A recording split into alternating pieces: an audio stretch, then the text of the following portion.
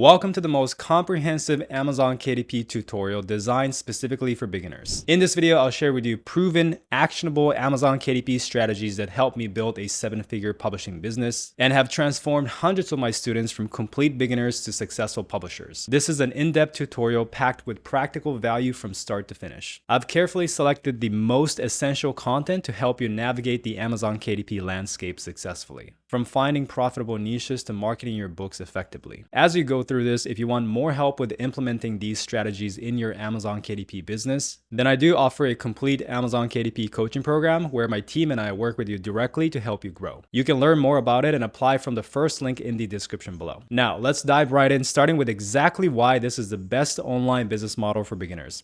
See you inside. So I went from 40K in debt to being a multi-millionaire in my 20s by building online businesses. I've tried out a ton of different business models in the past, and in this video, I'm going to tell you what I think is the best online business to start as a beginner. So what I'm going to do is I'm going to back up everything I say with as much logic as possible so this makes sense to you. So with that being said, let's dive right in. So first thing first, I want to talk about the concept of beginning with the end in mind. What I mean by this is exactly asking yourself, what kind of life do you want to live in the future? Because if you're dead broke, you don't really have the luxury of choosing how you make money. You don't have the option. You should be taking like every single opportunity that comes to you when it comes to making money. But once you're past the survival phase, building a business you absolutely hate will make you miserable, no matter how much you're making. So even if you're making a lot of money, if you hate what you're doing, you're gonna hate your life. So as an example, some businesses I've built made me lots of money, but I absolutely hated it because I absolutely hated the business model and what it required me to do day to day. As an example, a lot of people start an agency because on YouTube, people are promoting this agency business models, right? Basically selling services to client. But the thing is, everyone I know who owns an agency hates their lives. They hate their business. They hate having to do sales calls, constant meetings, clients always nagging you on why they're not seeing results, and a lot of BS like this, right? So my question to you is, even if you're making a lot of money, is this the life you want to live every day? Let's say you're making 10K a month or even 100K a month. But if you're getting clients just nagging you and doing sales calls and just doing a lot of stuff that you hate doing day to day, is that really the life that you want to live? Because what's the point in making a lot of money if you hate your life, right? So the goal should be to make money while enjoying your life and also enjoying what you're doing. So for that reason, I believe a best business to start is a business that is obviously profitable so you can make money, but it also allows you freedom. Now, when it comes to freedom, a lot of people only think financial freedom. Believe it or not, financial freedom is the easiest one because literally every single business out there can get you financial freedom. But not a lot of businesses out there gives you the other two types of freedom, which the first one is time freedom, being able to work whenever you want. And the other one is location freedom, being able to work wherever you want. So this is what I call the freedom trifecta, and there are very few businesses out there that allows you all three freedom: financial, time, and location. But if you can get that, you can live the most amazing life because you basically have financial freedom and you can work whenever you want to. So if you wake up one day and you don't feel like working, then you don't have to, right? So you can choose to take days off anytime you want. You can also go and work wherever you want. All you need is a laptop and a Wi-Fi. You can pack up and travel to Thailand or go to Greece, wherever you want, and you can decide to work from there or not work. That is up to you. But having a business that allows you complete freedom like this, in my opinion, is the ultimate goal. All right, so how do we actually do that? Well, first, you need to understand that there are essentially three types of businesses. First one is selling a service. Second is selling physical products. And third is selling digital products. Let's start with the first one. So these are the service-based businesses. As an example, we're talking marketing agencies. You could be freelancing. You can be, selling fitness coaching services. Could be virtual assistant, social media management. Pretty much anything where you're selling a service. Now, the pro of this business is the low startup cost. Now, I put this in quotes because yes, technically, you can start with pretty much free, although it's not as simple as that. You're often investing more money in doing the operations as well as, tools and softwares and this and that, as well as a lot of time. And, me personally, time is money, right? But that is like the benefit that all these gurus online will tell you. Now, for me, the con is that you got to do sales calls constantly, although those are good experience. It is a good experience to have, but it's not something you want to do all the time, right? You'll be dealing with annoying clients all the time, constantly. People will always complain. Now, this is what I don't like the most is that if you want to scale the business, you have to hire a ton of people. You cannot just scale very simply by having a lean team, right? Because you're providing a service, it's very capped in terms of scalability. So you have to hire a bunch of people and you're going to have this massive team, and it's just going to be such a headache to just manage all these people. And that's going to, produce a ton of meetings that you have to do both with the clients and with your team members. And it just will not give you time freedom or location freedom at all. And the reason why is because let's just say you got a bunch of meetings lined up through the week. That means you have to work and you have to do those meetings at the time, right? You cannot just say, hey, this week I feel like going to this remote island in Bali. They have no internet, so I'm not going to be able to work. Like with other freedom-based businesses, you can, but with this business, which does not allow you time freedom, you cannot, right? You have to work whenever, the clients is asking. If you want to travel the world, the time zone becomes an issue too, because I met a lot of people when I lived in Bali where they had clients in the US time zone, but Bali is the complete opposite time zone. So what they do is they work during the night and they sleep during the day. And I'm like, dude, why are you even in Bali? Like, you can't enjoy Bali at all. You're sleeping during the day. Like, why are you even here? So that is why it's very hard to achieve time freedom and location freedom with a service-based business.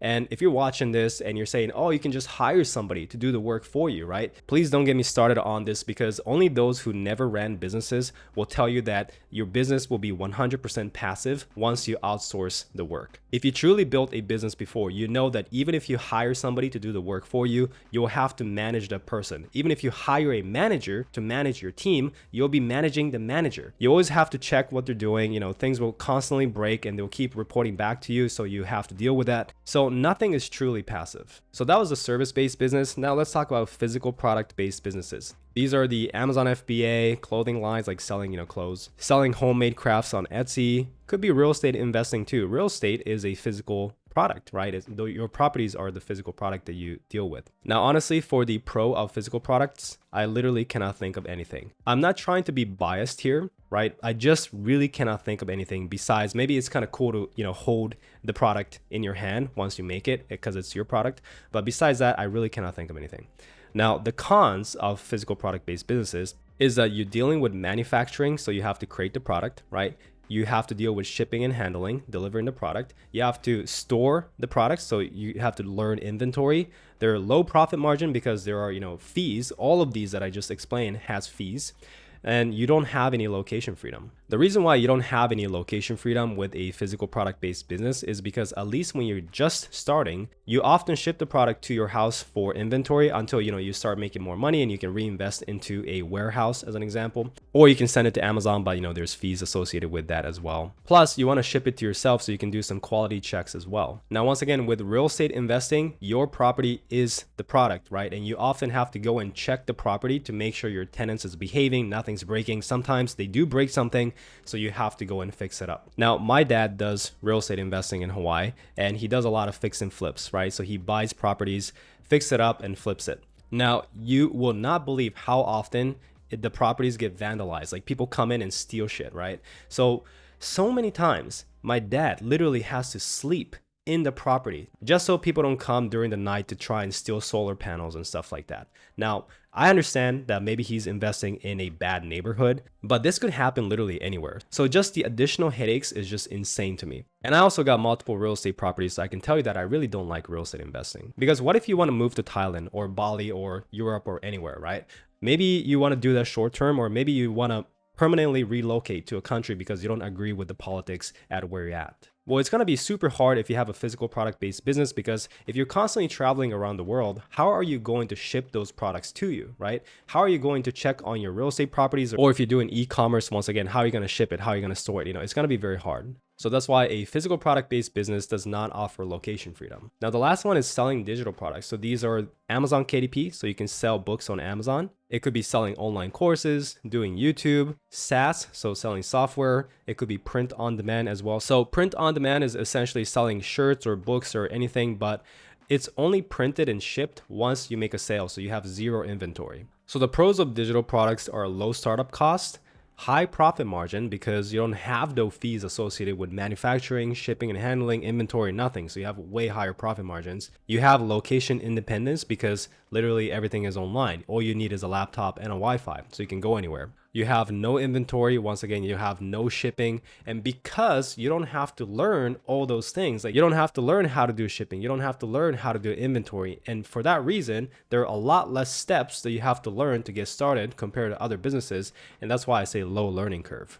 And as for the cons, once again, I'm not trying to be biased, but in my opinion, there are no cons. So as you can see, selling digital products is my favorite form of an online business because not only is it very simple to start because there are a lot less steps that you have to learn because there are a lot less things that you have to do in the business, right? No shipping, handling, those kind of things. But also it gives you all three forms of freedom. Once again, financial freedom is easy, but very few businesses will give you financial freedom and time and location freedom. Well, if you sell digital products, you can get that. So now that we established that a digital product-based business is the best type of business, the question now is which one is exactly the best one? Because there are a lot of different digital product-based business out there, right?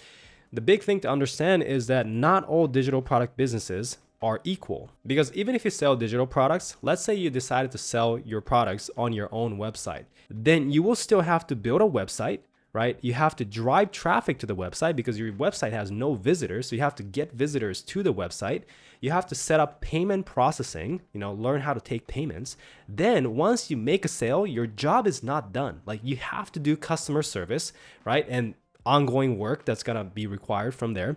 Then you got to figure out how to do refunds and, maintain tools and softwares. And there are a lot of work that's associated with this. But what if you can sell digital products without having to deal with any of those? Well, believe it or not, you can do this by leveraging the world's biggest online retail store, and that is Amazon. So when people think of Amazon, they think of physical products like this. They think you can only sell physical products on Amazon. However, you can actually sell digital products on Amazon too. And when I say digital products, I am talking about digital books. So we're talking ebooks, audiobooks, even paperback books. So these are physical books, but it's printed on a print-on-demand model. So you have zero inventory. So with all other businesses, right, even if it's a digital product-based business, you still have to build a website. You still have to drive traffic to the website, set up payment processing, customer service, refunds, maintain tools and softwares, everything that I listed earlier. But by leveraging Amazon and selling digital products on Amazon, everything that I just listed,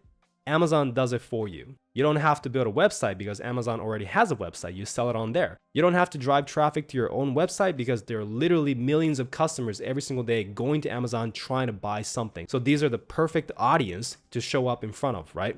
You don't have to do payment processing. Amazon takes payments for you. Amazon does the customer service for you, which is like insane because customer service is the biggest headache if you have a business, and Amazon handles that for you. They handle refunds for you, and you don't need expensive tools and softwares that comes with all this. So all you have to do is research the topic. In this case, research what is selling, what is a popular book topic. Then you actually create the product, which is creating the book, and then you market it. And it's as simple as that, right? It's just 3 simple steps to learn. If you do other businesses, you still have to do these 3 steps. You got to research the market, create the product, and you have to market the product. However, on top of those steps, you still have to do inventory. You got to figure out shipping and handling. You got to do customer service, refunds, payment processing, building a website, so many different things. So if you're a beginner, watching this is your first online business, would you rather start a business that only requires you to learn 3 things, 3 simple steps, or a business that has like 20 different moving parts? So this business is called Amazon KDP, Kindle Direct Publishing, and this business fulfills the freedom trifecta. It gives you financial freedom, also location freedom, because you can work from anywhere, right? All you need is a laptop and a Wi-Fi. And it also gives you time freedom. You have 0 sales calls, no customer service, no client, right? It's one of the best one-person business to start. This is the exact business that once again took me from $40,000 in debt to becoming a self-made millionaire at age 26. And I still build this business to this day. And this business allowed me to travel the world, right? So I built this business while living in Bali. So this is me in Bali. And I also went to Thailand. This is me in Hawaii. I've also went to many other countries, including Europe. And if you're watching this and you're like, yeah, these online businesses are cool, but you cannot sell it like how you can sell real estate properties. It's not a tangible product. Well, you're wrong, because I've actually sold my first Amazon KDP account for $820,000. So I was making multiple 6 figures a year for many, many years. And in the end, I flipped it, right? Just like flipping real estate, I sold it for $820K. So these books that we are producing on Amazon is a sellable asset. Just like real estate investing, if you rent it out, you can collect rent checks every month. You can collect royalty checks from Amazon from your books. And if you want to flip it in the end for a big exit, you can too, just like how I did, right? The only difference between real estate investing and publishing books on Amazon is that you can literally do it for less than 1% of the cost. Like, how many real estate properties can you buy for, let's say, 100K? Very few nowadays, right? Especially in the US. Well, for less than 1% of the cost, you can produce these books that often makes hundreds of dollars a month. If you're good and if you know what you're doing, you can make thousands of dollars a month from one book. So that is why I think this business is significantly better than real estate investing or pretty much any other business out there. And once again, I can say this because I own a bunch of real estate. And believe it or not, books are one of the best selling products on Amazon. So it sells very, very well. And more than 70% of all book sales are coming from Amazon's platform Kindle. So basically, Amazon dominates the book market. So if you're going to do this business, you want to go where the customers are buying books from, right? So obviously you should be selling on Amazon. And if you're going to come and build a business, it's important that you're building a business in a market that is expanding, not shrinking. And believe it or not, the publishing industry is a thriving $29 billion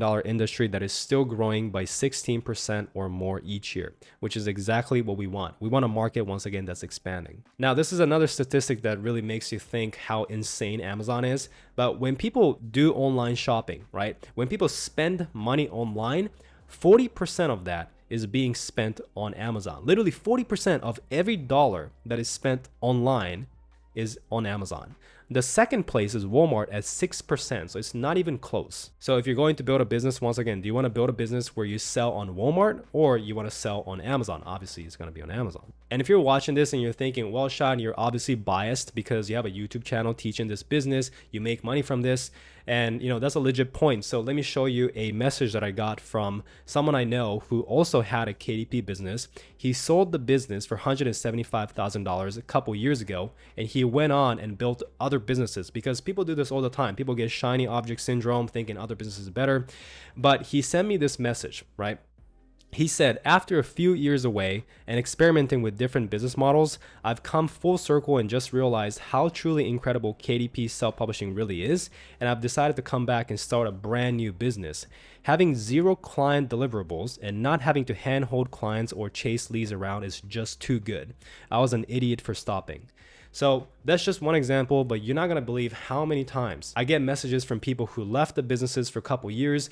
While trying to build other businesses, they realize that the books they published a few years ago is still paying them every single month 100% passively. All right, so I sincerely think this is a pretty crazy business model. But with that being said, if you're watching this and you're like, but Sean, I'm not a writer. I can't write books, so this is not for me. Well, you actually don't have to be a writer, because you can hire ghostwriters, and it's actually a lot cheaper than you think. You can use AI to help you write as well. AI is getting crazy nowadays, and you can create a lot of books like this. I talk about this on my channel a lot, both using ghostwriters and using AI.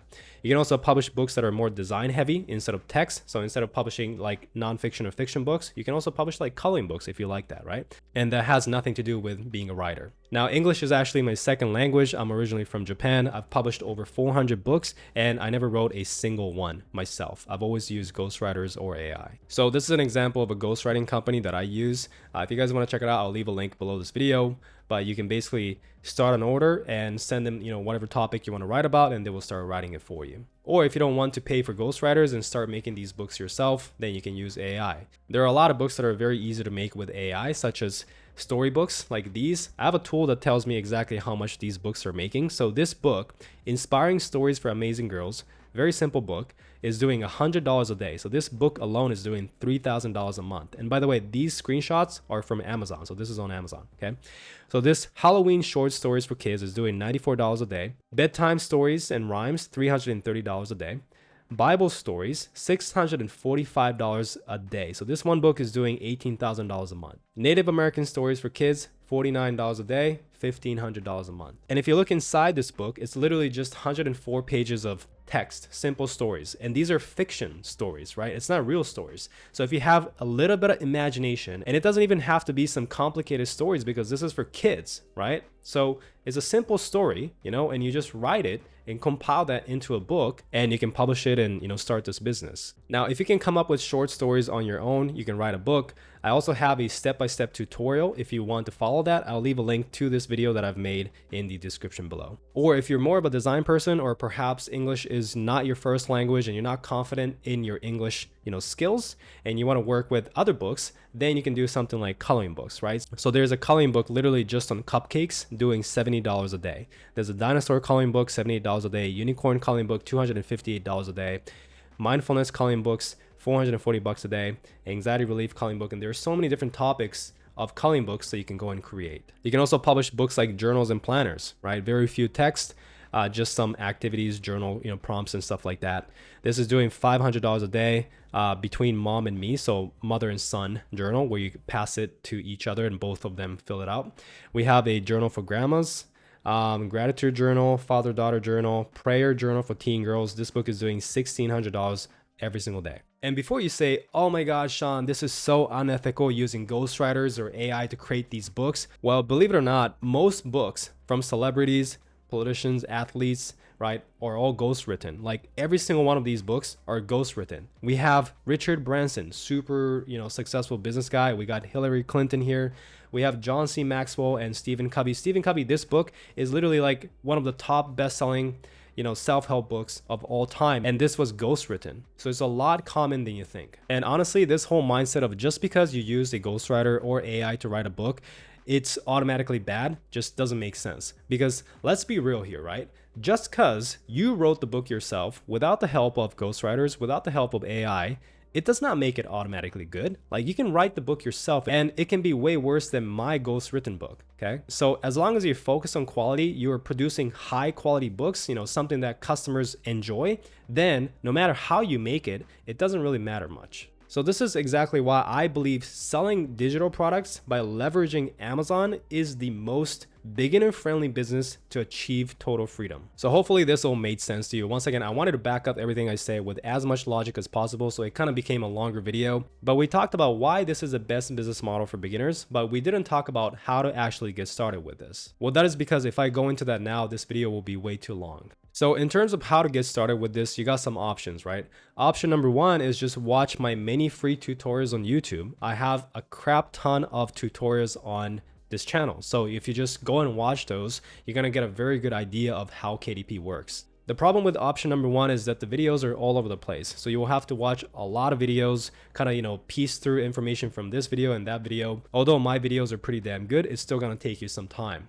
Now, option two is you can join my 7-day book challenge. This is a challenge that is currently free. I am pretty sure that we're gonna charge this in the future. I don't know when that's gonna happen, but if you're watching this right after the video is live, it should be free for a little bit, okay? So make sure to act on it because I'm not lying here. We are gonna charge for this. But basically, it is a challenge where you can follow along and create a book and publish it on Amazon within 7 days. It is a really good challenge. A lot of people are loving it. If you guys want to join and do this as well, then the link is in the description below. It'll take you to this page. Just put your name and email so you can get access to the challenge and you can get started. Now, option number three is if all of this makes sense and you're like, Sean, I don't need to hear anything else. I'm ready to go all in. I see the opportunity. I want to take advantage of it as soon as possible. If that is the case, then I do have a complete Amazon KDP coaching program that you guys can join. So the link to this page is also in the description, but you can watch the video to learn more about what is included in this coaching program.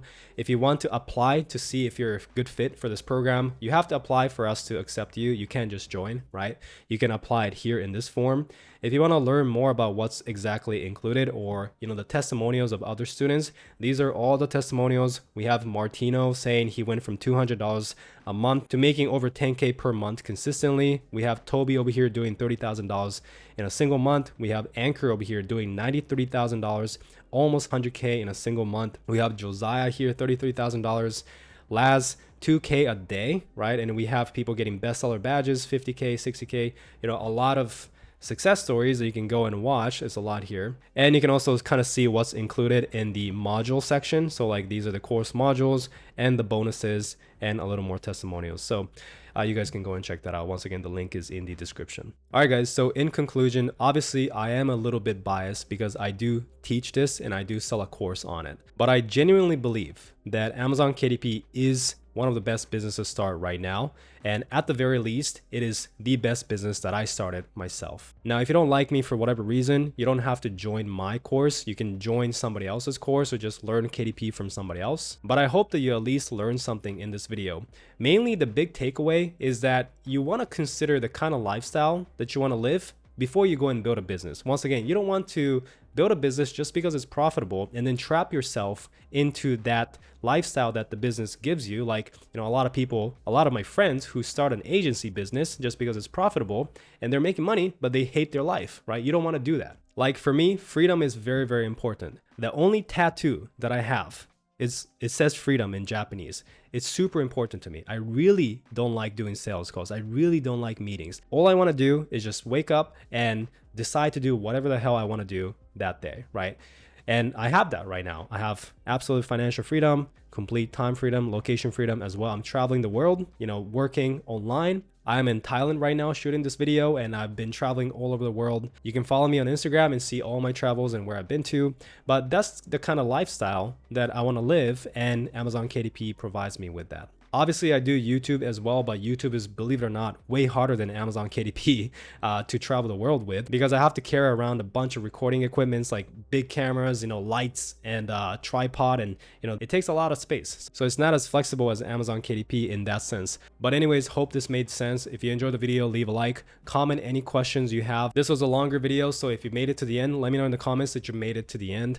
Subscribe if you haven't yet. And all the links that I mentioned in this video is once again in the description below. Thank you so much for watching, and I'll see you guys in the next one. Now that you understand why Amazon KDP is the best business model for beginners, here's the entire overview on how this business works. In this video, we're going to do a complete Amazon KDP tutorial for beginners. And my goal is to give you the exact roadmap to get you to your first $1,000 a month in Amazon KDP. So if you're just getting started with Amazon KDP and you don't know, where to start, what to do, or perhaps you want to start Amazon KDP but you want to do a little more research, well, this tutorial will walk you through every single step by step, so that you have a clear understanding and an idea on how to start making money with Amazon KDP. So make sure to take notes, and with that being said, let's get started. So first off, who is Sean? Who am I? I started publishing since 2016, so I've been publishing for over 7 years now, and I hit $10,000 a month in my 10 months into publishing, and I've built it up to multiple 6 figures a year KDP business. So it was doing $35,000 to $40,000 a month, every single month, not just in Q4, not just in December, every single month. And I ran that for multiple years, and making multiple 6 figures a year from it. And I've eventually sold that KDP account for $820,000. And I later on started another KDP account, which is the one that I'm building right now. And I already hit $20,000 a month for that second KDP account, and it is continuously growing from there. And if you guys don't believe me, then you can always check out my playlist that I created called the KDP Income Reports playlist, where I pretty much, showcase my results from my first KDP account, as well as documented the journey of starting my second KDP account from zero. And every single month I did an income report to show you that I'm not making this up, which to my knowledge, I don't know anybody else doing something like this. So I was able to quit my 9-to-5 job and travel the world thanks to Amazon KDP. Before this, I was failing in multiple business models. I mean, I started entrepreneurship when I was 18, and I failed in so many different businesses to the point where I thought I was just a failure, to the point where I was so used to failing that when I failed again, I was like, oh, I knew that I was gonna fail. And it was crazy because when I started making money, it was just not in my reality because I was so used to failing that I just couldn't believe it. It took a lot of time to start getting used to the point where, oh, I can make money online, right? Anyways, I was able to succeed with Amazon KDP, and I've traveled the world. This is me in Bali, going to cool places. This is in Thailand, and this is in China. And this is in Hawaii as well, and some other places like Europe. This is Philippines on the right. So essentially, I've been traveling the world, making money online, and that is the craziest thing about publishing, is that you literally can work this business anywhere in the world, and it's one of the best business if you want absolute freedom. Because I've been doing this digital nomad lifestyle for a couple years now. I currently live in Thailand once again, and just traveling around the world, and you can literally do this anywhere. So I was able to quit my job, travel the world, and that's cool. But most importantly, I was able to help hundreds of students to also do the same.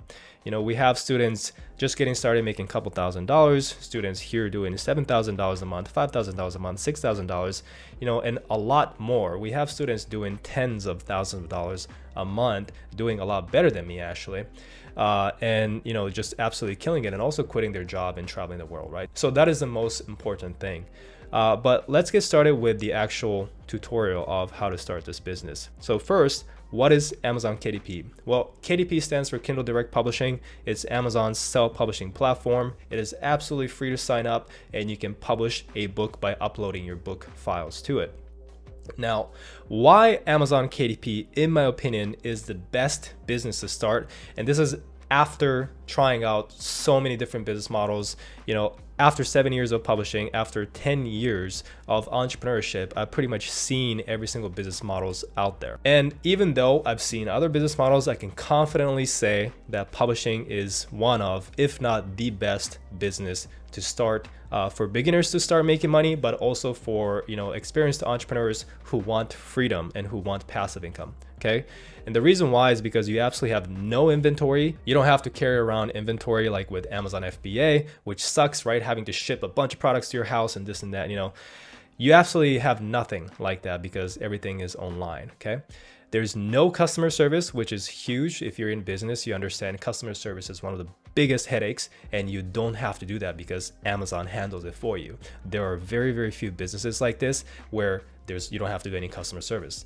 So the next one is high profit margins with digital products. So we all know that digital products has a significantly higher profit margin than physical products because there's no manufacturing, there's no shipping, right? And other fees that might eat into your profit. So if you have to choose between physical or digital, you should always go for digital products because it's much better. Also, it's open to almost everyone in the world. So Amazon KDP is open to pretty much all the countries except a few. There are very, very few that's not open to, but basically almost all countries you can sign up and, you know, start doing KDP. Now, there's also very low learning curve. And the reason why the learning curve is low is because there's so many less steps that you have to figure out. If you do other businesses, you have to figure out what to do with inventory, how to store it, how to ship the products, right? Because you have to also do shipping and handling. You also have to figure out customer service because that's another part of the business. You also have to figure out manufacturing of the product because that's also involved. But as I mentioned earlier, digital products, you don't have to do any of that. And with KDP, you don't have to do no customer service, no shipping and handling. So the learning curve, the stuff you have to learn to make money in this business is a lot less compared to other businesses, okay? And it's low startup cost because a lot of these books you can create for free or you can outsource easily for a very low cost. And that is why compared to other businesses, it's very, very cheap to start. And most importantly, it is low competition. So if you look at, you know, this image here, the yellow circles pretty much, you know, shows how many products that are on Amazon. So if you're doing physical products, if you're doing Amazon FBA, that you're competing against all these yellow circles, right? So if you're gonna start a business, would you rather compete with all these other people doing Amazon FBA, right, selling physical products, or this little amount of people that's selling books on Kindle? So before we get started with the actual strategies, I want to go over the mindset real quick. This is not a get rich quick scheme. Amazon KDP, although it's a lot easier than other businesses, it is absolutely not a get rich quick scheme. It still takes time, effort, and you will have to build this up, right? It's slow in the beginning, just like any other business, but with Amazon KDP, it's crazy because the snowball effect really kicks in. First, you're publishing books, you're not really seeing any results, you know, sales aren't coming in because you don't have any reviews on your book, so it's slow, right? But as you keep publishing more, as you keep getting reviews, sales will start increasing. And the more sales you get, the more reviews you get, and the more reviews you get, the more sales you get. And it's this absolute snowball that once it starts, you don't even have to do anything and it just keeps going. Okay, and it keep building. And essentially the mindset you want to have is you're building passive income that will last for years. So you're putting energy and effort and you're building this up front, but after that it's going to be like very, very passive later on. Okay, and also another thing is you're learning a valuable skill. So, you know, as you build this business, you're learning online marketing. That's transferable skills to different businesses if you ever choose to start another one. But understanding that you're learning a valuable skill is also key. All right, so the types of books you can publish is high content. So when we say high content, these are standard nonfiction and fiction books that you see in bookstores, typically 150 pages to 200 pages long, and it's pretty much all text. Medium content books generally means puzzle books, coloring books. There are, less content than the high content books, but a little more than low content. And that's why we call it the medium content books. Now, low content pretty much means that there's very little content inside, like journals and planners, which are just lines where customers fill it out instead of you have the content inside. So that is typically how we categorize these books. Now, the big understanding I want you guys to have is low content books obviously is a lot easier and cheaper to make, because once again, there is no content that you have to create, right? Oftentimes there's templates online that you can use, and so it's really easy to create these books.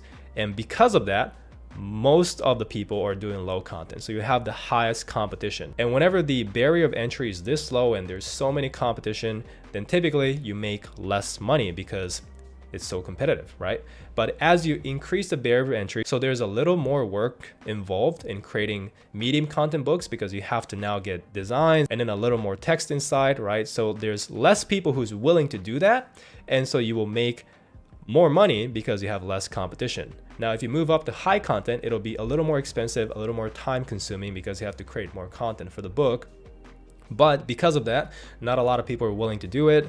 And so your competition is the least, and you will make the most amount of money. So the big takeaway here is, just because something is easy to do doesn't mean it's the best option. Sometimes it's actually good to have a higher barrier of entry and being one of the very few that is willing to put in a little more work to make money, because oftentimes that is where you make most of the money. And the good news is, even if you're doing high content books, it's significantly cheaper than any other businesses. It's significantly easier to start than any other businesses, okay? So the big question I get is, what if I'm not an expert?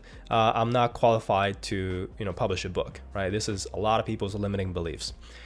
Well, you have to understand that the value comes from organizing the information and teaching it in an easy to understand way, not from having new information. If you read a lot of books, if you take online courses in general, you understand that it's very hard to find new information. Like, all the informations are out. All the information is pretty much online already, right? So, the value is not coming up with new information, but more so organizing it in a way that people can follow it step by step. Because yes, all the info is out online, but it's so much work because it's all over the place, right? So you're saving people's time, and that is a huge value for them. Now, you can also learn as you go. So as you publish more books on a topic, you naturally become an expert because you will have to learn more about the topic, right? So you can eventually, you don't have to start off as an expert, but you can eventually become an expert later on. Now, quality over everything. We are producing high quality books that people love. We're not spamming low quality books, and we're not tricking people into buying a crap book. That is not how this business works. That is not what I teach. And you also have to understand, if you want to make long-term income, then you will have to produce high quality books, because low quality books just gonna get bad reviews. It's gonna die off, sales will die, and you will have to keep pumping out low quality books.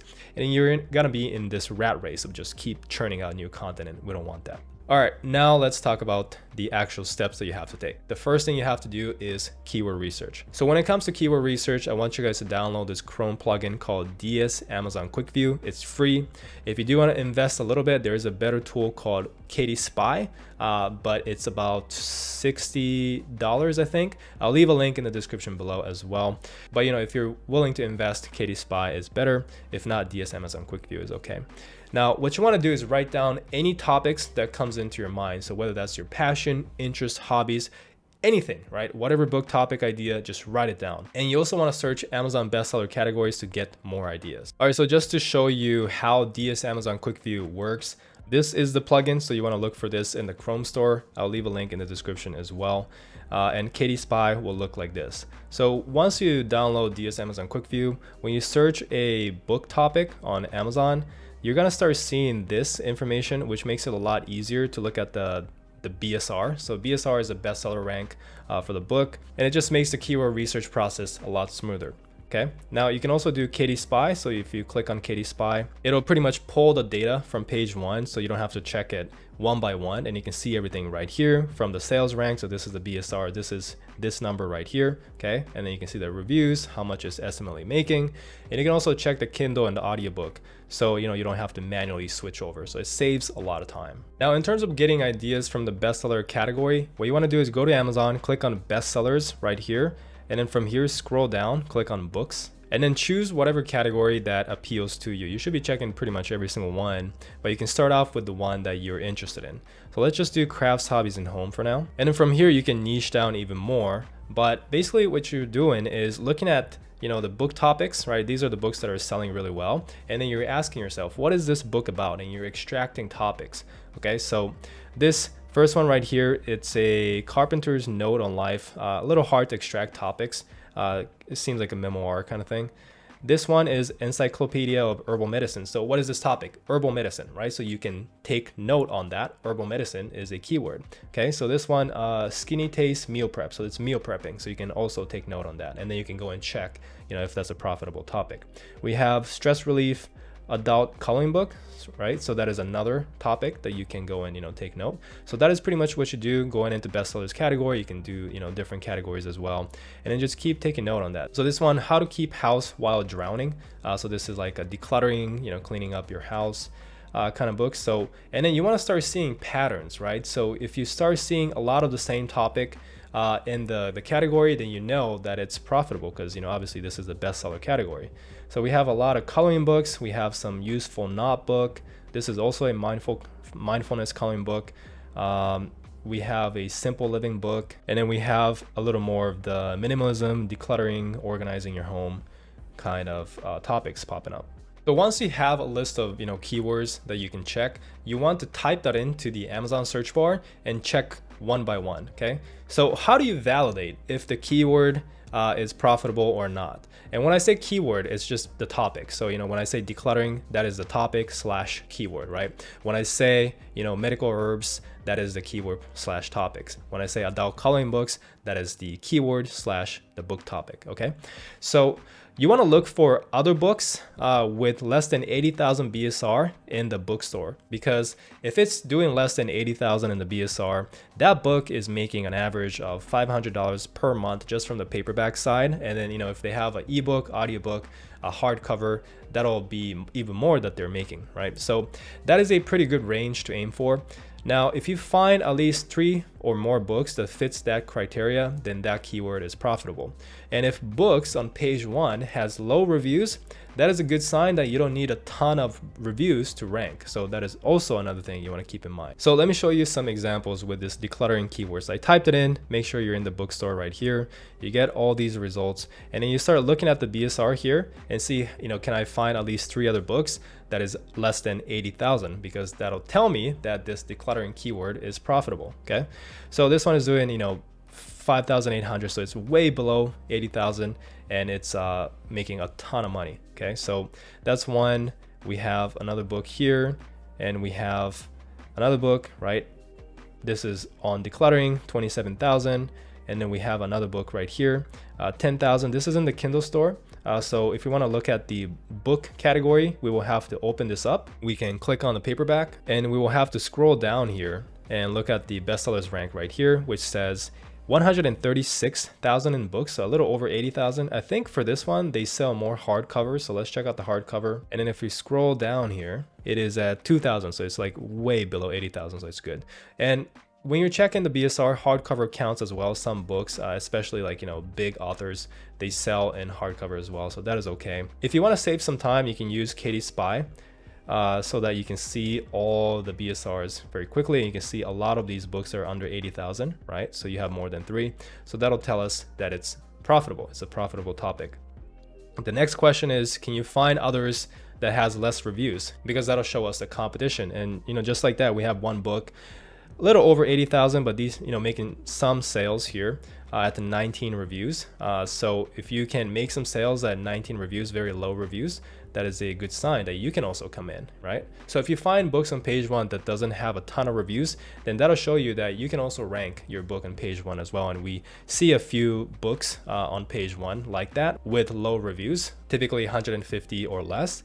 So that shows us that decluttering is a pretty good topic. All right, so now that we identified a profitable topic, we move on to step 2, which is creating the book.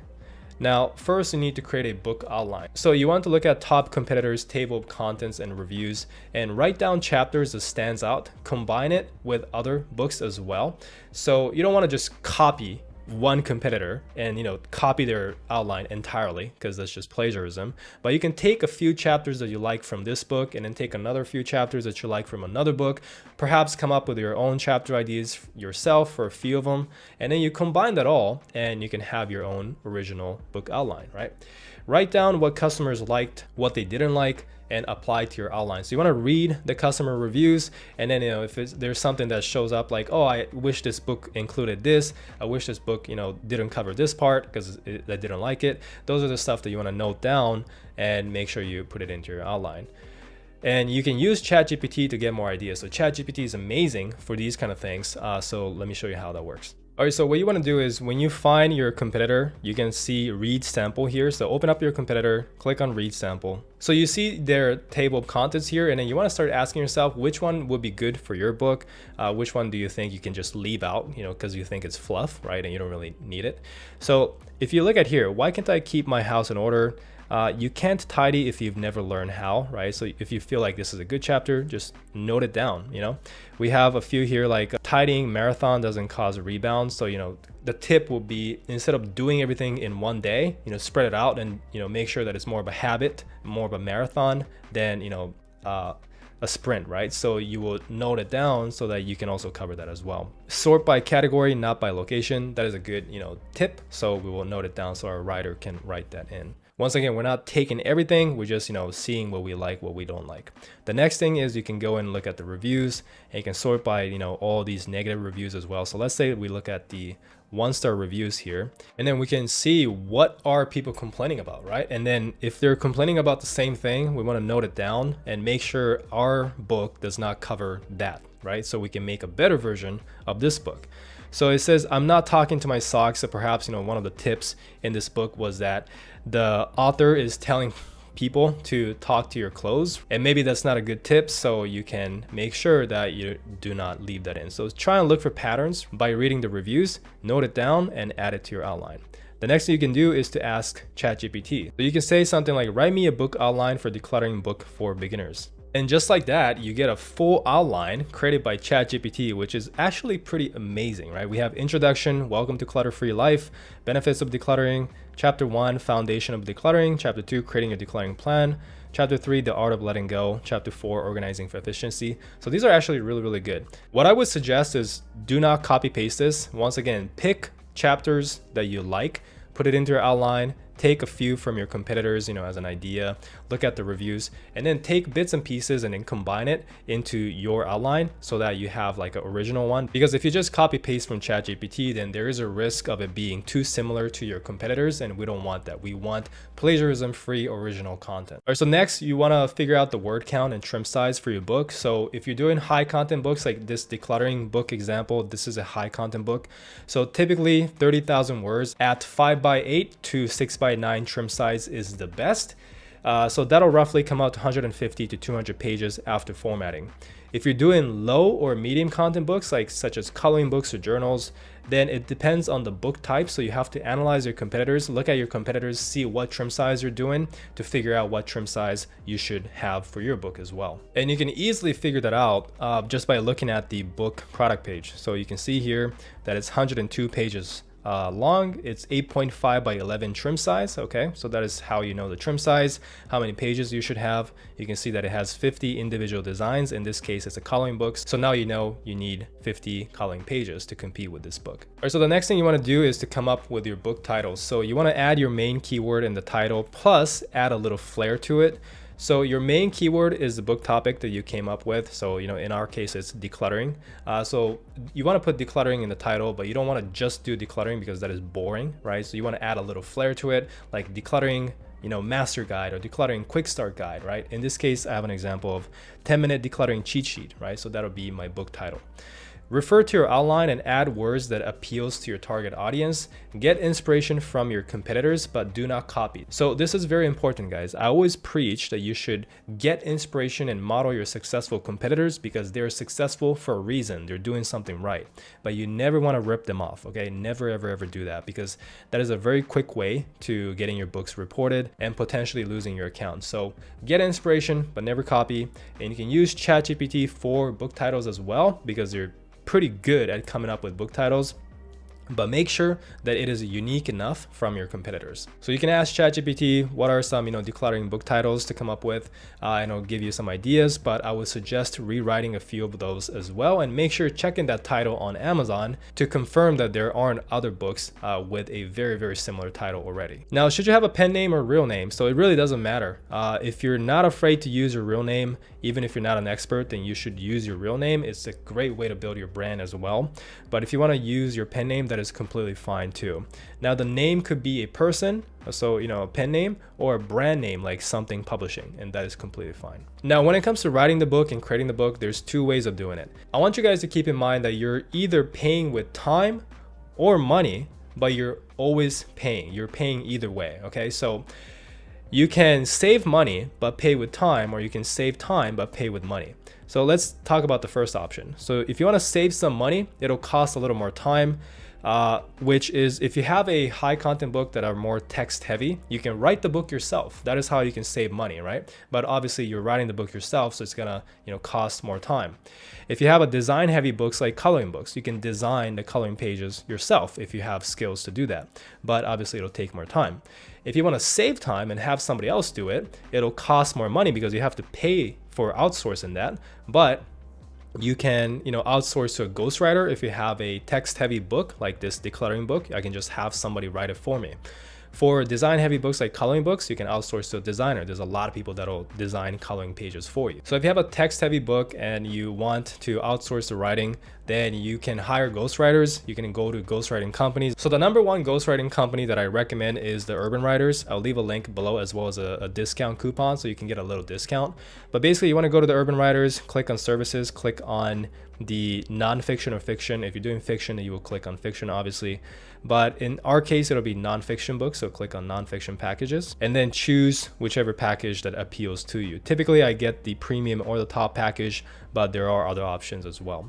Now, if you're doing low content books or medium content books like journals or coloring books, then you can go to Upwork or Fiverr to hire people to create those books for you. I'll leave a link to this gig in the description as well, because this is the number one low and medium content book producing gig that I recommend on Fiverr, and it's very cost efficient, and it also create a cover for you as well as the interior, so you can easily create these books just by working with this gig. Now you can also utilize AI, because AI is growing, and it's absolutely amazing that the production costs of a lot of these books are getting lower and lower and lower by being able to use AI for it. So ChatGPT and Midjourney can help a lot with producing books faster and cheaper, so it's absolutely amazing if you're trying to build this business. But for some books, it's not good enough to produce a high quality book yet. So if you want, as an example, ChatGPT to write a whole book on decluttering, it's probably not good enough to do it, because a lot of times AI cannot remember what they wrote, so it becomes very, very repetitive after about 5,000 words, and our books are a lot longer than that. Midjourney too, it's amazing for creating images, but for some books, it's not good enough to produce high quality images, right? But for some books, like this example here, this dad jokes books, where it's shorter list type books where you're just listing different jokes, it's absolutely amazing to use ChatGPT, because it's very easy. You just ask ChatGPT for some jokes or some trivia, and they can list it out for you. You definitely want to fact check it. You definitely want to make sure that it's not stolen from somebody else. But still, as long as you do that due diligence, then you can definitely create a book a lot faster and cheaper for it. So for this dad joke book, it is $741 in the bookstore, making $115 a day in royalties, right? So that is like $3,000 plus a month. And inside is very, very simple. It's just, one joke after another, right? And you can literally ask ChatGPT, write me 10 dad jokes on this topic, and it will come up with the content. So it's super easy to make these books. Now, I did film a video on the do's and don'ts of ChatGPT. Once again, don't just copy paste, always edit the content generated so it's unique. Check for plagiarism. You can do this on tools like originality.ai. You want to fact check it as well. And if you want to learn more, check out this video, because if I explain everything, this video will be super long. So I will leave a link to all these other YouTube videos that I filmed in the past. I'll leave a link to this video as well. Now, if you're creating low and medium content books, you can also utilize tools like BookBolt. BookBolt is the easiest way to create low and medium content books yourself. It's very cost efficient as well. So once again, I'll leave a link to this video on BookBolt tutorial in the description. But when you use BookBolt, you want to always edit the interior. Don't use the template as is, okay? Very, very important. You want to keep your content unique, so always edit it. But if you're making puzzle books and you generate the puzzles from BookBolt, then you can use it as is, which is a great part about BookBolt, is because every single puzzle that you generate is unique as is. So when you're choosing the BookBolt plan, you want to make sure you're getting the Pro plan, which is just $20 a month. But the reason why is because you have the puzzle creation software. So if you're creating puzzle books, which I highly recommend puzzle books, because puzzle books can be very profitable, and you will not get that with the $10 a month plan. So that's the only thing. I do have a little discount code you can use. I'll leave a link in the description below. All right, so I want to answer this comment that I get often on, isn't it unethical to sell ghostwritten or AI books? So this is something that people say all the time. They think that just because you had a book ghostwritten or you use AI for it, it's automatically unethical. And the answer is no, it's not, because what's considered bad or unethical is if you sell a bad book that absolutely serves zero value and the customers hates it because it's not helpful at all. That is unethical, right? It doesn't really matter how the book is created. You know, just because you wrote the book yourself, let's be honest, right? Just because you wrote the book yourself does not make it good automatically. Like, you can write the book yourself and it can absolutely suck, and it'll still have zero value to the customer. You can still get negative reviews. And that is way more unethical than if I would be using ghostwriters or using AI to create an actually good book that customers enjoy, okay? So the bottom line is, as long as the customer is happy, that is all it matters, regardless of how you create the book. So once your ghostwriter turns in the book, you want to do proofreading and editing as the next step. So once you get the book back from the ghostwriter, carefully read through to make sure you're happy with the content. Check for errors, typos, use tools like Grammarly or Originality.ai for plagiarism check. Request for revisions if necessary. Never accept the book that you're not happy with. And once you're happy with the book, that's when you can accept the project. So next, you want to format the books. You want to format for ebook and paperback. If you have an activity book, or if you have like a low content, medium content books that typically does not have an ebook version, then you don't have to create an ebook formatting. You just do formatting for paperback. Okay, so you can format it yourself, DIY, save some money, or you can outsource. I do have a video on how to format a book for free yourself, so I'll leave a link to this as well. But if you're looking for a good formatter to outsource to, I'll leave a link to this Fiverr gig. I've been working with them for a very long time, and it's very, very good. Now, formatting is one of those things where you can definitely do it yourself, but it's so cheap to outsource to the point where you should just probably outsource it. But that is just my personal opinion. All right, so next, after the formatting is done, you want to create your book covers. So you can create book covers yourself with Canva. Technically, you can do this, but I highly, highly recommend you pay a professional, because 99% of the time, you're not going to be able to create a book cover that is good enough to really sell on Canva. So you just want to pay somebody to outsource it. And your book cover is one of the most crucial steps. Your book sales is heavily determined by the cover. So you do not want to cheap out here. Although the great thing about book cover is you can outsource to a professional and get a high quality cover. And it's actually a lot cheaper than you think. So I'll leave a link to all the gigs on Fiverr that I found that can create book covers for you for less than $20. And that is also in the description below. So once that is done, you have all the book files and you're ready to upload this book, which brings us to step 3, which is uploading the book. So all you have to do, sign up to KDP, create an account, it's free, enter your bank account information, tax details, so you can actually get paid. And once you log in, it looks like this. So to upload a new title, you want to go to create here, and then click on ebook if you got an ebook version. If not, you can click on paperback, but the process is exactly the same. So I'll just show you the ebook version. So go here, put in your title, put your subtitle. You can skip the series and edition, that is up to you.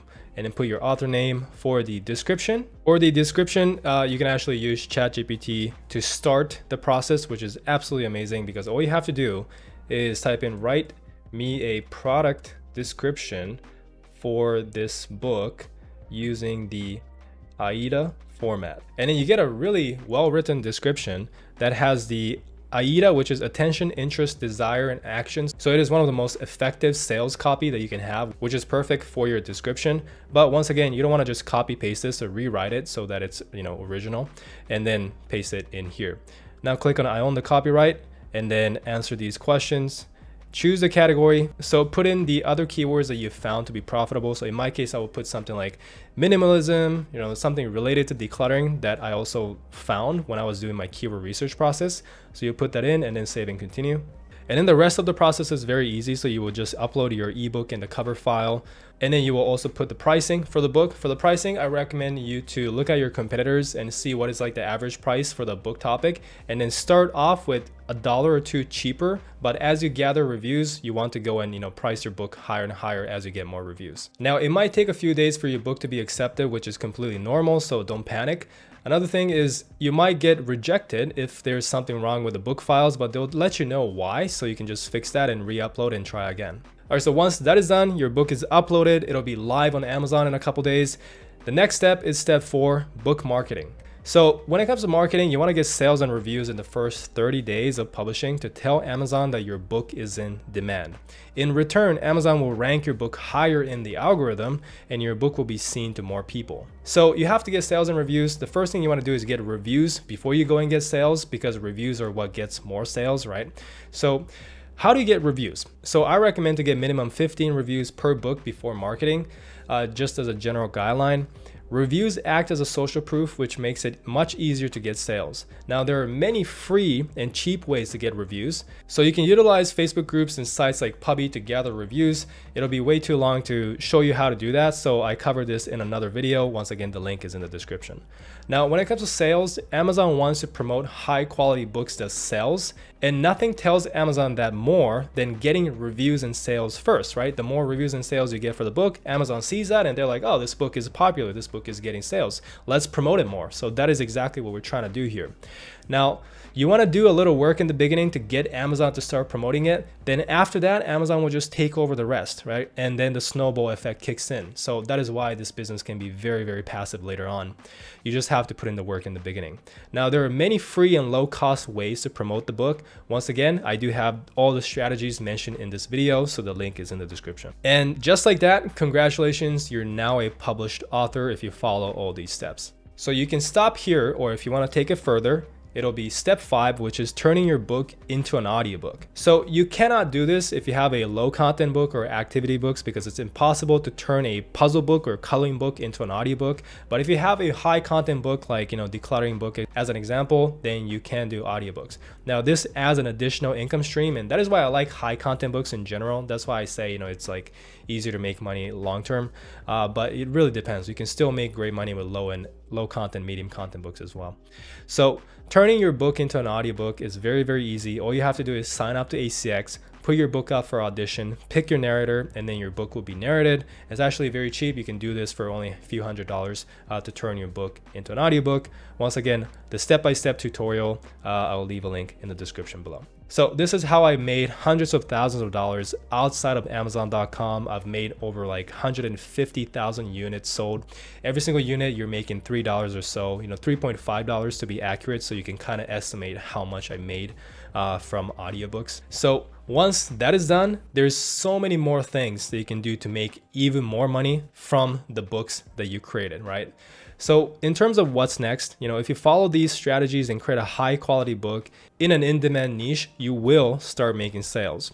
And by repeating these steps and publishing more books, you can make $1,000 a month or a lot more. Now, there are a lot more advanced strategies that you can do, like turning this book into 7+ more income streams and scale to $10,000 a month, or much, much more, like me and a lot of our students are doing, right?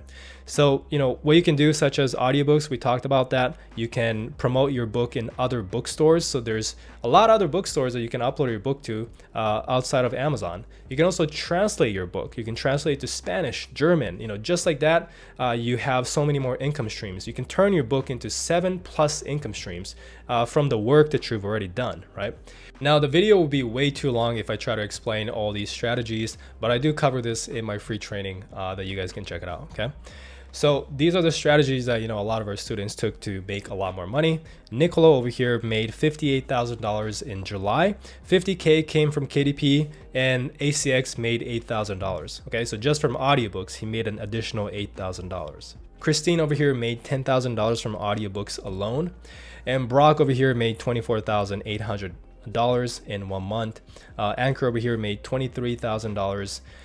So, it's not just me, right? A lot of people are winning and publishing. And that is why I think publishing is absolutely amazing.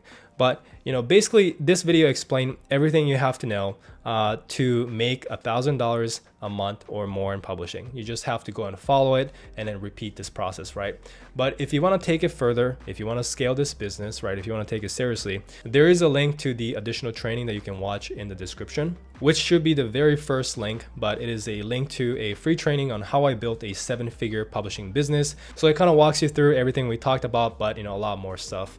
So if you want to watch that, once again, the link is in the description, as well as all the other, videos, tools, resources mentioned in this video as well. Everything will be in the description below. And with that being said, if you're still watching at the very end of the video, I appreciate you. Let me know in the comments that you made it to the end. So comment, I made it to the end. And if you have any questions, I will answer it for you. All right, guys, so now it's time to actually take action. You have everything you need to know so you can go and take action based on the information in this video, okay? Once you publish a book, let me know in the comments as well so we can congratulate you on becoming a published author. And if you enjoyed the video, leave a like, subscribe if you haven't yet. It actually helps me out a lot more than you think. So if you do that, I appreciate it.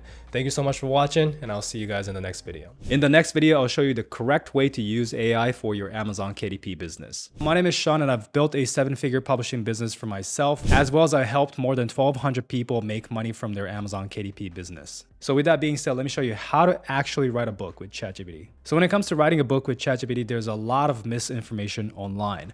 You have to understand that most AI written books are complete crap, especially if you follow other YouTube videos talking about this topic. So if you're going to sell the book on Amazon KDP or anywhere else, you must focus on quality. And this is the #1 biggest mistake people make is they think just because it's so easy to write a book with AI, they just go and play the volume game. They just spam as many books as possible, and they hope that one of those books will hit and make them some money. But unfortunately, that is not how you do it, right? You want to focus on quality over quantity. So when most people hear about AI and how it can write books for you, they think of how to pump out as many books as possible.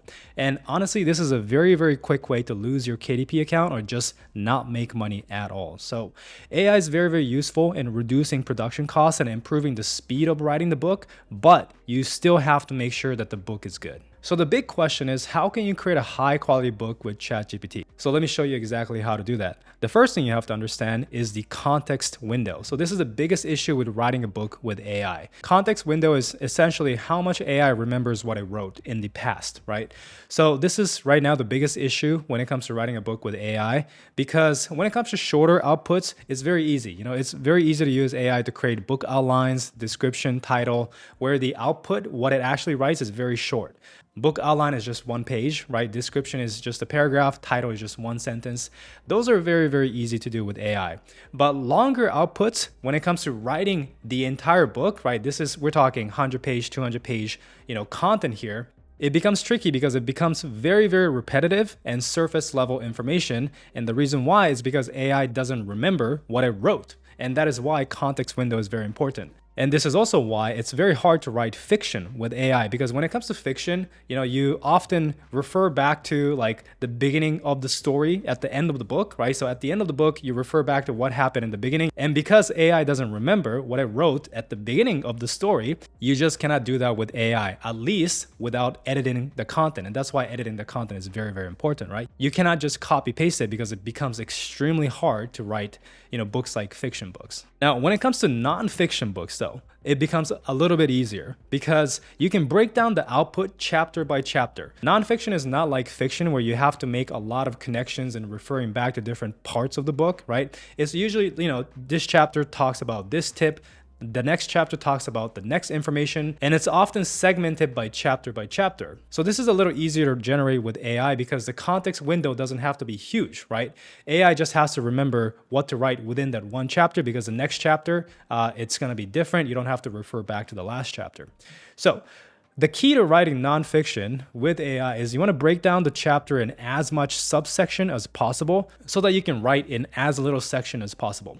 Then after that, you want to heavily edit the output. But just as a disclaimer that this still doesn't mean that you can just copy paste content from ChatGPT. You still have to heavily edit the output to humanize the content later on. So let me actually walk you through this step by step. So let's just say that I want to write a nonfiction book on how to declutter your home. I use decluttering often because, as you can see, it is a very profitable topic. There are books on this topic that's making really good money.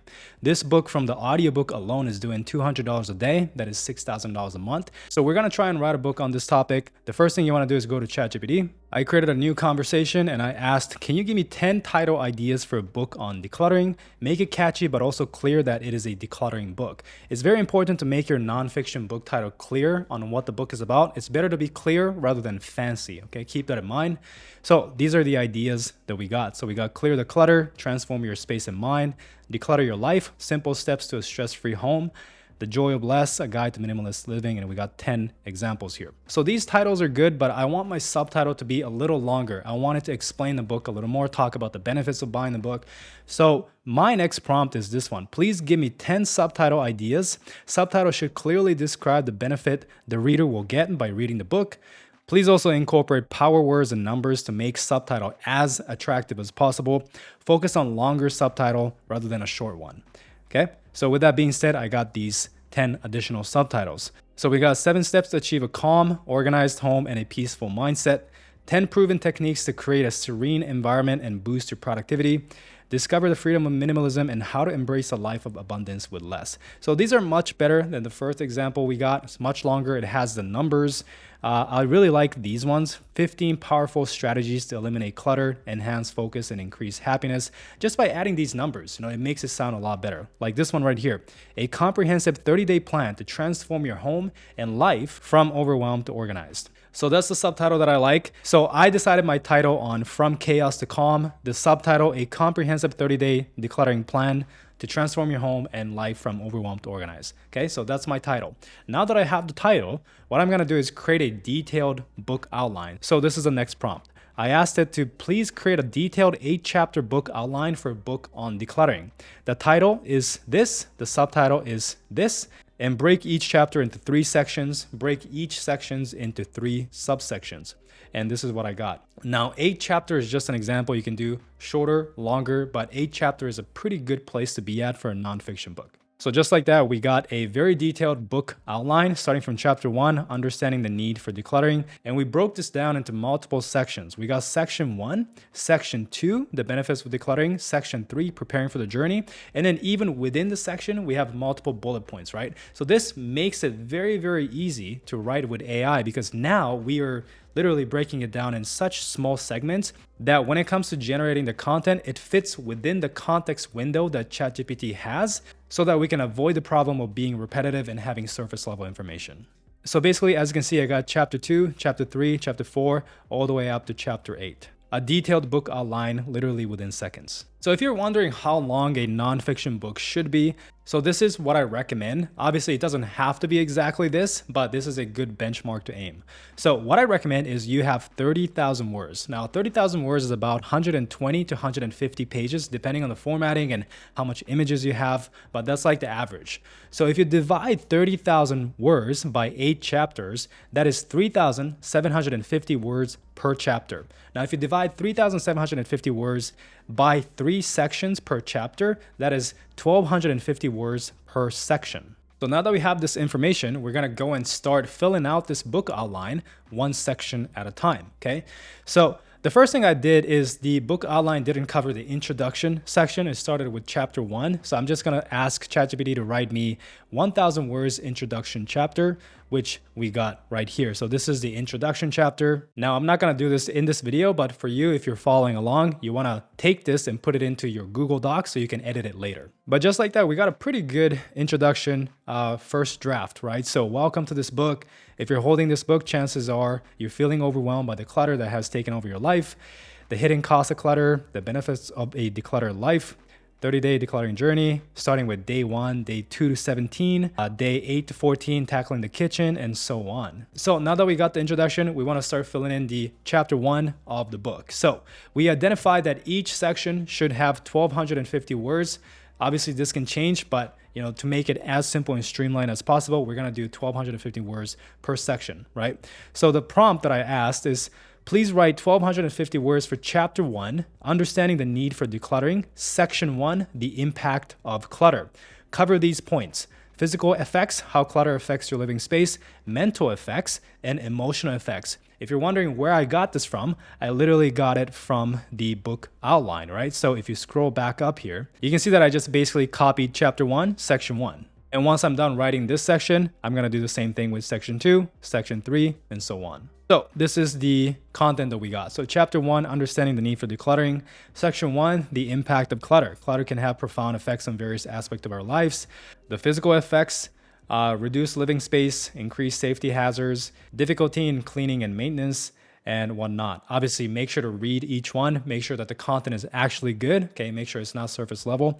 But this is just a first draft. You still have to edit it after, but we're just going ahead and filling in the first draft. So once section 1 is done, I just ask it to do the same thing for section 2. I got section 2 back. And one thing you notice here is that section 2 and section 1 both are kind of written in a listicle style. So the listicle is like, 2.1, 2.2, very small paragraphs, and then it's the next thing and the next thing. It's like a bullet point list, right? And this is not my favorite way of writing nonfiction. And for that reason, for the next prompt in section 3, I asked the same thing, but I also added a note here that says, don't write in a list style. Focus on practical advice and use stories to make the information more personal. And that basically fixed the output of having a list style, content. So now it's not in a list. We have section 3, preparing for the journey. And then for the setting goals tip, you can see that it is much longer. It's not like one of those BuzzFeed listicle style content that we have, okay? And we have other tips like creating a vision, gathering supplies, and whatnot. So that is how you start filling out section by section, and you obviously will do this for the entire book, so you'll do this for all 8 chapters. Once you have that, next is to generate your pen name ideas. You can totally use your real name to publish a book under, or if you want to use a pen name, you can use ChatGPT to get some ideas as well. So I just asked it to give me 5 pen name ideas for this book, and we got 5 pen name ideas: Claire Harmon, Morgan Sage, Lila Everly, Reed Lawson. And obviously, this is just ideas. So you can generate more or just pick from here. One tip is make sure to search the name on Amazon to make sure nobody else uses this name, because it can get confusing if you use the same pen name as somebody else. Although it is allowed, it's kind of confusing. And that is why I recommend you find a pen name that is unique. Next is to generate your book description. So I asked it to write me a 350 word book description for this book. And just like that, we got a 350 word book description. So that is step by step how you can create your first draft of your nonfiction book. It's pretty straightforward, but you're not done yet, right? I said it's your first draft, and the next step is you have to go and polish your manuscript. So this is your first draft. You're not done here, right? Never just copy paste what you generated from ChatGPT into a book and just publish it with no editing, no humanizing, nothing, because that rarely makes a good book. There's a 99% chance that that book is not good enough. To make it actually good, you have to heavily edit it from here.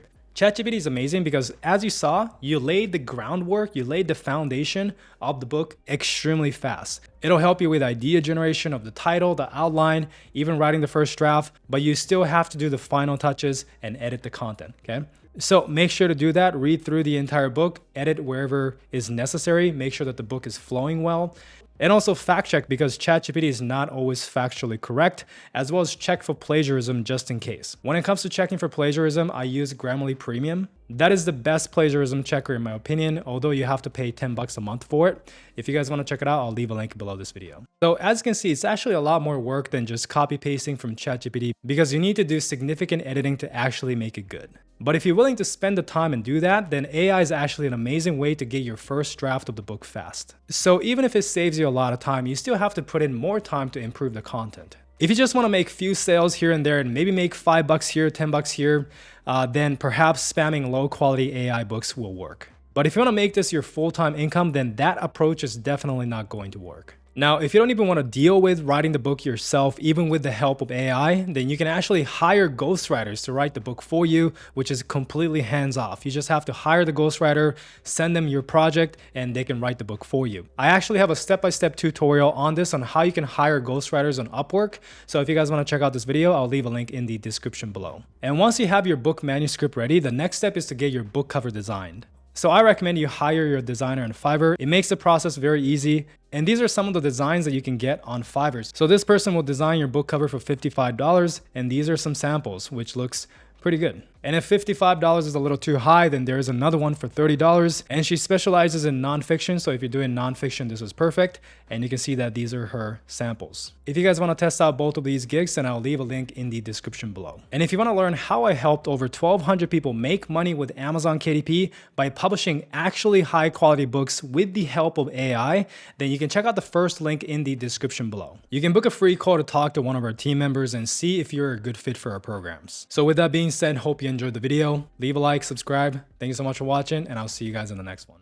If you're looking to create an activity book like a word search puzzle book, which is a great way for beginners to get started, then the next video will show you step-by-step how to do that. All right, so in this video, I'll give you a step-by-step tutorial on how to create a word search puzzle book because it is a very profitable topic, and word searches are something that people consume over and over and over, which means that, you know, people buy one book, they finish it, they come back and buy another. So your competition matters less, which means that a lot more people can win in the same niche.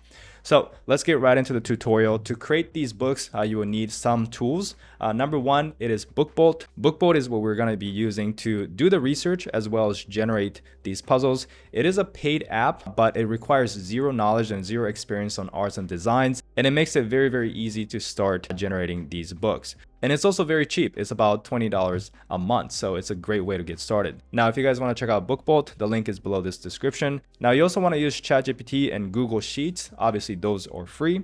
So right now, I'm currently here at BookBolt. And what I'm going to do is to go to this feature called Cloud. And we want to research what topics are selling. So as you can see in the cloud feature, you can kind of, create different filters and find books in that specific filter. So we don't really want to mess around with the price range too much, but what you want to do here is check on books that are performing really well under the word search niche. So I will drag the BSR down to about 10,000 or somewhere around that area to see which top books are performing. So somewhere around here is good. And I'll change the category next, and I'll choose either between activity books or a puzzle book. So let's do a puzzle book here.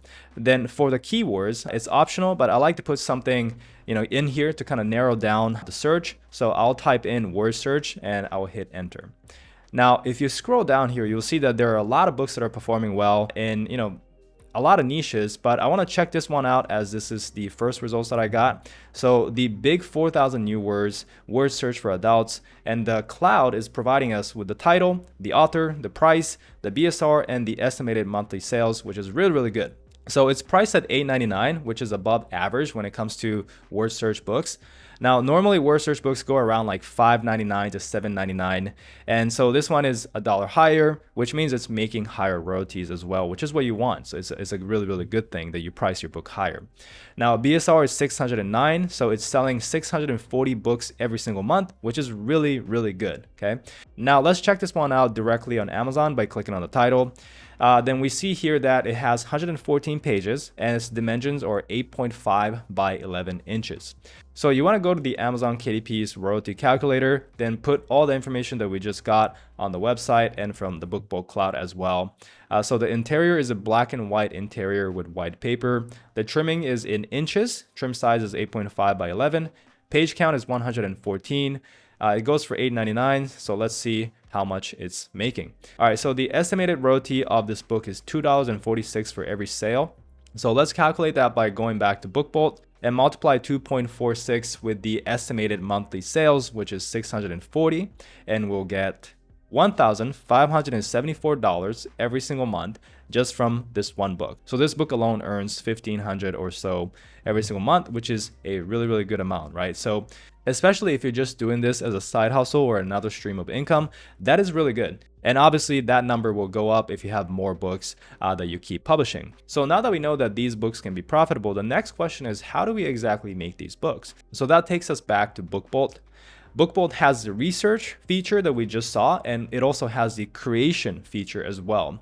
So if you go right here and click on the drop down, you will see create. So you just click on that and click on BookBolt Studio. And once you're in the studio, you want to click on the top left option and select new project. So I'll keep the project name at YouTube, then copy the idea of the performing book earlier, which is 8.5 by 11 inches, which is kind of the standard size for word searches anyways. And let's also keep it a black and white interior with white paper. So the page count, we're just going to go with 114 like the book earlier, then click on create project. Now you will be brought to this page, and as you can see, you have the pages right here on the left and the cover at the very top. So that's another good thing about BookBolt is that you already got your template right here. So when you're creating your book cover, you can also do it right within BookBolt because you don't have to go to the Amazon website, get the templates, put it into, other softwares and this and that, right? You can do all of it in BookBolt. Now to create the actual puzzle, you want to click on page 1. Then here, this is the templates, and you will see that BookBolt has more than just a word search template. You can create a bunch of other low content books, a bunch of other puzzle books like activity books, mind finders, Sudoku, crosswords, some mazes, right? So when it comes to low content and medium content publishing, BookBolt is really one of the easiest ways to get started, especially if you're a beginner. So for now, let's just click on word search and select the first page because that's the only thing that I'll be doing for this example. Now you could select these pages one by one if you want, or what you can do is it's also possible to do it all at once to save you a lot of time, especially when you're creating word search books that has hundreds of puzzles inside the book. But for now, I will just click on page 1 and then I'll click on next. And then you will see that right here, we got some options, right? You'll see that the font is here, the word font, the font sizes, the font colors, and these are all editable and customizable up to you. And we can also select how the puzzles would look when it's created. So for me, I tend to keep the fonts at Open Sans, regular, and then the font size will be large, like something like 70. And the font color will be black so that it can be easily seen. Now for the word font, I would still want it to be at Open Sans, but I would like it to be bold because you want the people that will be using this book to actually see, these words easier. So I'll put the word font size to be at 50. The word font color would also be black. Then the number of words, the BookBolt's max number of words per puzzle is 25, but I'll keep it at 20 for this. So regarding the adding diagonal words and reverse words, it really depends on what kind of people you're trying to sell to. If you're selling to beginners, maybe not. But since we're selling for adults, let's just say yes at these options. So for the clue type, let's just put columns. For the stroke, let's put 2, and the solution highlighter would be ellipse. The solid color would be white, the outline color would be white as well, and the solution highlighter color would be at gray. So if you're wondering why not other colors, well, we're gonna be printing in black and white anyway, so gray would be good. Even if you use other colors, it's not gonna show anyways. But anyways, for the puzzle border color, let's keep it at black. And for the solution placement, when you click on the drop down, you'll see no solutions or manually select solution pages and the other 2 option. So it's really up to you on how you would select this, but I personally recommend you selecting after all puzzle pages because most people do not really like the solutions immediately after each puzzle. It's better if you have all the puzzles in the first half of the book and then all the solutions in the second half of the book. So you would want the solution page to be at the very end of the book.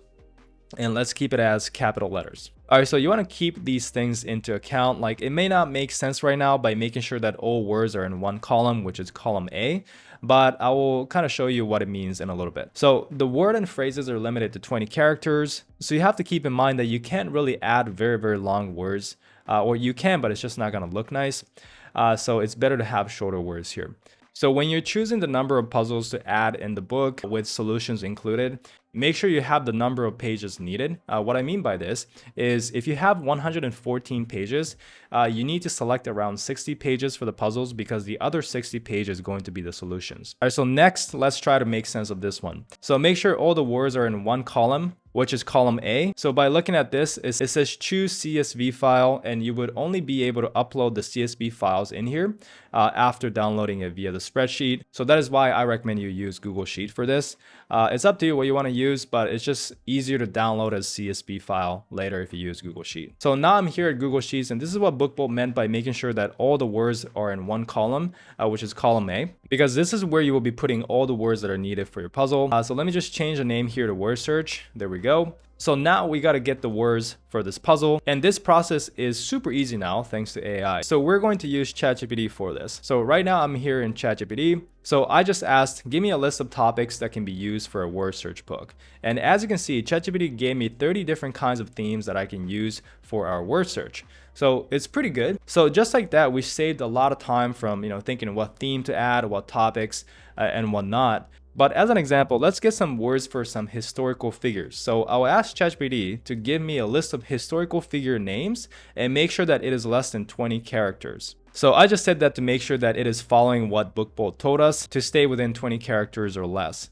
So once we're done with that, you want to hit on enter, and you'll see that it gave me 20 names, which is nice because we'll have 20 words in our puzzle. Then you want to highlight all of these and you want to copy it. and then head back to Google Sheets. This is where we'll be pasting those words.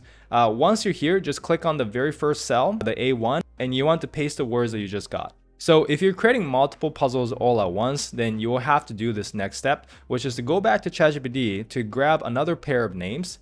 So I'm just gonna ask, give me 20 more. And by the way, this is really for example purposes. Like, you don't have to do the same historical figure word search, right? Obviously you can come up with your own topic. I'm just using the historical figure as an example. But now we got Lincoln, Churchill, Leonardo, Da Vinci, and more, right? So let's just highlight and copy all of them again.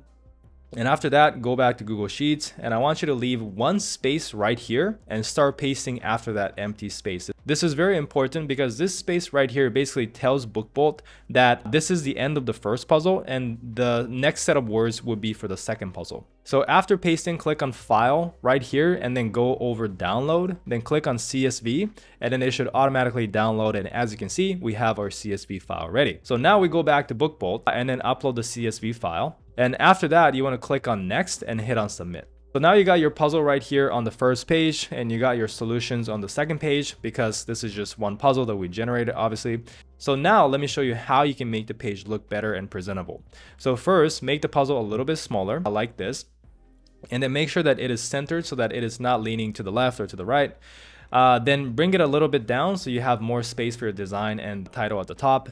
Then you can put designs directly from BookBolt by clicking on this one, the file library, and you'll see here either Pixabay and Unsplash. So these two are basically stock image sites that has a ton of images and graphics that you can use to find the best designs for your puzzle. So just for example, let's try to find some banners from Pixabay. So since we have a lot of themes, we could use some banners around the puzzles. So you'll see that Pixabay has a lot of different banners like this. You can basically choose any of these, whatever you think looks good. So let's just use this one right here, or maybe this one actually looks better. So then after you click on it, it'll basically insert it right into your page. Next, I will center it after adjusting the size. And once it's there, you now have a banner to use around your puzzle. So after getting the banner, I want you to click on this one, the text, and then click on Add Heading. So let's just choose this one. Then you want to put the heading over here inside the banner and make sure that the font size fits right in the banner that we just made. And so if it looks good, then you can either type the theme name or the puzzle number. So I'll put puzzle number 1 or word search number 1 as this example. And since this is obviously bigger than the banner, let's just adjust the size of it just to make sure that it really fits within the design. And now it does, so it looks pretty good. So now you have the page designs. So what I'm gonna do is I'll add some more. So I will just cut to the part when I'm done. All right, so I just finished the other designs. So below the puzzle name, I put the topic of the puzzle, which is historical figures. And at the very bottom, I added some fun facts about, what's related to this word list. If you're going to make something like the fun fact, just make sure it stays inside the margins, which is the green lines, so that you can avoid getting it cut off when it's printed. So I'm gonna do about 4 more of this just as an example, and I'll cut to it when I'm done. All right, so I've finished creating the other 4 puzzles with different topics for each one. So I followed the same formula as I did earlier, which is the banner right here, the topic right below that, and then some fun facts in the puzzle at the middle of it. So you have the second, third, and fourth puzzle right here on the left side. So now you've got your puzzle on track, right? But you're still not done yet, because as you can see right here, there are the solutions. So typically these kind of solutions are great, but the problem is the entire page is dedicated to one solution, which is a bit too much. You don't want to have too many pages because it's going to increase the printing costs. So there's a way to actually make this a lot better. And what you want to do is you would go to the first puzzle solution here, and you would make it a lot smaller, like about this small. And you would want to leave a space at the top for later as well. Now, the next thing you want to do is, once the first one is done, you're going to go to the second solution, click on the solution itself, and you want to click on Ctrl+C to copy it. And after that, go back to this page and then paste it here using Ctrl+V. Now, you want to make this puzzle as about the same size as the first one, and then space it out like this, then adjust and align the solutions. So I'll do the same thing for the rest, and I'll just cut to it when I'm done because I don't want to make this video too long. All right, so I finished fitting all 5 solutions in one page. Now you can do this for 4 solutions as well. It doesn't have to be 5. The point is that you're bringing your page count lower so that you have less printing cost and you can make more money per sale. All right, so now the next thing to do after making them all fit into one page is to tell your audience or the people that are buying this, what puzzles do these solutions belong to? So how you do that is by clicking on text, and you want to add heading, and then you want to bring the heading to the top, and this is what the purpose of the space at the top is, right? So this is a solution for puzzles 1 to 5. So that's exactly what we're going to write here, puzzles 1 to 5 solutions. So obviously that's too large, so we'll adjust the size for it. And then there you go. So just align it to the center of the page, and now you have your solutions page. So the interior is done. So now it's time to create the book cover. So what you want to do here is go to the left side, scroll up to the top until you see the cover page, and then click on that. So it should bring you to this template right here. And I normally start my cover by clicking on this part here, the elements, and then I'll click on a rectangle. So I'll just close this one and I'll put it at the very edge of one side, and then I'll expand it all the way until it covers the entire template. And once the template is covered, I'll change the color by clicking right here. And this should serve as your background. And this really depends on what kind of style you want, or the feel that you're going for your book cover. But this is what I'm going to go with. So I'll change it to a lighter shade of gray, something like this. Then once it's done, just click on OK. So the main thing of the book cover is the title, right? So what you want to do is click on the text again, and then click on add heading, and then type in your titles. So I'll put just word search for now. There we go. After that, I'll drag it to the top and make sure to highlight the entire thing and change the font by clicking here. So there are tons of free fonts in BookBolt that you can use, and you can also upload your own. But for me, I'll be choosing this Aoboshi 1 or the Aoboshi 1 like the number, and click OK. So I will expand the word search size just to make sure that it is visible once it's printed. Then the next thing you want to do is to spice it up with some more designs. So you can do it right here on the effects. So click on that. Then personally, I like to use a combination of block shadow and fade.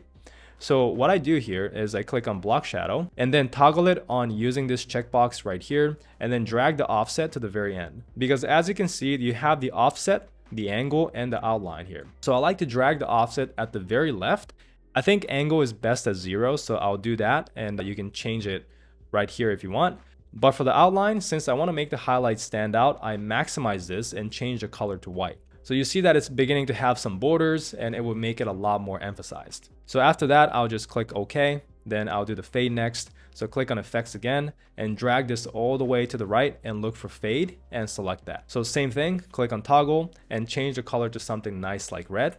So it already looks better, but after that, you want to press OK. And here you can change the weight, distance, angle, lines, and the opacity of the fade. And you can modify it in any way that will make your font look great. So this is kind of your personal preference, but this is what we have. So I'll add some more text and designs to it using the file library again. So I'll just cut to that part. All right, so what I did here is basically I just added to the 2000 words, and then I adjusted their positions, and then I used the file library so that I can get the magnifying glass graphic. Then after that, I used this photo right here at the middle showing one of the examples of the puzzles we have. Because if you look over to Amazon and see other books that are selling on this, they all have some kind of examples of the interior images. So that's what I wanted to do too.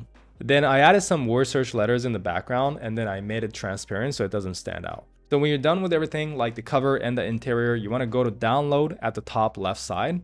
And then you have two options right here, download current project RGB or download current project CMYK. But what you want to do is download using CMYK, because for paperback books or hardcover books, these would come out better this way. So once it finishes preparing and downloading completely, which should take about 2 to 3 minutes or so, it is ready to be uploaded to Amazon KDP. All right, so that was a complete step-by-step tutorial on how you can use BookBolt to start creating word search puzzles like this. Now, for whatever reason, if you want to use BookBolt to create the book interior, but you don't want to deal with the book cover design, and you just rather pay somebody else to just outsource this process, there are a lot of illustrators on Fiverr that can do this for you. One of the best one is this one, Imane. And for just $15, she will create a low content book or a puzzle book cover for you, and it looks really good. I've used her in the past. I recommended her in the past, and she has great reviews. So if you guys want to check it out, I'll leave a link below this video. And now that you have the book ready, I do have a separate video that I filmed showing you step by step how to upload your very first book. So if you enjoyed this video, leave a like, subscribe if you haven't yet. Thank you so much for watching, and I'll see you guys in the next one. If you want to just pay a ghostwriter to write a book for you, then this is the best way to find high quality ghostwriters. This is the #1 ghostwriting company that I recommend. And that company just came up with a major update that you probably want to hear about because it's going to save you a lot of money. So first off, what you want to look for in a ghostwriting company is obviously high quality writers that can cover all genres, plagiarism-free content, good communication and support, because you don't want to just make an order and they disappear for months. It happened to me multiple times in the past with different companies, so you definitely don't want that. You want fast delivery because you don't want these books to take months to write, right? I literally had ghostwriting companies that I made an order with that took 7 to 8 months to write a book, which is insane, okay? So you definitely don't want something like that happening. Next is the cost. You don't want it to be crazy expensive. You know, people can quote you $5,000, $10,000, even $20,000 or more to write a book, and it shouldn't cost that much, okay? And the last one is reputation and trust. You don't want to work with ghostwriting companies that are brand new because you don't know if they do a good job. So with that being said, this is the best ghostwriting company. Whether you're publishing nonfiction, fiction, children's books, maybe you just need someone to write blog posts for you. Just anything else when it comes to the ghostwriting category, this is the best one. And that is the urban writers. So they do a lot more than just ghostwriting. If you go to the services, they have fiction writing, they got content translation as well, SEO writing, so these are the blog posts, nonfiction package. They even got the AI nonfiction package. This is the craziest update that they've made that you want to hear about, which I will cover later on. And they have a lot of other stuff like editing, cover design, illustrations, but I mainly use them for the ghostwriting. For the ghostwriting, I can confidently say that they are the best. For book covers, to be honest, I'm not sure if they're the best because I've used Fiverr and different services that I talk about in this channel, and I've received book covers that was just as good, if not better, than what I've got from the urban writers for a cheaper price. So I don't know if I can confidently recommend the cover design and other services, but for ghostwriting, this is the best one.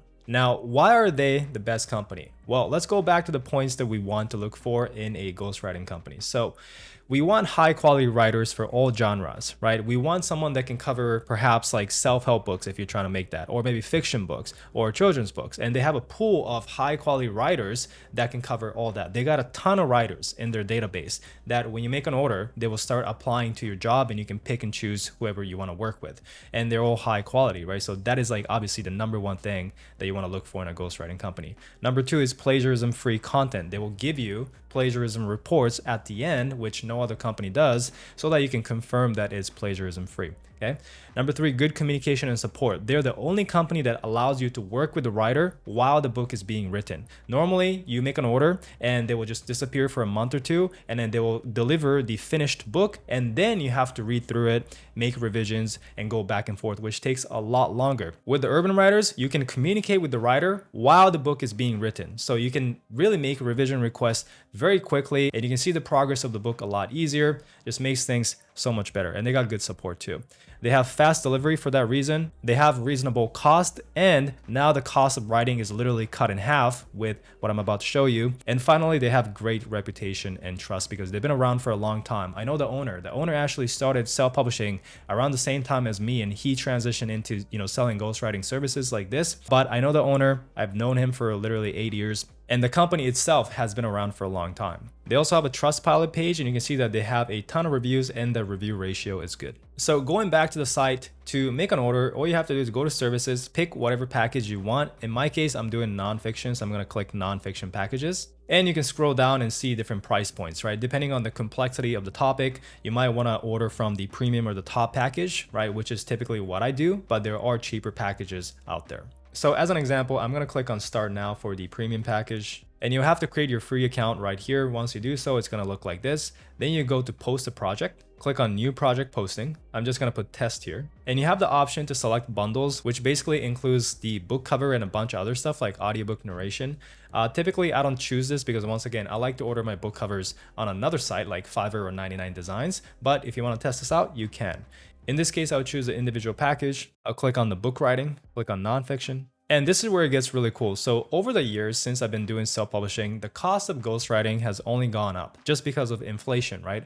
Everything became more expensive, and that's normal. However, this is the first time in history where the ghostwriting cost has decreased significantly. And that is because the urban writer just came out with this option, which is AI generated manuscript, which literally cuts the cost of writing in half. So that is a 50% decrease in the cost of producing these books. You also get faster delivery because the writing is a lot easier for the ghostwriter as well. And keep in mind, this is only for nonfiction, but maybe in the future there will be a package for fiction or children's book, different book types as well. So to order, you just continue from here, right? Basically follow their prompts and you can choose the different package. I recommend you allow everyone to request, so different tiers of writer, right? Because sometimes there are good writers in the rising package, sometimes in the urban package. So just keep it open is what I recommend. And then from here, you just select the word count, your niche title, just send them the information. And once you post a project, you will get writers applying to your job saying that, hey, you know, I'm a writer in this niche, I can write this book, I'm confident, this is my resume.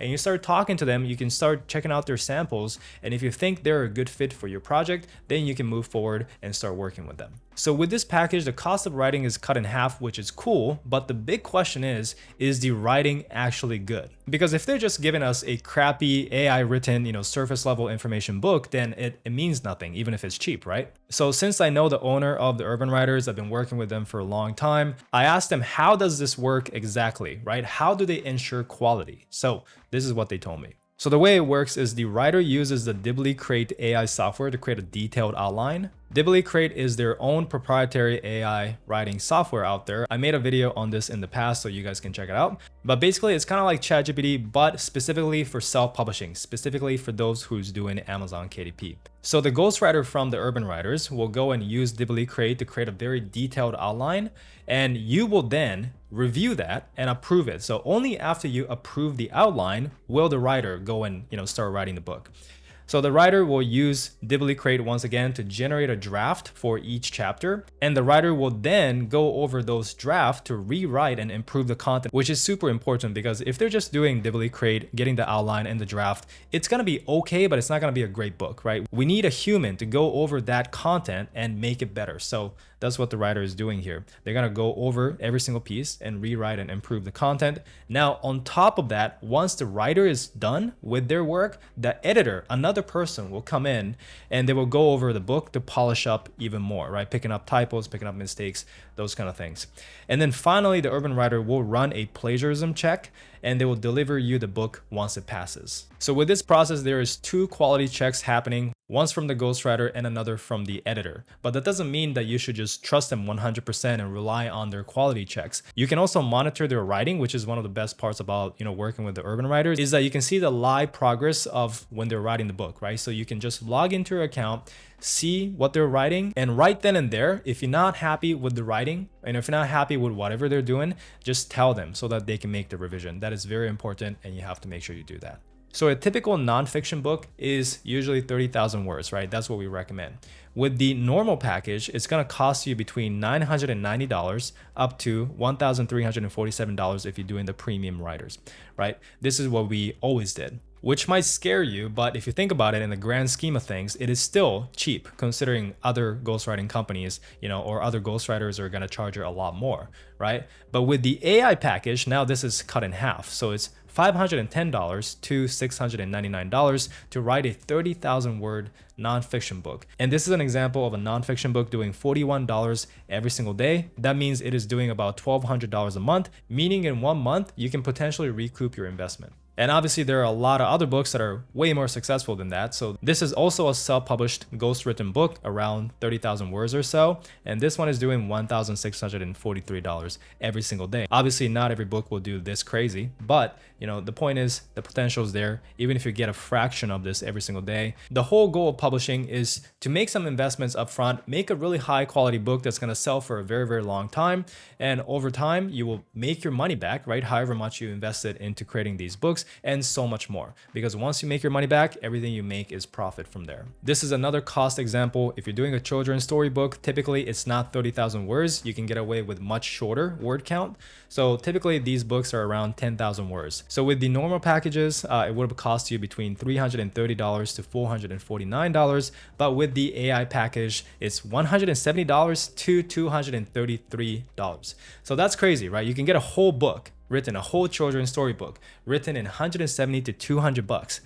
which is a really, really good price. And, you know, considering the fact that these books can do really well as well. So this book right here is doing $802 every single day in royalties. So in conclusion, this is why the Urban Writers is the only ghostwriting company that I recommend, because they've been around for a long time. They have a great reputation. They're not going to do anything shady like other companies. They have great support and communication. They're constantly improving and coming up with new things. And they also have great price. So if you guys want to check out the Urban Writers, the link is in the description below. And also in the description, you have a link to my complete Amazon KDP program. Inside the program, I do show you how to use the Urban Writers to create a high quality book that's going to sell for years. So if you guys want to check it out, once again, the link is below this video. So if you enjoy the video and if you enjoy me keeping up to date with these, you know, changes happening in the Amazon KDP space, then make sure to leave a like, subscribe if you haven't yet.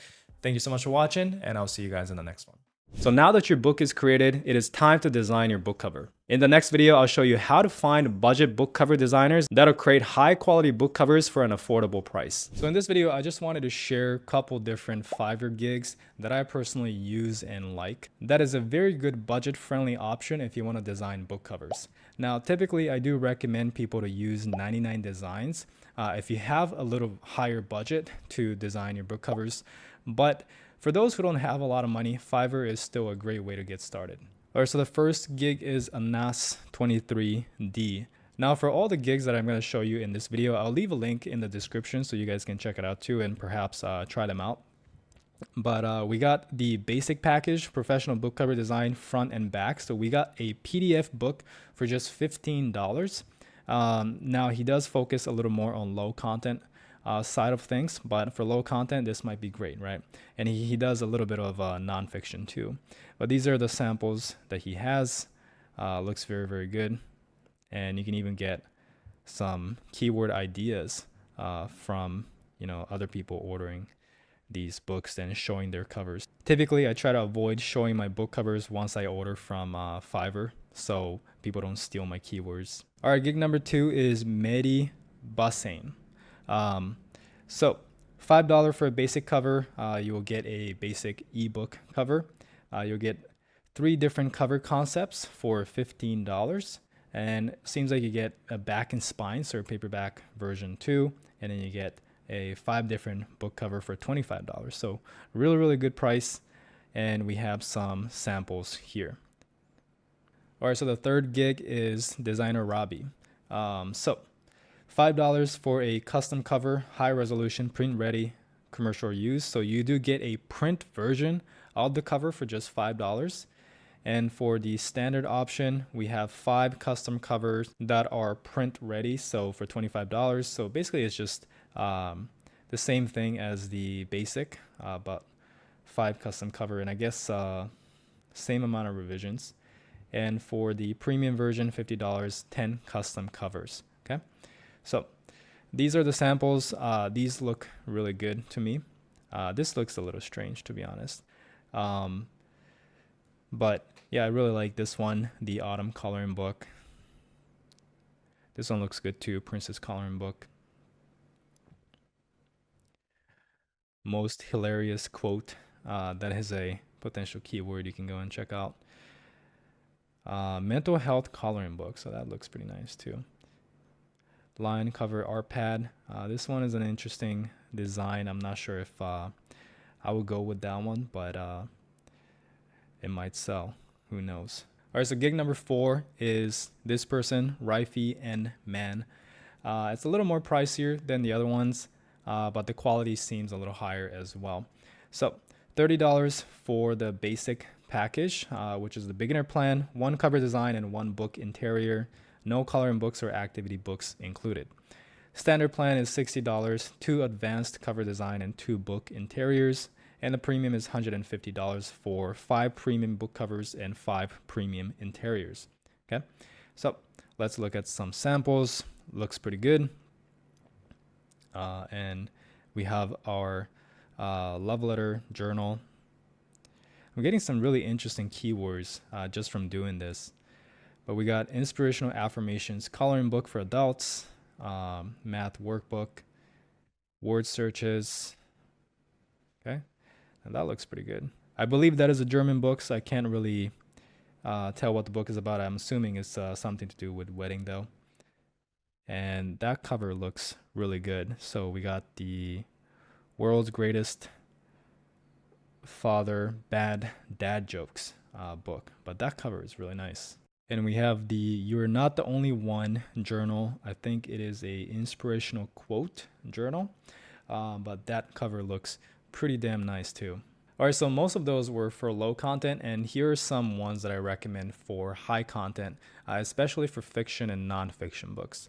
So first one is German Creative. So this person has been around for a long time, been a go-to Fiverr designer for pretty much most of the self-publishers that I know. And as you can see, very, very busy, 209 orders in queue. So she is very popular. And it would make sense after you order it because the quality you get for the price is really good. For just $10, you get an ebook cover. And for $20, you get a paperback cover too. And these are some samples. And obviously not all delivery will look like the best case scenario samples, but a lot of times it's very good and you get unlimited revisions.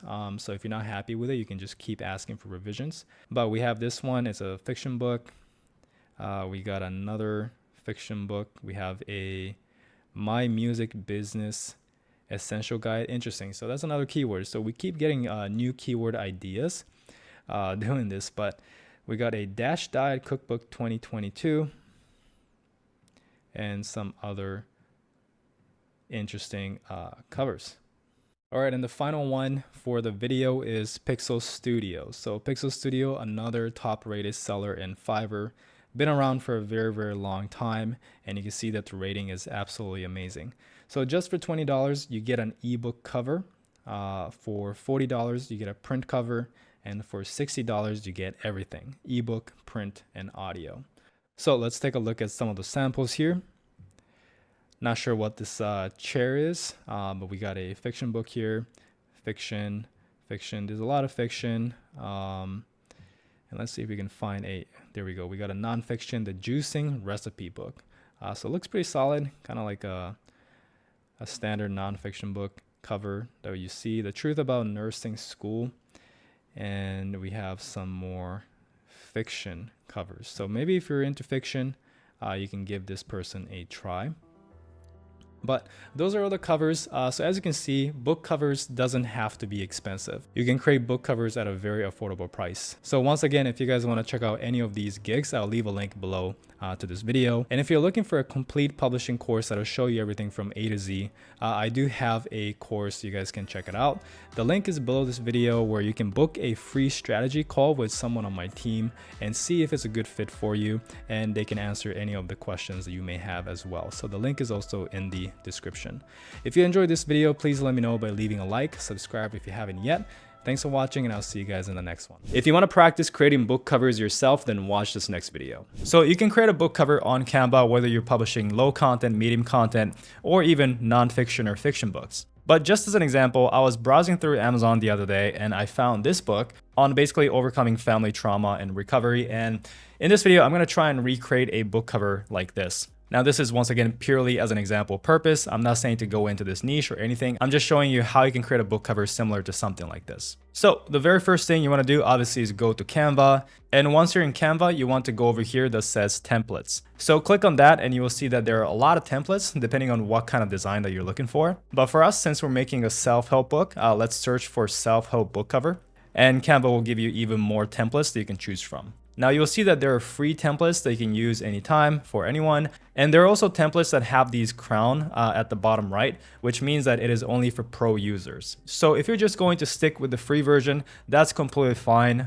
So let's just try and find free templates out there like this one, and then select customize this template. Okay, so the template is finished loading up and we can see that it is already a minimalistic type of design and it's, almost ready to be used, but we're going to change it in some ways because remember, this is just a template. And, if it's a template on Canva, chances are high that a lot of other people are also using it as well. And if you create a book cover without modifying this template, then you will have a very similar design as a lot of other people, which is not good. So that is why we always want to make sure to modify the template and create a unique design. All right, so let's see. There are a lot of changes we can do here. For example, this one, it looks like a watermark because it's like a logo of a brand. So we can click on those elements and delete them. And now for the author name. So we would like to put it right at the very bottom. Next, let's adjust the shape and resize it up to this point. This way we'll have a bigger area for the design at the top. And speaking of which, we can also remove this because we don't really want to have the subtitle above the main title. So delete that and then put the actual title a little bit higher than the rest. Now, what you can do for the design is first delete this one and change the color of the square down here to any color that you want. So you'll see that Canva provides a lot of colors. There are actually gradients in here that we can use as well. But you have to look for something that's not really overpowering the color of the background. So to customize the actual color, you can use this and drag it all around wherever you want. So to get some designs, click on elements and then look for something that will not only look good on your cover, but also something that kind of symbolizes the concept of the book. So I will search for a tree. And there are different graphics, photos, and frames available. But for this instance, we're just going to use graphics. So there are graphics that are free, and there are graphics here as well that are, once again, for pro users. So just spend more time on finding the free graphics if that's what you want to go with that will perfectly suit your design like this one. So let's just select that. Now, another good thing about Canva when you're doing these kind of designs is once you click on a photo or a graphic, it would give you this magic recommendations. So if you try to look at it, you will have similar graphics to the one we picked. You can find a lot of these if you just look for them. So maybe we can ditch this one and look for something better in here like this. So let's use that. Then just adjust the size and position of the element. So let's just stick with this one and then we will duplicate it and we will align it the way we like. So there we go. The design is not too dense and at the same time, it's not standing out too much. And then now we have the design. So although it's still incomplete, because what I'm planning to do with the design right here is make it a part of the title, like I said earlier. So let's just delete this one and then select text and then click on add a heading, then drag the heading over here because your title will be here. So since we're trying to create a similar book cover as the example that I showed you earlier, I will just put breaking the cycle as the title and then change the color so it can be readable. Next, we can change the font to something that will match the overall mood of the cover and the book. So just click over here and you'll see a lot of free fonts. So I'll use something called Georgia Pro like that, and then I will adjust the size of it. Now we have a very big title and I do think this is way too big. So I'll resize it and then align it right in the middle. And we can enlarge the shape at the bottom too. And for the other text, we're also going to align it a little bit and we are done with the title. All right, so now for the subtitle. So this is where we'll put the subtitle. So click on add a subheading and then move the text box right here. So when you're creating your book titles, by the way, it is good to have keywords either in the title or the subtitle so it is easily discovered on Amazon. It's better to avoid fancy titles and have a title that clearly explains what the book is about, especially if you're doing nonfiction books like this. So with that being said, what I'm going to do for the subtitle is I'm going to put how to deal with generational trauma, but we won't put it with this text box right here. What you can do is copy this part, the actual theme of the book, and then delete it from there. Then next, let's go and add another subheading and then paste it right here. So let's make this a lot larger and also make this look a lot more emphasized. And we'll add another line for the how to deal with part by pressing enter. So there we go. Next, let's change the font style to the same one that we have in here. All right, so let's just make these parts a little bit larger to maximize the size. And there we go. So for the author name, it is really optional on where you want to put it on the book cover, but I do recommend putting it at the very, very bottom. So for this example, let's do that. So let's make it stay at the bottom. And I'm just going to put your name as an example, but obviously you'll be putting your author name or pen name in here. And if you're following along, you can change the font style once again to any font you want. It can be formal, it can be comedic style, but obviously for these kind of books, you don't really want the comedic style. So you want something more serious tone. So we'll change it to something that more so aligns with our topic. All right, so now heading back to the final part of the design, we have breaking the cycle. That is the title. The subtitle is how to deal with generational trauma. So for the design, you want to, again, put some kind of symbolism or a design that represents the topic of the book. So in our case, we put some trees, but it doesn't have to be a tree. You know, it could be something like a flower as well.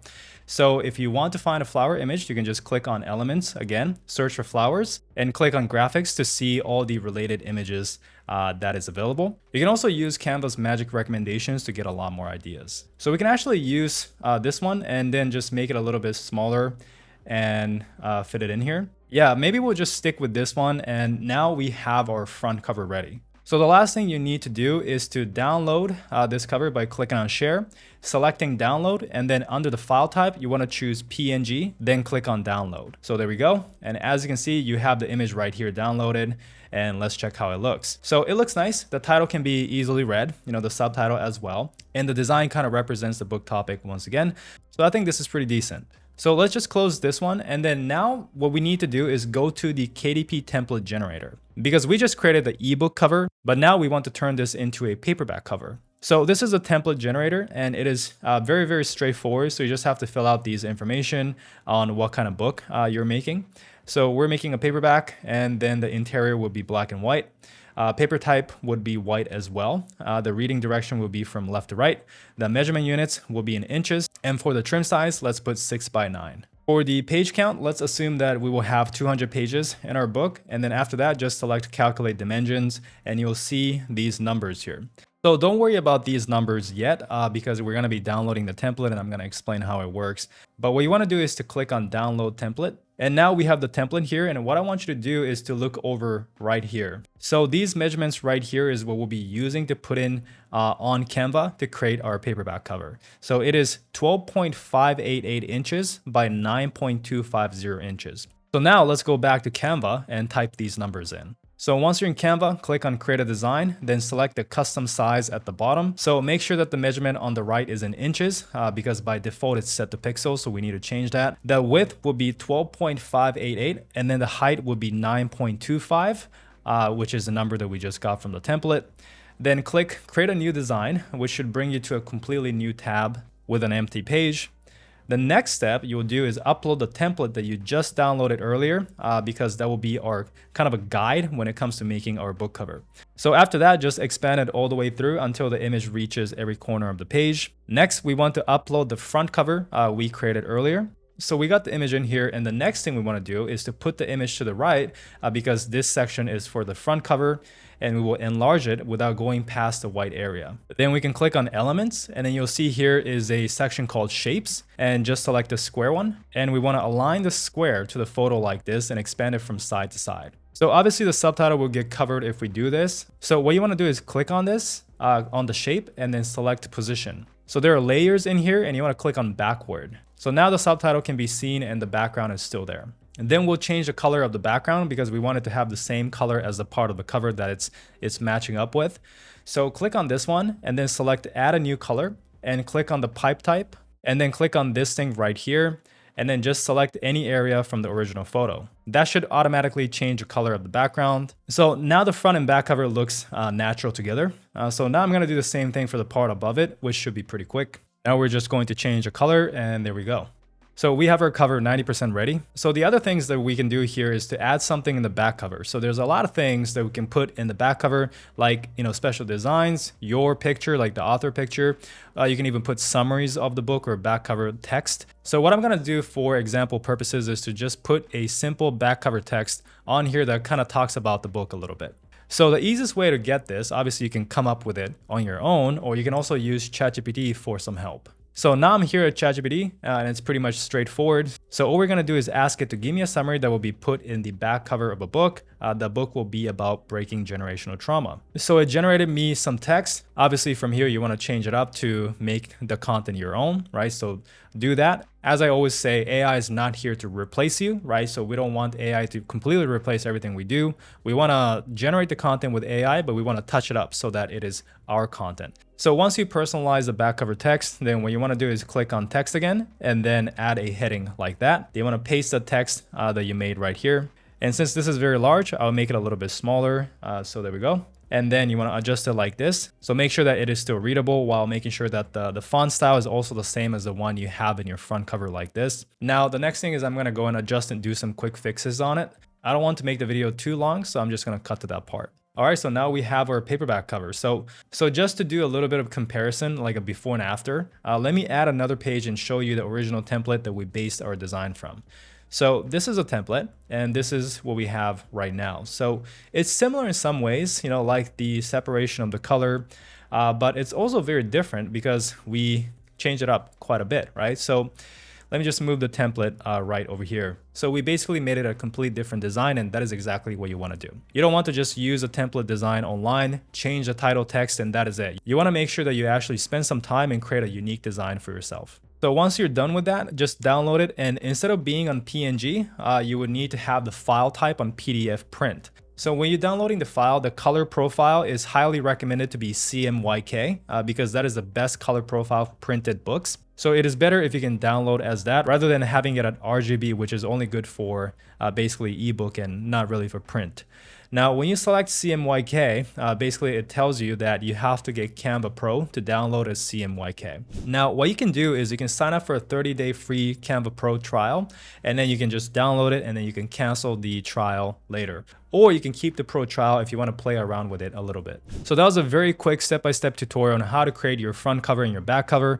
Now, once again, just as a disclaimer that I did things pretty quickly for this video. For you, you want to spend a little more time and make sure that the design is as nice as possible. This is a great way to get started with Amazon KDP if you're low on budget because you can basically create a book cover for free. Now, once you start making money from your books, I highly recommend you reinvest the profit into hiring an actual illustrator that can create a higher quality book cover for you. So the best place to hire high quality cover designers at a very affordable cost is Fiverr. So I'll leave a link to some of these Fiverr gigs below in the description if you guys want to try it out. But as an example, this person will design a book cover for journals, notebooks, planners, those low content books for just $5. And these are some designs that you can create. So for $5, I think this looks pretty nice. And if you want to create a book cover for more medium content or high content like nonfiction and fiction books, then I do recommend this gig right here. I usually order the $30 package, but they create a really nice nonfiction and fiction designs like this. And finally, this is also a really good one. She specializes in nonfiction self-help book covers, similar to the topic that we created today. So I will once again leave a link to these gigs in the description below. So now that you created the book, it's time to go and market it so you can start making sales and start making money. So if you want to learn how to do that and how to start making money from your Amazon KDP business, then you can check out the first link in the description to learn more about my Amazon KDP programs, which is designed to take you from an absolute beginner in Amazon KDP to knowing exactly what to do to build a six-figure KDP brand. So if you want to check it out, the link is in the description, as well as all the tools and resources that I recommend in your publishing business. So with that being said, thank you so much for watching. Leave a like, subscribe, and I'll see you guys in the next video. So now that you have the interior and the book cover created, it is time to format it so it's suitable to be published on Amazon. In this video, I'll show you the simplest and the fastest way to format your book for Kindle ebook and KDP print with Microsoft Word for free. Now, if you would pay somebody else to do this, you'll be paying $50 to $100 or more, but don't worry because I'll be showing you how you can do it yourself quickly and get it ready to upload to Amazon. So we'll be covering different options to format your book and how to format your book for free with Word. And I'll also show you how to outsource your book formatting if you choose to. So after watching this video, if you decide you don't really want to do it, then I'll show you an option for that. So let's start with formatting ebooks. So there are a few core formatting rules that you have to follow, but besides those, it is really your personal preference on how you want it to look. So I'll be showing you how I formatted all of my books when I first started publishing. So this is a quick look on how a ebook formatting should look like. So you got your title, subtitle, author name, you got the copyright, table of contents, and then you have your body chapters after this. So let's quickly go over some formatting rules. So any font you prefer is fine, but simple and clean font is best. So my favorite fonts are Georgia, Garamond, or Times New Roman. For the font size, I recommend you stick to 11 or 12. Now, Georgia is naturally big as a font, so I use size 11, but for others, I use size 12. So right now, I use Garamond font size 12 for all my books. So for line spacing, stick to 1.25 to 1.5 max and format every single chapter title as heading 1. Now, don't worry, I'll show you how to do this live after this, but I just want to go over it real quick. So you also want to justify all body text. You want to remove extra spaces and replace it with page break at the end of the chapter. And for a nonfiction book, you'll be adding line space between every paragraph, but for fiction, you'll be using indentation. Now, this video might be a little more detailed and in-depth than other video you will see on YouTube, but the reason why I decided to do this is because I wanted to make sure you guys can actually format a beautiful book, yourself with Microsoft Word. I'll be showing you step by step how to do this, so just follow along and you'll be good to go. All right, so let's just say that you either got your book back from the ghostwriter or you wrote the book yourself, and this is how it looks now. The first thing you want to do is you click on this reverse P, or basically a Q button here, and this will show all the invisible formatting, such as this represents the spaces here. So if you click enter, you'll be adding extra space, and if you delete, then you'll be removing spaces here. So first thing first, you see that I already have the book as Garamond, but if you do want to change the font, you can Command A. That means select all text. That is with Mac. If you have a PC, there's another command, you can look it up, but you can go and change the text to whatever font you want to use. So the next thing is you want to adjust the trim size. So this doesn't matter for ebooks, but I do it because it makes it easier to convert it into a paperback book later on. But if you want to skip this step, if you're just doing ebook formatting, you can too. So go up to File here and go down to Page Setup. And you can see that right now the page size is a US letter, so it's 8.5 by 11. Now, what you want to do is you want to change this to whatever page size that you want to print your paperback book at. So if it's a 6x9, you do 6x9. If it's a 5x8, you can do 5x8. You don't have this custom paper option now. This is something that I set. So you want to go to Manage Custom Sizes, and from here you can enter whatever. If it's a 6x9, you can do 6x9, enter it, and you will have that option in the future as well. So for now, I'll just select 6x9 and click OK. Click OK, and you can see that it kind of shrinks it. And that is why I like to do this in the beginning, because now we can format it as this trim size compared to, doing all the formatting and then adjusting the trim size later. And now we have to reformat everything again. All right, next we want to adjust the margin and the layout. So go to Layout here, click on Margins, and then click on Custom Margins. Then first thing, you want to click on Pages here. Make sure you click on Mirror Margins. And for the outside, you want to lower this to 0.6. And for the gutter, put this to 0.12 and make sure it's applied to the whole document and click on OK. Now, this was just a personal preference on how we prefer the layout to be. The gutter, the margins, it's kind of up to you, but that's if you don't have a preference, this is the recommended starting number. Okay, there's actually one more thing you want to do is, so go back to Layout, go back to Custom Margins here, then go to Layout here, and click on different odd and even and different first page. Once again, make sure it's applied to the whole document and click on OK. All right, so once again, that section, you can completely skip it, to be honest, if you're just formatting for ebooks. But if you're going to do the KDP print formatting too, then it will be handy later on. So now you want to go and format the rest of the book so that it looks nice. So the first thing I would do is I would take the title page, I would bring this to center. I would also probably lower it a little bit so it's more in the middle of the page. This is personal preference, but you kind of want to play around with how you like it to look, right? So you can even adjust the size here. That's a little too big, right? So I'll probably keep it like this, okay? And now you can see that, it kind of goes right into page 2, which is a copyright page. So what you want to do is you want to add page breaks. So instead of, just adding random spaces here, what's better is to remove the space and instead add page break, which tells Microsoft Word and also Amazon, once it becomes a ebook version, right, that the page ends there and the next page starts from after the page break. Okay, so that is what the page break is. So just click on page break here. Once again, it's insert and page break, okay? And it'll basically bring everything to the next page. So here you can remove the space if you want the next chapter to start from exactly at the top. I usually just add an extra line here, so it starts more in the middle. And from here, what you want to do is to select all the text and click on Justify. So you don't want to do it to the left. You don't want to do it to the right. You want it to be justified. So this one. All right, so same thing. Once the copyright page, which is page 2, right, is done, you want to go and insert page break. And then from here, you just keep doing the same thing. So remove some space here. And for the chapter heading, right? So introduction is a chapter heading. What you want to do is you want to format as heading 1. So click on heading 1 here, and you can adjust the size once again. You can see that it's already set as Garamond size 16 bold, which is what I prefer as my chapter heading. But you can also right click this and modify if it's not set as the way you like it. But typically I change the setting here. So it's Garamond 16 bold, and then it has this double or 1.5 space setting. Click OK. So from now, every time I highlight, click on heading 1, it's automatically set as that setting. Okay, so you want to go back and look at this. Once again, if you have a nonfiction book, right, like this one is a nonfiction book, you'll be just adding line space for each paragraph as a spacing. If you have a fiction book though, you'll be adding a indentation here. So just keep that in mind. So as I go down here, once my introduction chapter is done, I'll just do the same thing. Click on page break, and I will go and remove the extra spacing here, and I will just click on heading 1. Okay, so some people like to have the chapter title start way in the middle like this. That is up to you, right? And then from here, you can definitely, adjust the size of this as well, right? So you can keep making it bigger. Some people prefer, this kind of look. So that is up to you. So you want to keep going and make sure you format everything. You can add heading 2, heading 3, right? Like this one right here. But me personally, I just stick to heading 1. So heading 2 and heading 3 is basically, the sub chapters within the chapters. You could format it that way, but it really doesn't matter. So all you need is heading 1 here, and the page breaks. Those are the most important. All right, so once you go through and mark every single chapter as heading 1, you put the page breaks, right?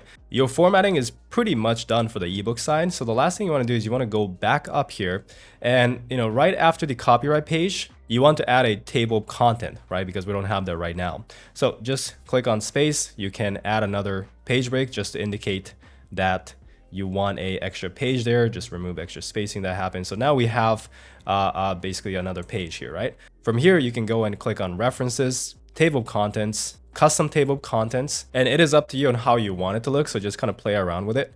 But I just keep it here from the template, and I would just remove the page number because this is an ebook, so the page number doesn't matter. And I'll just click on use hyperlinks instead of page numbers. Click OK. And as you can see here, it kind of picked up my, heading 2, heading 3 because I have these sub chapters, right? So if you don't want this, honestly, just highlight it, go back to references, go to custom table of contents again, and you just lower the levels, right? So it says level 3 here, so that's why it's picking up heading 3 as well. But I just want heading 1. So I just lower this to heading 1, and then I update it here, and now it's a lot cleaner here. So then you can go and play around with the formatting of the table of contents as well. You can play around with the spacing here, right? Make it look a little nicer. You can even increase the fonts here. But anyways, now you click on the chapter and it'll take you right there. And that is how you know that it's working. So just make sure everything looks good. But essentially, that is all you have to do for your ebook formatting. So make sure you go up here, click on File, click on Save a Copy, because now we're going to go and format it for paperback. So you want to have a separate copy because we're going to be editing this current copy. All right, now that you got your ebook ready, it is time to convert the manuscript to KDP print, which is the paperback version. This will be a PDF file. But just to recap, there are different trim sizes that you can decide on. You can do 5x8, you can do 6x9, which is good for journals and those kind of books if you're publishing it. 5x8 and also 6x9 is good for nonfiction and fiction books as well. And you can also do 8.5x11, which are more so for low content books. But once again, this is really personal preference. I usually do 5x8, 5.5x8.5, or 6x9. So this is the settings that I use for most of my books, which is 1.25 to 1.5 spacing, 12 font size using the Garamond font. I use a 5.5 by 8.5 trim size, and I use a cream paper. With this setting, 30,000 words will be about 150 to 180 pages, which is kind of the sweet spot. All right, going back to your book here, right? Once again, make sure that this is a separate copy of the one you just saved. So you should have 2 copies of this because one of them, we're going to turn it into a paperback formatted book, and the other version is going to be your ebook file. So we've already done the margins, we've already done the layout, so that is good. So we can just skip that. So what you want to do is to click on this section right here, and you can see that this is the footer and this is the header. So I would skip the title page and I will start this from page 2, right? And I will put the author name in the even pages. So in this case, the headers. And you can just click out of it, or you can format this even more. So what I like to do, I would like to have this in the middle here. Once again, change the font to Garamond. And in this case, I'll keep it at size 11. And you can see that it kind of shows up like that. So every even pages, right? Every other page, there'll be my author name right here showing up. So next, you want to go to page 3, which in our case is going to be the table of contents page, right? And by the way, I forgot to do one thing is you want to add the table of contents, right? So you can do this on the ebook version as well, but just put a table of content and you can kind of, play around with the font and then change the size, put this, and now it looks a little better. But you can always fix this later on, so that's fine. So going back to the header, right? So now click on the header. This is going to be the odd page header, and you can put your title here. So in my case, I'll put passive income secrets, right? And I will format it the same way. All right, so now every odd page, right? So every odd page, I'll have the title name show up. Every even page, I'll have the author name show up, and that's gonna be throughout the entire book. All right, next, you wanna go up to insert and insert page number here. And this is personal preference, but I like to put it in the center here. Some people like to put it in the outside as well. And you can click on OK, and now you have the page number showing up on every single page like this. You can also format this. So once again, if you double click on this, you can go and format it. So I always change it to Garamond and size 11. All right, next, I recommend you adjust the line spacing. So click here to line spacing options. And for the line spacing here, click on multiple and select 1.3. And for the paragraph spacing, which is right here, you can keep it at 0 for before, but you can put 8 points after and click on OK. So what this does is, as you can see, it adds a little extra space between the paragraphs. So it's not the exact same space throughout the entire text. So it looks a little nicer. All right, so after that, you want to do a final check. So go through the entire book, right? Make sure the page break is set, which it should be because you've already done it with the ebook version, and make sure that the chapter looks nice, the body text looks nice, everything is formatted properly. And once you confirm this, you want to scroll back up to the table of contents. So the table of contents is always the last thing that you essentially touch, but you want to highlight this, go back to references, table of contents, custom table of contents. And once again, I'll keep everything the same, except now it's a paperback book, right? So we want to show the page number. So click on show page numbers and remove the use hyperlinks instead. And now you can see that it just updated. It's the same thing, except now it's using the page number instead of the hyperlink. So from here, just keep in mind that every time after you generate the table of contents, if you change something in the formatting, so if you, let's say, add a page break, so now you have an extra page in the document, you will have to update this. All you have to do is you go to references, update table of contents, right? And it says update page numbers only. So keep in mind here, it says introduction is page 4. Now it's page 5 because we added an extra page. So I removed the extra page here. I will have to update this once again. So going back to references, update table, update page numbers only, and it goes back to introduction being on page 4. All right, so the final thing, go up to file, and now you want to save. But this time you want to save as a PDF. So we'll be uploading a PDF on Amazon KDP, so save as that. So this is a final product. As you can see, it's up to you on how you want it to be. Like you can have the, the chapter title bigger and lower, but overall it looks pretty clean. It looks pretty nice. And this is something that you can format yourself on Microsoft Word for free. And once you get the steps, it's pretty quick to do so too. But if you don't want to do this, right? If you're watching this and you're like, oh, this is too many steps, I'd just rather pay somebody else to do this for me, then you can easily outsource on Fiverr. So I'll leave a link to all these services on Fiverr below this video so you guys can go directly to them. But I've been working with these gigs for many, many years. This is really the budget option. So this person right here will format up to 14,000 words for $40. If you're doing, 30K or above, it'll be $75, but still not too bad considering it's going to save you a lot of time if you don't really want to learn how to do this, right? This is more of the premium option. You can see that the interior looks really nice. So if you want a more premium kind of formatting, this will do it for you. And if you got a fiction book and you want to format your fiction book, then this gig will do it as well.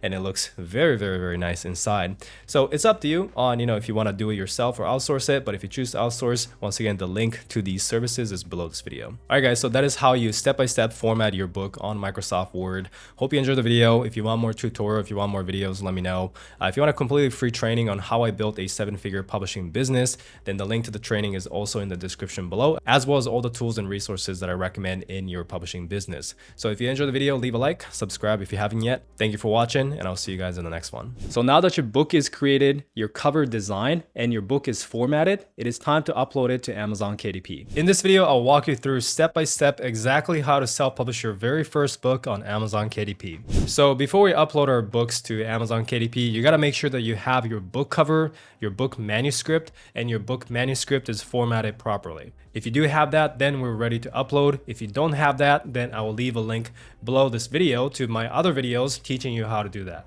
So the first thing you have to do is go to kdp.amazon.com and click on sign in if you have an account, or join KDP if you don't. So once you sign in, it'll look like this. The very first thing you want to do is click on your account here and make sure you enter your tax information and bank account so that you can get paid. It's very simple. I'm not going to show you how to do it, but just follow the prompts and make sure you set that up. So next, to actually upload the book, you want to go down to create here, and you have an option. You can do ebooks. You can also do paperbacks. So let's start with an ebook. All right, so the first thing is the language. So if your book is in English, just keep it at English.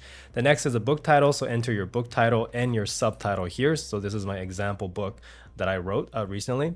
Next is a series. If it's in a series, you can go and create a new series. If not, you can skip this. Edition number, you can skip it as well. Author name, you can put your name or your pen name that you have.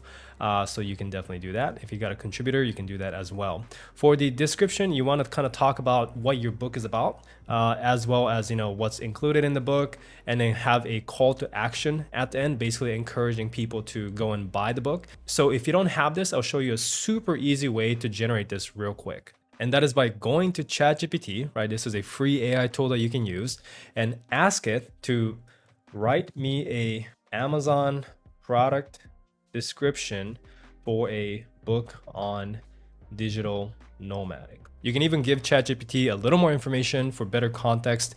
So I put the title is how to become a digital nomad, subtitle is the subtitle, and within seconds we got a pretty good book description, right? So are you tired of the 9-to-5 grind, dreaming of a life where you can work from exotic locations, set your own schedule and live on your own terms? Look no further. How to become a digital nomad is your ultimate guide. And we have the bullet points. We got a call to action encouraging people to buy. So you could edit this even further, but this is a good starting point for your description. So you can copy this, paste it back into your description right here. The next one is publishing rights. So unless it's a public domain, which I doubt it is, so you'll be clicking here, I own the copyright. Next is for the primary audience. You can just say no to the sexually explicit image, or maybe yes, right, if you do have some. You can set the reading age, which is optional. For the Amazon Marketplace, I recommend you keep it at .com unless it's a different language, okay? So do that. For the category, you can choose categories that are most relevant, which is as simple as going down, picking, you know, whatever that's relevant. And then you want to do that for 3 categories. Next is the keyword section. So for keywords, you basically want to type in other phrases that you think people are typing in on the Amazon search bar to find a book on your topic. So in my case, it's about how to become a digital nomad. You don't want to use the exact same keyword that you already have in your title and the subtitle, because your book is already going to rank for that. So there's no point in me putting in digital nomad or, you know, laptop lifestyle, make a living anywhere, those kind of keyword in the 7 keyword box, because I already have that, right? So you want to put other keywords that you think people are searching for in this section, right? So like I literally said that, and I have laptop lifestyle here. So I got to change this to something like how to make money online, right? And we got passive income ideas, passive income strategies, and just, you know, any variation of this. So for you, you just want to put that here. Next, you click on I'm ready to release my book now. Click save and continue. All right, so I usually skip the add digital rights management, so I don't click on this. Next, you want to upload your manuscript. This is your EPUB file, or it could be a Word doc file as well. And then you can upload your book cover here. Okay, you can also make a book cover here, but I highly recommend you have your own book cover because it looks nicer. And then from here, you can answer this question. Is it AI generated or not, right? So if it is AI generated, you click on yes and then answer these questions. Now, Amazon is not penalizing you or anyone for using AI generated content, right? So don't worry, this is more so just a survey. So I will just say some sections with extensive editing, and I'll just do Chat GPT. Also with the description, I kind of use the AI tool as well anyways, so I'll just put yes. And then from here, we want to launch previewer just to make sure everything looks good, right? So, just double check and make sure everything looks good. Make sure the hyperlinks are working. Like as an example, you want to click on the hyperlink and make sure it's taking you to the correct place. Once everything looks good, you want to click save and continue. You don't have to put an ISBN because Amazon will give you a free ISBN. All right, so the last section here, I highly recommend you enroll your book in KDP Select, because this way you're basically telling Amazon that, hey, I'm not gonna sell my books in any other store. I will only sell it to Amazon. Amazon is the biggest store anyways. Amazon basically dominates the book market. You will make most of your sales here. So it's better to do it here from my experience if you wanna make more sales, but if you don't wanna do that, that is fine too. Next is click on all territories unless you want to change this. And then from here, this is what I recommend in terms of the pricing. So if you're launching your book, right, if you're publishing it and then you're doing a promotion like a launch price or a launch discount, then you want to click at 35%, save it at 99 cents because that is the standard launch price that people do for ebooks. If you're not doing any launches, then you want to go straight to 70%. And for ebooks, you can do anywhere between $2.99 to $9.99 and you can make royalties from there, which is up to you on how much you want to price it at. But I typically price my ebook between $3.99 all the way up to $9.99 for the full price. And during launch, I do it at 99 cents. Okay, so once everything is ready, you can click on publish your Kindle book. So Amazon will review your book and it should be published within 72 hours. So in the meantime, we can go and publish our paperback version as well. So you just go back to the same listing, click on paperback setup, and you can see that a lot of the information is auto-populated already. So you don't have to add it in again. So we got the title, subtitle, everything is the same, author name, description is populated already. You might have to choose the category once again, because paperbacks sometimes have different categories in the ebook. And then you also want to click here. Is this a low content book or a large print book? So if you're uploading a low content book, you will have to click here. In my case, it's not, so I will just leave it as is. The keyword is also auto-populated. So basically everything is the same. Click on save and continue. Next, I recommend you just click on the free KDP ISBN unless you have your own ISBN and you want to use it. And then you will select the paper type. Okay, so I usually do black and white interior with white paper.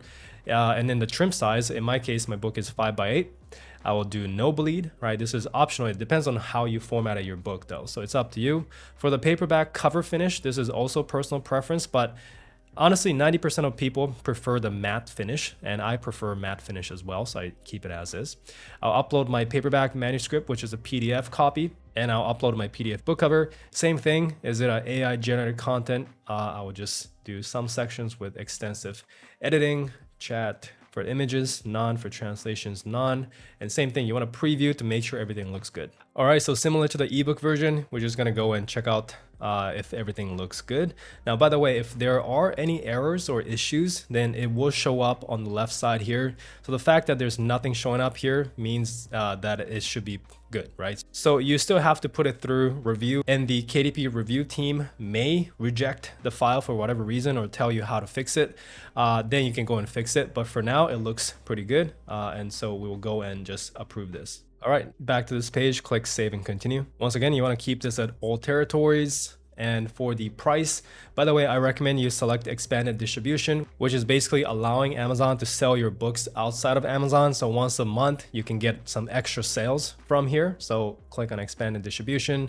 For the price, it really depends on your book topic, how long the book is, and whatnot. So you want to look at your competitors, see what's like the average price of the topic or the market, and then you can price it there. Since this book is fairly short, I have my launch price as $7.97, and I'll probably sell it at $9.99 or maybe $11.99 after the launch. But anyways, that's the price, right? And then you can request proof if you want. You don't have to, but basically you can publish your paperback here. All right, so that is how you upload your ebook in a paperback. You can even upload a hardcover version following a similar step. However, with the hardcover, you probably will have to reformat your paperback cover dimension because the dimensions are a little different. So you may have to do that first before you come back and go and upload the hardcover. So I just want to show you where to go and check for sales. So you want to click on reports here. And this is where you can check if you've made any sales. You can filter it by marketplaces, authors, books, and a bunch of different things. So just wanted to show you that. Now you can even turn your book into an audiobook next. So if you want to learn more about that, then I'll leave a link below this video on how you can upload your audiobook on audible.com.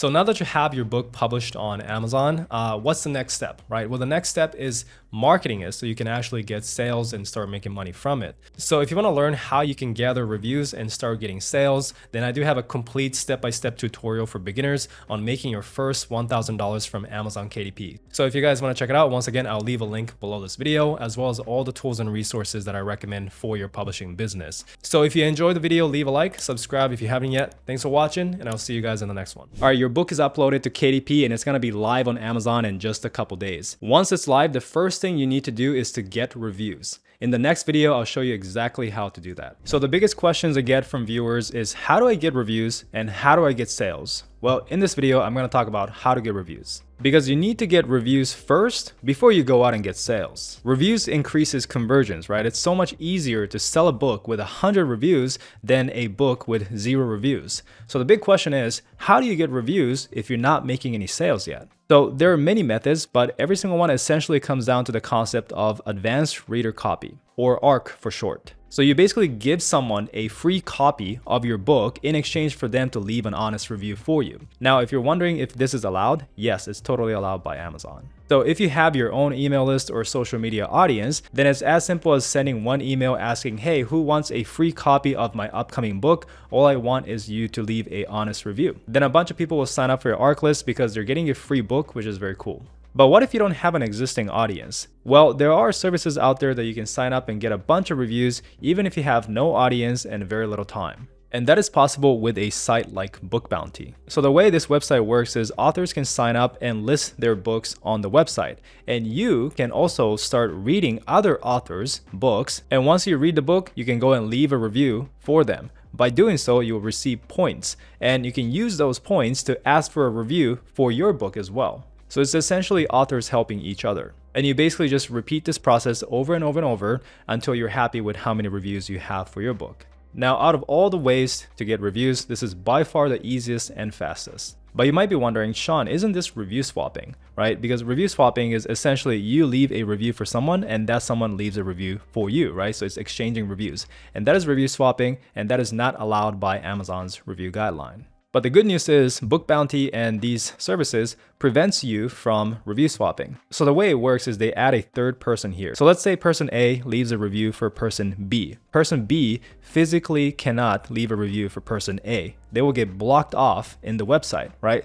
But person B can leave a review for person C, and person C can leave a review for person A. So by doing it this way, no one is directly swapping reviews with each other. So it is compliant with the Amazon guidelines. And if you're still worried, then you can actually just use an Amazon account that is not connected to your KDP account, such as the email is different, and use that Amazon account to leave a review and use this service, because your Amazon customer account and your KDP account does not have to be connected. And although you can only make one KDP account, you can technically create multiple Amazon customer accounts. Obviously, I'm not saying this to encourage people to go and, abuse the system or anything, so don't get me wrong. But if you want a little bit of peace of mind, then this is one way of doing it. With that being said, this is a service that a lot of people use and have been using for many, many years, and it has been working really well. So you'll be receiving honest reviews. You can also see here that it prevents you from doing direct review swapping. You can also get unlimited reviews. So that is pretty much it. That is the easiest way for beginners to get reviews. You just sign up, start reviewing other people's books, get points, and use those points to get reviews for your own books. I've been using this service for a very long time, along with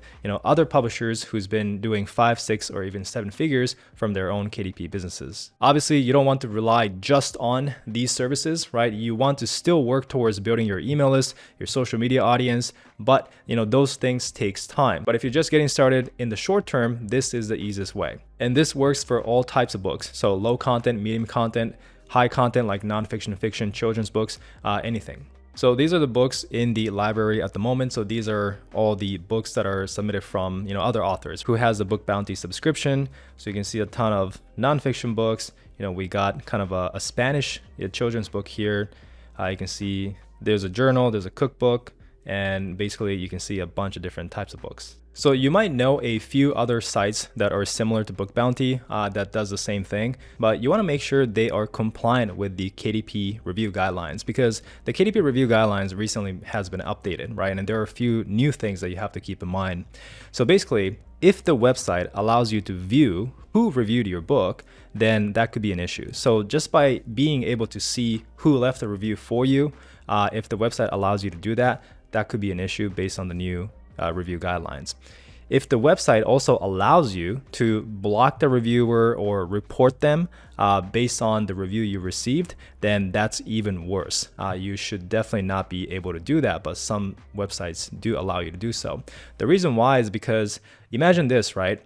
If as a reviewer, you knew that you were going to get blocked or reported, if you leave a negative review, then you will not leave a negative review. You will leave a positive one. But maybe your honest review was the book is not good and you wanted to leave a negative review, but you didn't, which means that you couldn't leave a unbiased review. It's biased, right? So it's against Amazon's guidelines. And that's why Amazon doesn't like it when a website does that. And the reason why I've been using Book Bounty is because they have adapted to this new review guideline change.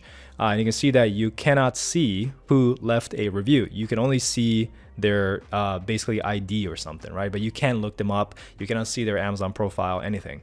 So this is essentially what you want. So if you guys want to try Book Bounty out, I'll leave a link in the description below, but they do offer a 15-day free trial. After that, it is either $25 a month or $15 a month if you do the yearly plan. So with that being said, let me answer some frequently asked questions related to this.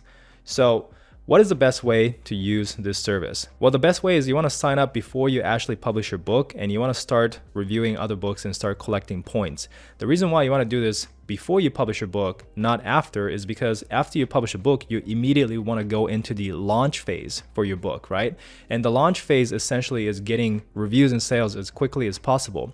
So if you sign up after your book is live, then you will have to start, using this site to collect points, and then you can leave a review. It's gonna delay your launch a lot. It's much better if you have a bunch of points ready to go, you publish your book, and then you can start using those points immediately to get a lot of reviews for your book during launch. Okay, so that's exactly why you don't want to start the process after the book is published, as you will delay your launch. So the next question is, how much reviews should I get? And it's really up to you, but I generally recommend you get 15 reviews per book at launch at minimum. This is minimum, right? If you're doing low content, medium content, coloring books, activity books, I think 15 is an okay place to start. My personal suggestion is not to listen to those who tell you that you can sell your book at 0 reviews. Yes, you can sell books without any reviews, but it is a billion times harder to sell your books without any reviews compared to if you have some reviews, right? So why are you trying to make it harder for yourself, So definitely make it easy for yourself, get some reviews, and then, once the book starts selling, then you just get more reviews so it sells better, right? You want to increase your conversion rates as much as possible. So what I recommend is you want to aim to get to 100 reviews per book before you move on. Because until you get to 100 reviews, if your book is not selling, you don't know if it's because of the book or if it's simply because you don't have enough reviews, right? Maybe your book is amazing, but people aren't giving it a chance because you don't have enough reviews. So people are giving up way too soon saying, oh, this book was a flop, and they move on to the next one, when sometimes all you need is just more reviews and perhaps the book will start selling. Next question is, how can I make sure the reviews are positive? And the answer is you cannot, right? If these services start requiring people to leave positive reviews, then that'll totally be against Amazon guidelines, because Amazon wants honest, unbiased reviews, right? So if you are a customer on this website and you're leaving reviews for other people, just be honest as well, because we want honest reviews, okay? There's absolutely no way to guarantee a positive review besides having a good book. That is the only way. With that being said, most reviews you get from Book Bounty are positive. Next question is, do I need an Amazon US account to use this? And many of my students that are from Amazon Canada, UK, Australia, who has a customer account from those marketplaces, they actually use the site no problem. So you want to check with support and see how you can access it, but you should be fine there too. So that was the easiest way to get reviews for your book. Now your review problem is solved once and for all. So go ahead and enjoy and start making a lot more money. Now, obviously, that was just one way of getting reviews. There are so many ways, like building your email list, your audience, and many other ways. So if you want to learn more about how you can scale your KDP business, and if you want some guidance for that, then I do have a complete Amazon KDP mentorship program. It's the first link in the description below. You can book a free strategy call and we can determine if this is a fit for both of us. And if it is, you can decide to move on. If not, no worries. But if you want to check it out, the link is in the description, as well as all the tools and resources that I recommend for your publishing business. So with that being said, hope you enjoyed the video. Leave a like, subscribe, Thank you so much for watching, and I'll see you guys in the next one. After getting a good amount of reviews for your book, your next task is to market it. Check out the next video on the 3 best book marketing methods. In this video, I'll show you 3 effective marketing strategies for your book. What is going on, guys? Sean here. Welcome back to my channel. If you're new to the channel, I talk about self-publishing, building passive income streams, and retiring early, and the many lessons and failures I learned along the way. So if you're interested in that, then leave a like, subscribe, and turn on the notification bell so you don't miss out on any future videos that I post. So in this video, I want to talk about different ways to market your book. I recently did a survey in my free Facebook group. If you guys want to join, the link is below this video. But I asked people, what kind of videos that they want to see the most. And keyword research and marketing was the top 2 topics that people wanted me to talk about. So in this video, I want to talk about marketing. So there are many different ways to market your book, but a lot of them are not that effective. So there are essentially 3 ways that is the most effective. I like to do 2 of this 3, but if you want to test out all 3, that is completely fine. So let's get right into the video and let me show you what those 3 are. So the first question I want to answer is, do you even need to market your book? And although you can make money just from organic SEO traffic, if you do SEO properly, right? If you don't do SEO properly, then you're not even getting organic traffic. But if you follow my course, you will be doing that part. So yes, you do get organic traffic from Amazon because people are already going to Amazon looking to buy things. So your book will show up in front of them. And, without doing anything, you're probably going to make some sales. But you can make so much more from actively marketing your book. So organic traffic is great, but if you can actively market as well, then you'll be making a lot more. And this is important because of how the Amazon algorithm works. So Amazon ranks your book based on few factors, and sales and reviews is a huge factor. So when you get more sales from your own marketing efforts, it tells Amazon that people want your book. Your book is, something that sells, right? So they will place your book higher in the search results because Amazon's all about making money too. At the same time, they want to provide customers with the best product for them. So if your book sells well, what does that tell Amazon? Well, it tells Amazon, number 1, people want your book. And number 2, it is a good book if people are buying it and reviewing it positively. So the more of those signals that you send to Amazon, Amazon will rank your book higher and higher and higher in page 1, right? So more readers to your book means more chances for you to get reviews as well. And the more reviews that you get, the more it tells Amazon that people like your book, and it'll place your book even higher. So it's kind of like this endless cycle that just keeps getting better and better and better. The more sales you get, the more reviews you will get. The more reviews you get, the more sales you get. The more sales you get, the more reviews, more sales. And as you're going through this cycle, your book ranks higher and higher and higher because you keep sending Amazon that good signal, right? So that is exactly what you want to do. And how do you kickstart that? Well, you have to market your book. So essentially, there are 3 ways to market your book: email list, social media, and running ads. So let's talk about email list first. This is something that you want to build as fast as possible because if you don't build your email list, essentially every single book that you publish, it's starting from 0, right? You don't have an existing audience, so you have to do different strategies that requires a lot of grinding to get reviews and sales. But if you have an email list and if you start building it, then the next book you publish, right, you have an existing audience where all you have to do is send 1 email and those people can buy and review your book just from that. So the amount of work you have to do up front to get those sales and reviews gets cut down significantly the more you build your email list. So it's super important to do from the beginning. But what if this is your first book, right? This is your very first book. You don't have an audience on social media. You don't have an email list.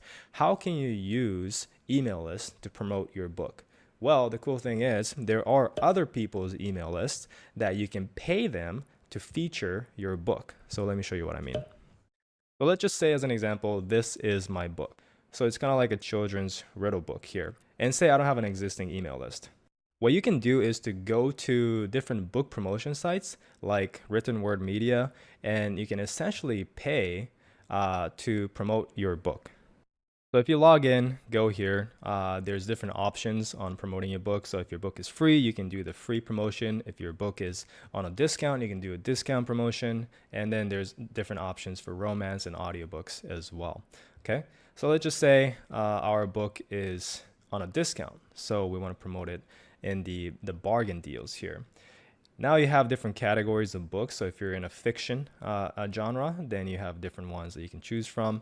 And this is how big the audience is. So this is how many people subscribe to this email list requesting to get emails when the book is on a discount. So as an example for this list, the Cozy Mystery list, there is 198,000 people who actively subscribe to this email list because they want emails about deals on new books under Cozy Mystery. So it's like the perfect audience to market your book to, and all you have to do is pay $65 to do so. All right, so in my case, as an example, I have this children's book that I wanted to promote. So what I can do is go down to kids and teens, and I can promote either in the young adult or children's, which has either 107,000 people in the list or 50,000 people, and it's only $25 or $20 to promote. So that is how you can tap into other people's email list in the beginning to utilize this marketing strategy. But obviously, your goal should be to have your own book promotion site by building your own email list. So that is something that you want to get started as soon as possible. The second method is social media. So you can use social media to promote your book. Now, this is a method that I don't use a lot, but for some people, it can be very, very effective. So the way it works is there's a ton of people, talking about your book topic, looking for books on your topic. All you have to do is learn how to get in front of them. So there are many different ways to do this and many different social media channels, but the easiest one is Facebook groups and Instagram pages and some, forums like Reddit and Quora forums. So starting with Facebook group, again, we had a book on riddles for kids. So all we have to do is search our book topic, in this case, riddles for kids, okay? Go down to groups here, and there are a ton of different Facebook groups where people who are also interested in this is engaging. So we have Tricky Riddles and Answers, 14,000 members, okay? Riddles and Answers, 17,000 members. And if you look at it here, it shows that 8 posts a month, 8 posts a month. There's 10 plus posts a day. And obviously you want to join a group that is active, because you don't want to join a group that is dead. You make a post and nobody really sees it, right? So you want to join a group that is big enough and also active enough. But what you want to do is join, start engaging, start offering value, start commenting on people's posts, liking them, making some posts. You don't want to go straight into pitching your book, okay? Because it's very important to understand reciprocity, okay? So, people are way more receptive to do something for you if you do something for them. You cannot just go and then start trying to take their, money and have them buy their book, right? You want to offer value in exchange. So just, start engaging, start making friends, connecting with them. Then when the time is right, make a post saying you have a book on this topic too. You will love it if they want to check it out. So that's all you have to do. You can also go to Instagram. So with Instagram, there are different hashtags that you can use to search for different Instagram pages, right? So in this case, we're going to search hashtag riddles for kids. Now there's a lot of posts under, this hashtag. So what you can do is open up each one, right? And you can view the Instagram page and see if their content aligns with your book. So if their content matches your book topic, and that means that the followers on this Instagram page is exactly the kind of audience that you want to market to. So how can you get in front of them? Well, you can, simply message them, right? And ask if they can do a shout out for you. So this is really up to your negotiation, but sometimes if you have a really, really good book that matches their topic exactly, and if you get lucky, then they'll do it for free for you sometimes, but most of the time you will have to pay them, right? So you can negotiate a rate on how much, it'll cost for a shout out, but that is something that you talk to them. Some people will quote a super high price in the beginning and you have to negotiate down. Some people will be, pretty cheap. So that is basically how you can get in front of their audience. You pay them for a shout out and they will, give you a shout out with a link to Amazon to buy your book. So it's very similar to the book promotion site because it's essentially the same thing. You're paying them to get blasted in front of their audience. Now, the last social media strategy is just talking about it on Reddit or Quora. So a lot of people actually have pretty good success just talking about their books on different forums in Reddit, Quora, not even mentioning that they're the authors, right? All you have to do is just engage like one of the members and say, hey, I just read this book on this topic. It was really, really good. And you link it to it, right? Not even pretending like you wrote the book, so just pretending like you're one of the customers. And a lot of people have success with people, clicking on the link and buying the book on Amazon. The cool thing about this is once you post a link, that discussion on the forum will stay online forever. So in the future, when somebody asks the same question, discovers that forum and discovers that conversation, there is a good chance that they will click on the link and perhaps purchase your book too. So that is something you can do, but it's definitely more of a grind compared to the other methods. So if you have a lot of time and if you don't want to spend any money, then that is something that you can definitely do. All right, so the third method is running ads, and this is probably the most direct and easiest way to boost sales. You're essentially paying for ads for your books to be seen to more people, and hopefully you get more sales. So there are many different ads that you can run. Which one is the best? Because we have Google ads, Facebook ads, Amazon ads, and even smaller different ad platforms. So just to give you a quick summary, for the most part, Google Ads is too expensive and it doesn't really work for books. Obviously, I cannot speak for all books, right? So for some people, it will work for them, but 99% of the time, Google Ads will not work. Now, Facebook ads is a little better, and a lot of fiction publishers use Facebook ads to promote their book. You have to make sure that you have a really good backend and sell-through potential because Facebook ads is pretty expensive. So, with nonfiction, it's a little harder to make profit from it. And the easiest one is Amazon ads. So Amazon ads by far is the easiest and best way to promote your book because, we're selling our book on Amazon anyways, right? So might as well use Amazon to promote it. With Facebook ads, Google ads, you pay to get your book seen to people that might not even have an Amazon account to even purchase your book, right? So that is why I like Amazon ads the best. And in the future, I'll be coming out with an Amazon ad tutorial, so keep an eye out on that. All right, so that is the 3 best way to market your book. Hopefully this was helpful. And the biggest takeaway from this is you want to start building your email list as soon as possible because that'll make your life so much easier.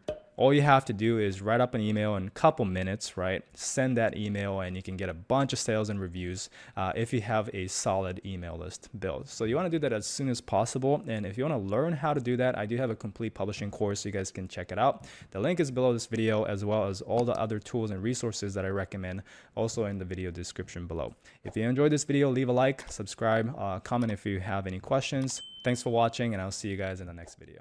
Amazon ads is the fastest way to get sales going for your book. In the next video, you will learn a beginner-friendly ad method that you can follow step by step. So in this video, I'm going to give you a full walkthrough on how to exactly set up your Amazon ad campaigns. I'm going to go over the basics, the actual campaigns you should set up, how to optimize those campaigns, and basically everything you need to know to get started. I use this strategy to make hundreds of thousands of dollars from my own Amazon KDP business. So with that being said, let's get started. So first thing first, why should you run ads? Well, ads helps push the book up in ranking, which means it increases organic sales as well. So the way the Amazon algorithm works is it doesn't really matter whether you make the sales organically or whether you make the sales through ads. A sale is a sale, and every time you make a sale, you basically move up in the organic ranking for whatever keywords that you're ranking in, which means that the more sales, the better. So obviously, if you run Amazon ads, get a lot of sales there, then your organic ranking increases as well, which means more organic sales that results from it. So it's kind of a win-win situation by running ads, and it is the fastest way to get results in your business. Now, you don't have to run ads to succeed, but it is highly recommended because you can just get results much quicker that way. So the mindset you want to have when it comes to running ads is ads do not sell books. It only shows your books to more people. So this is the biggest thing you have to understand is Ads only show your books to more people. It does not sell the book, right? So if the book is fundamentally bad, it's unattractive, the cover's bad, it's in a keyword or it's in a niche that nobody's looking for, no matter how many people you show the book to, if nobody wants it, then you're not going to get sales, okay? So if you have a bad book, no ad setup will work. No matter what you do, even if you have a perfect Amazon ad strategy, if you just have a fundamentally bad book, no one's going to buy it, okay? But if you have a good book, good cover, good title, a lot of positive reviews in a good niche or good keyword, so people are actually looking for the book, you can just run a very mediocre ad setup and it'll still work well because people are looking for that book. Another thing to understand is there's no one perfect way to set up ads that guarantee success. A lot of people have this idea that there's this one secret way to set up Amazon ad where if you set up this exact type of campaign with this exact bids, creating it in a exact time like Saturday night at 10 p.m. and if you target this many keywords, that is the secret method to running ads that'll work for every single book that you have in, regardless of what niche or topics that you're in. And that is not how it works, okay? There is no one perfect way to set up ads that absolutely guarantees success. The way ads actually work is basically you have to constantly test new campaigns, new targets, and you just see what works and what doesn't, and you keep the ones that works and you turn off the ones that doesn't work. It's never going to be set it and forget it. It takes time because you have to constantly test new targets. Even if you have a target that's performing well, after a couple months, it stops performing, and that's why you have to create new campaigns, right? So it takes a lot of time. The more books you have, in the beginning, it's not a lot of time, to be completely honest, because you don't have a ton of books. But as you scale, it's definitely something that you should be outsourcing to someone who can do this full time. But as you scale, it's definitely one of the first things you should be outsourcing. So if you're wondering what makes a good book, because we talked about how if you have a bad book, no matter how many people you show it to, you're not going to get sales, right? So what makes a good book? Well, a good book is in a keyword that actually has high demand, so people are looking for this book. It has an attractive cover and title, well-made description and A+ content, and it has lots of positive reviews. At least 15 reviews is what I typically recommend, but the more the better. So before you start running ads, you want to make sure that your book actually has this. So if you do have a good book like that, then we can move on to the setup process. So this is the setup that I recommend, which is to start with one manual targeting keyword campaign and one manual targeting product campaign. Now, 2 weeks later, you're going to start with the automatic targeting campaign. After 2 weeks, or around the same time as you set up the automatic targeting campaign, you can start adding winning keywords into a scale campaign. And you can do this for ebook and paperback, but if you don't have time or if your ebook is not profitable, then you can just do this for paperback. So essentially, you're setting up 4 campaigns. All right, so to set up your Amazon ad campaign, go to your KDP dashboard, click on marketing here. Then come down to Amazon ads, and we're going to start with the .com, but you can also do it for .uk and also for Canada, because US, UK, Canada is the 3 best marketplace to run Amazon ads to. So let's start with the .com, go to the ad console.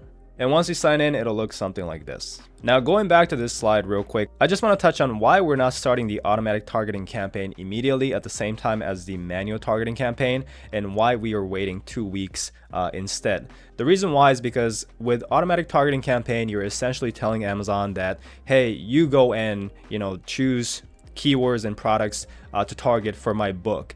And Amazon will basically look at your title, subtitle, your 7 backend keywords, and the categories you choose, so the information in the metadata, to go and find relevant targets. But when you initially publish a book, Amazon has very limited data on what your book is about. Once again, they can only see the information in your metadata, and because you don't have any sales history, that is a very limited data, right? If that makes sense. So instead, what we want to do is to train Amazon what your book is about by manually choosing keywords and manually choosing products that is relevant to your book, and go and run ads to that, make some sales. And now Amazon has sales history for your book. And now Amazon sees that, okay, this book is getting sales from these keywords, so it is probably about this topic. So now they have a better idea. Now when you go and run automatic targeting campaign 2 weeks later, they can do a better idea guessing which keywords and products to rank your book. So usually the performance of the automatic targeting campaign campaign,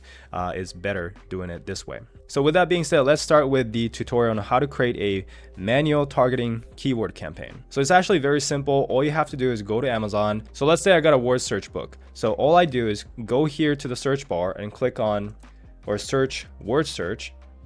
And you see there's a lot of suggestions here. And because I have this Chrome plugin called AMZ Suggestion Expander, it's free. So go and look this up. This is the icon right here.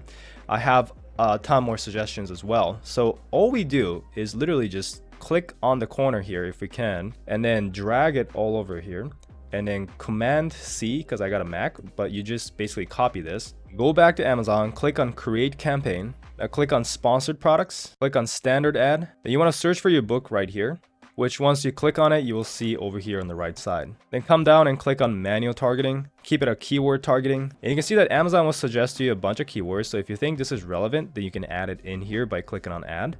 But in our case, we got our keywords, so we're just going to go and enter list and then paste the keywords that we got. Now you do have to clean it up here because, you know, the question mark at the end of each one, we don't need that. So we just got to go and delete each one. Also, this keywords before thing, we're just going to delete that too. And same as the keywords after, the other. And once again, delete all the question marks. I'm not going to do it because it's going to take some time, but you get the idea. So once that is done, we want to make sure to keep the match type at only broad. So make sure it's only broad. For the suggested bid, we're going to create a custom bid. Okay. And this is what I recommend. If you're doing high content books, 65 cents is a good place to start. It's just a starting bid. So we're going to adjust it later on. So it really doesn't matter. But for low content books or, you know, medium content books like word search, I would suggest you start with something a little lower, like 30 cents. Okay. So now you click on add keywords and we just added 18 keywords inside. You can skip the negative keyword targeting. And for the campaign bidding strategy, we're always going to do down only. So dynamic bids down only. This is the most conservative and you won't overspend by doing this.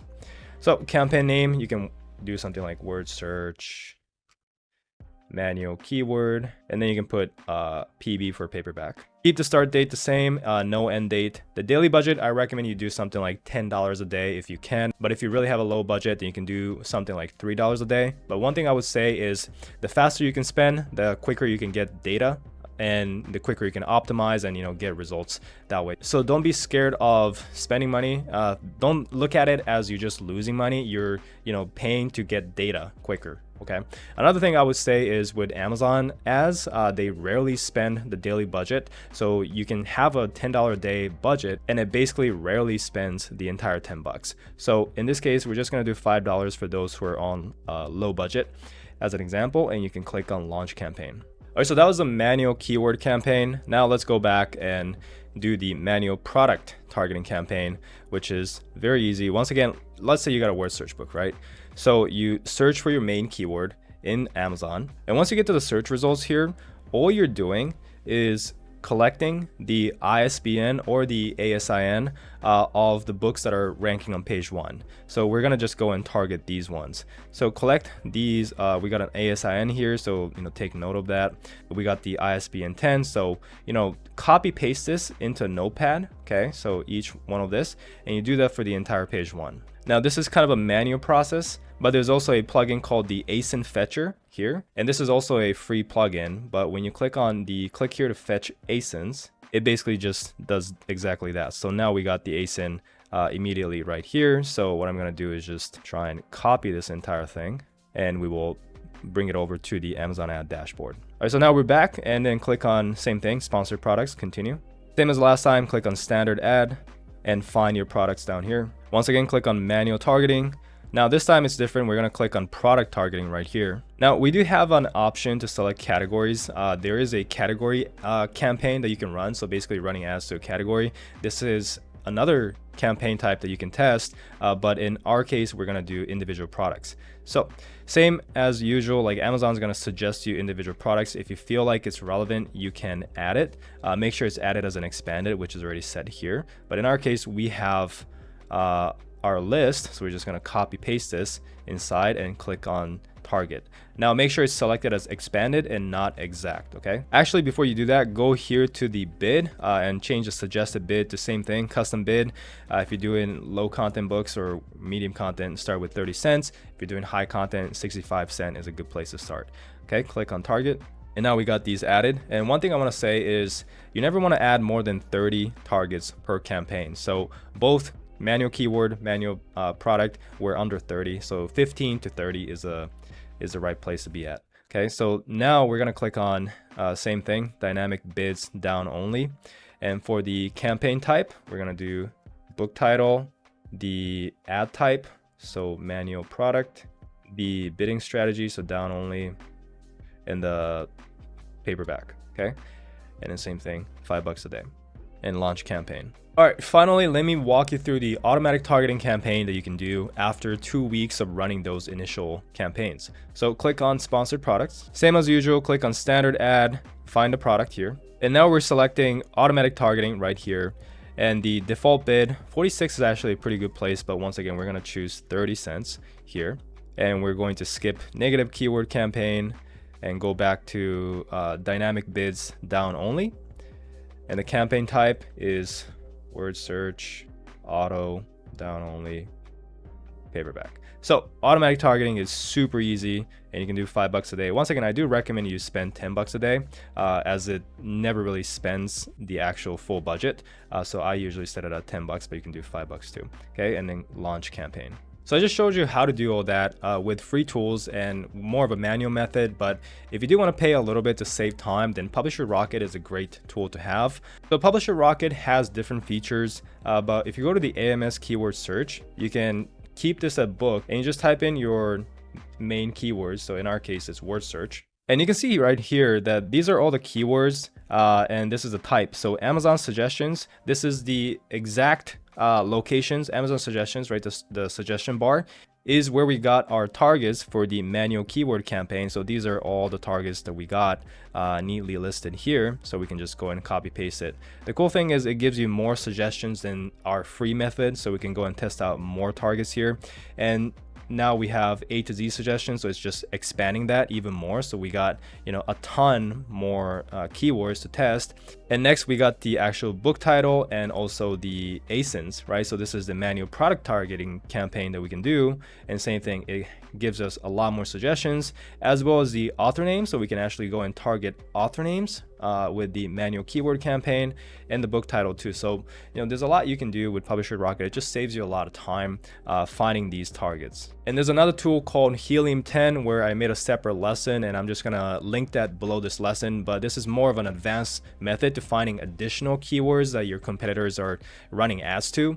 So if you guys want to check out the video or check out Publisher Rocket, the link is below this lesson. All right, so now let me give you a demo on finding winning keywords and winning products to move into your scale campaign. So after a couple weeks of running those initial campaigns, which are the manual keyword campaign and then also the automatic targeting, some keywords or some products will convert really well for you. So those are the winning targets that we want to move to a scale campaign because we know it converts. So now we want to focus more on that and run ads specifically to those. So go into your existing campaigns like this one and then go into or click on the ad set here, then click on search terms. Then what you want to do is go to filter here, right? And then click on orders is greater than or equal to 3. And it'll show you all the products and keywords that has more than 3 orders. So those are the ones that's converting well. Now I don't have that because I stopped running ads to this book a while ago and you can only go back to the last 65 days. But essentially that's what you do. You will see the keyword and the product. So you just copy that into your list. And it's pretty much the exact same process. So you go to sponsored products. So you set up the ad the same way, click on manual targeting, and you will select keyword targeting for the keyword scale campaign and product targeting for the product scale campaign. The only difference is this time we're gonna enter the list and we're gonna enter that winning keywords here. But the only difference is we're gonna select exact instead of broad, okay? And then for the bid, now that we know that it's a converting keyword or converting product, we can bid a little higher because of that, right? So instead of starting with 30 cents, we can do something like 60 because we know, our book sells in that target. And then you will add that. It can just be couple keywords to start. It doesn't matter as long as it's less than 30 per campaign. You can just have a few targets per campaign. That's okay. So that is the only difference in setup, is you just select exact and everything else is the same. For the bidding strategy, it's still down only. However, if you know that your book converts really well for that keyword or product, then you can go a little more aggressive with down only or up and down. However, if you want to be more conservative, you can stay with down only. And for the campaign name, you can just change it to something like word search, exact keyword, down only, paperback, the daily budget, same thing, $10 or something, and then launch campaign. Obviously for the daily budget, now that we know that it works, you can go and increase that even higher so that you can scale this, right? Then you go back and do the same thing, but this time for the exact product campaign, just move your winning products over here. All right, so that was the walkthrough of how to set up each campaign. What you want to do is to start off with the US because that's the biggest market, unless you have a book that is in another language, and obviously you want to go and run ads for whatever language or whatever market you're in. But mainly you want to do this for US, then you want to test out UK and Canada because those are the three biggest markets. However, you can test other market as well. Now, in terms of optimization, this is what you want to do. Okay, so these are the steps. You want to only optimize if you have minimum 1,000 impressions per campaign and 10 clicks per target. And then you want to keep moving the winning keywords into the scale campaign as I just showed you. And if ACoS is above break even, so typically break even is above 40%. Now this really depends on the price of your book and whether it's an ebook or paperback. But if you're doing paperback, the average is 40%. So that is kind of the easy way to remember, is if it's over 40%, you're most likely losing money a little bit, or you're above break even. And if you're below 40% ACoS, then you're profiting. Okay. Now, if your ACoS, once again, is above break-even point, then you want to lower the bids below the CPC. If your ACoS is below break-even, then you want to increase the bid by 3 to 5 cents. And you want to do this at least 2 times a week. It should not take more than 20 to 30 minutes at a time. So it's really just an hour a week. So let me give you a demo on how to optimize the campaign. So we got this one campaign that's way overspending, although we didn't spend much, right? So we want to go to the targeting, and we have this keyword that has a 62% ACoS, so it's above break even. Okay, and you can see that the CPC is 31, but our bid is 37. So because the ACoS is higher than break even, we want to reduce the bid below CPC. So in our case, we want to go below 31 cent. So that's something like 30 cent, or you can do something like 28 cents. I usually like to go a few cents below the CPC. Okay, and you would just save that. Now, if this is below ACoS, then we want our bid to be higher than CPC. So it'll be something like 32, 33, 34 cents. And that is how you adjust it. If the ACoS is the same as break even, so around 40%, then we don't have to do anything. So essentially you want to do that optimization for every single target twice a week for each campaign that you have, which sounds like a lot of time. But once again, if you only have a couple books, if you only have a couple campaigns like this, then it should really only take you 10 to 30 minutes twice a week. But as you scale and as you have more books and more campaigns in different markets, then yes, it does get a little crazy. And that is why eventually, once you start making money, you want to outsource Amazon ads. But it's important to start by doing everything yourself to learn the process. All right, so now let's talk about troubleshooting here. So if you have no or low impressions on your campaigns, then what's either happening is you're bidding too low or targeting irrelevant keywords or products. So the solution to that is check your targets. Is the product or the keyword that you're targeting relevant to your book? If so, you don't have to change that. You most likely just want to increase the bids that you have. If you're getting impressions, but you're not getting clicks, so basically what's happening is people are seeing your ads, but they're not clicking on it, meaning your book is not attractive, right? So you want to improve the cover, the title, the reviews, perhaps it's the price as well, but that is what's happening. Now, if you're getting clicks, but no sales, that means people are seeing your ads because you're getting impressions. You're getting clicks, which means people are clicking on the book. So your cover is good, your title is good, everything we mentioned in the last slide is good. But for whatever reason, once they get to the product page, they're getting turned off and they're leaving. So that is, something like book description that they're reading, A+ content, or maybe you don't have any A+ content. Maybe they're going and reading the reviews further, and something about the reviews, right? Maybe they're saying that your book is lacking in something, and that's why they decide not to buy. So you want to improve exactly that: description, A+ content, and get more reviews. Now, if you're getting sales, so people are actually buying the book, but the ACoS is too high, then you're overspending relative to how much you make. So what you can do is to increase the book price, so you can spend the same amount, but you can make more because your book price is higher, or you can decrease a bit so you can try and spend less to increase that profit margin. So that is a two solution there.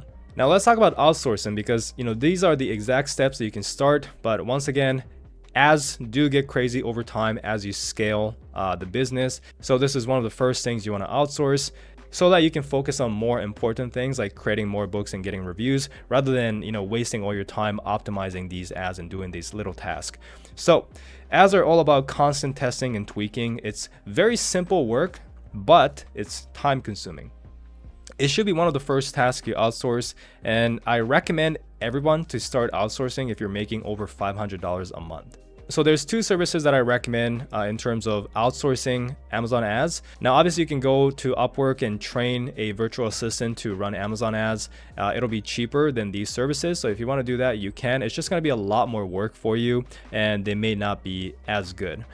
These services, they are experts. They know what they're doing. So the two services that I recommend, one is AdsDroid. I talk about them a couple times in my previous videos as well, but they've been doing this for a very long time. They specialize in Amazon KDP, not Amazon FBA, because that's a slightly different approach, right, that they take over there. So you want someone that specializes in KDP.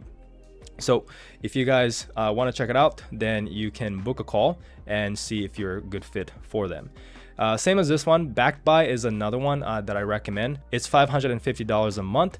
And the idea is not only will they free up the time for you, but you should be making more than $550 extra, because now an expert is running ads for you. So don't look at this cost as, oh, I'm losing $550 a month. I should be making more than $550 a month in extra profit by allowing an expert to run ads for me, and on top of that, you're freeing up time for yourself. So that is how you really view outsourcing your task to someone. But it's the same thing. If you want to check it out, then you want to book a call with them, see if you guys are the right fit, and then you can work with them. So I'll leave a link to both of these services below this video. All right, guys, so that is the step-by-step how to get started with Amazon ads. So if you follow this tutorial step-by-step, then I'm very confident that you can start making sales with ads. Now, obviously, I just want to say that there's a lot more you can do with Amazon ads. There's a lot more advanced strategies and different methods that I do cover in my complete publishing program. If you guys do want to check it out, there is a link below, so you can check it out through a direct link, or you can go through the free training, and in the end I do talk about the program a little bit. Now, this is really a complete publishing program. It's not just video lessons. We literally hold your hand and walk you through step by step in growing your publishing business. We got one-on-one coaching sessions. We got private Facebook group where you can ask us questions anytime. We got weekly Q&A calls. So really, our goal is to help you scale your business. But if you can't afford it, no problem. That is exactly why I am making these YouTube videos for free, so that you can start publishing and start making money. And hopefully, as you start making money, you decide that you want to scale this further, so you come back and join our programs. So that's the goal here. Once again, if you do want to check it out, the link is below this video. We got a lot of students making 4, 5, or even 6 figures a month in our program. But once again, guys, thank you so much for watching. If you enjoyed the video, leave a like, subscribe if you haven't yet. If you guys made it to the end of the video, leave a comment below saying you made it to the end. Thanks for watching. I'll see you guys in the next one. All right, you've gone through the entire publishing process, but there's another way for you to make money from the book you have, which is to turn your book into an audiobook and sell it on Audible. So watch this next video to learn how it works. So as you can see from the chart, the audiobook market is absolutely exploding, and it's taking away market share from the ebook and the paperback side. Now, when it comes to audiobooks, the biggest retailer that absolutely dominates the market is, you guessed it, Audible. Audible is actually owned by Amazon, and they have a program called ACX where anyone can sign up and upload their very own audiobooks. Each audiobook you sell can make between $1 to $6 or even more, and a lot of people are actually making thousands of dollars uploading audiobooks on Audible. So I've personally made hundreds of thousands of dollars selling audiobooks that I didn't even write or narrate myself on Audible. As you can see, I've sold well over 100,000 units of audiobooks, and each unit makes between $3 to $4, sometimes even more. So, I've definitely made well over into multiple six figures.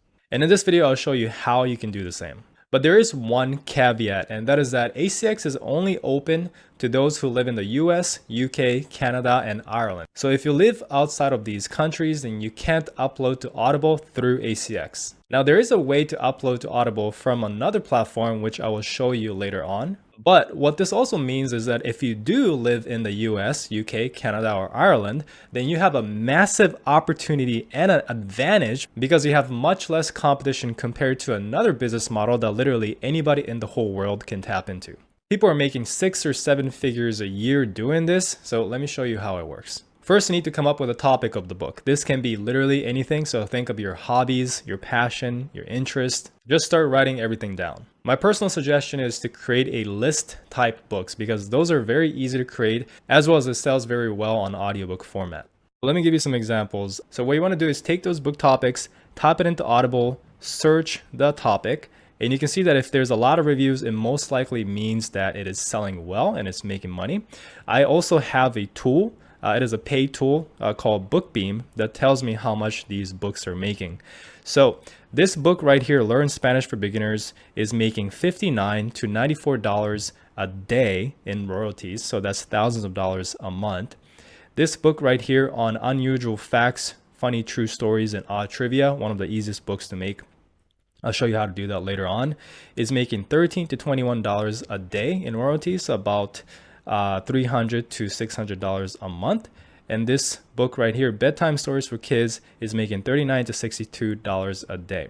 So if you don't have this tool, what you can also do is take the book topic or book title right here, and then you go to Amazon and you paste the full book title. And now you have the same book on Amazon.com. So you want to open this and make sure you're opening up the audiobook version. And then you want to scroll down here to look at the bestsellers rank. So you can see this book is the 10,000th best-selling book in the Audible Books and Original Store. So this is how you can kind of estimate how well these books are selling and how much it's making. So as a general rule of thumb, anything below 40,000 is a good BSR for audiobooks. So if it's at 40,000 BSR, then it's making a couple $100 a month in royalty, which is good. So in this case, it's 10,000, well below. And for this number, the lower, the better. So now that you've found profitable topics to write about, next you need to create the actual book. Essentially what you need is the book manuscript, the book cover, and a narrator to turn that book into an audiobook. For the manuscript, you can write yourself. You can outsource it to a ghostwriter, or you can use ChatGPT to get ideas, not to write the whole book for you, but to kickstart, the writing and the ideas. You can definitely use it, especially if it's list type books like trivia. Those are one of the easiest books to make with ChatGPT. So what you can do is actually ask ChatGPT, give me 5 titles for a book on trivia for kids. It comes back with 5 ideas. If you like it, you can pick one of them. What I recommend is not just copy paste it. It's very, very important to always, rewrite and get ideas from ChatGPT, but never copy paste. So what you can do is if you like the sound of this, like Smarty Pants, a collection of trivia for clever kids, and perhaps take some words from one of this, right? And you can mix it up and create your own version of the title. Next, you can ask, give me a book outline on this trivia book. So it comes back with the book outline, which is basically the structure of the book, right, in terms of chapters. So chapter 1 can be animals, interesting animal facts, wild animals versus domestic animals, endangered species, etc. Now you got history. Chapter 3 is science and technology. So when it comes to book outlines, ChatGPT is amazing because it pretty much just plans out the entire book. So for this, once again, don't just copy paste the entire thing, but choose which chapters you like, keep those, and replace the ones that you don't like with something else and make it original. Next, you can ask, give me 30 interesting animal trivia, because chapter 1 was about animals, right? So now you can go into the actual content.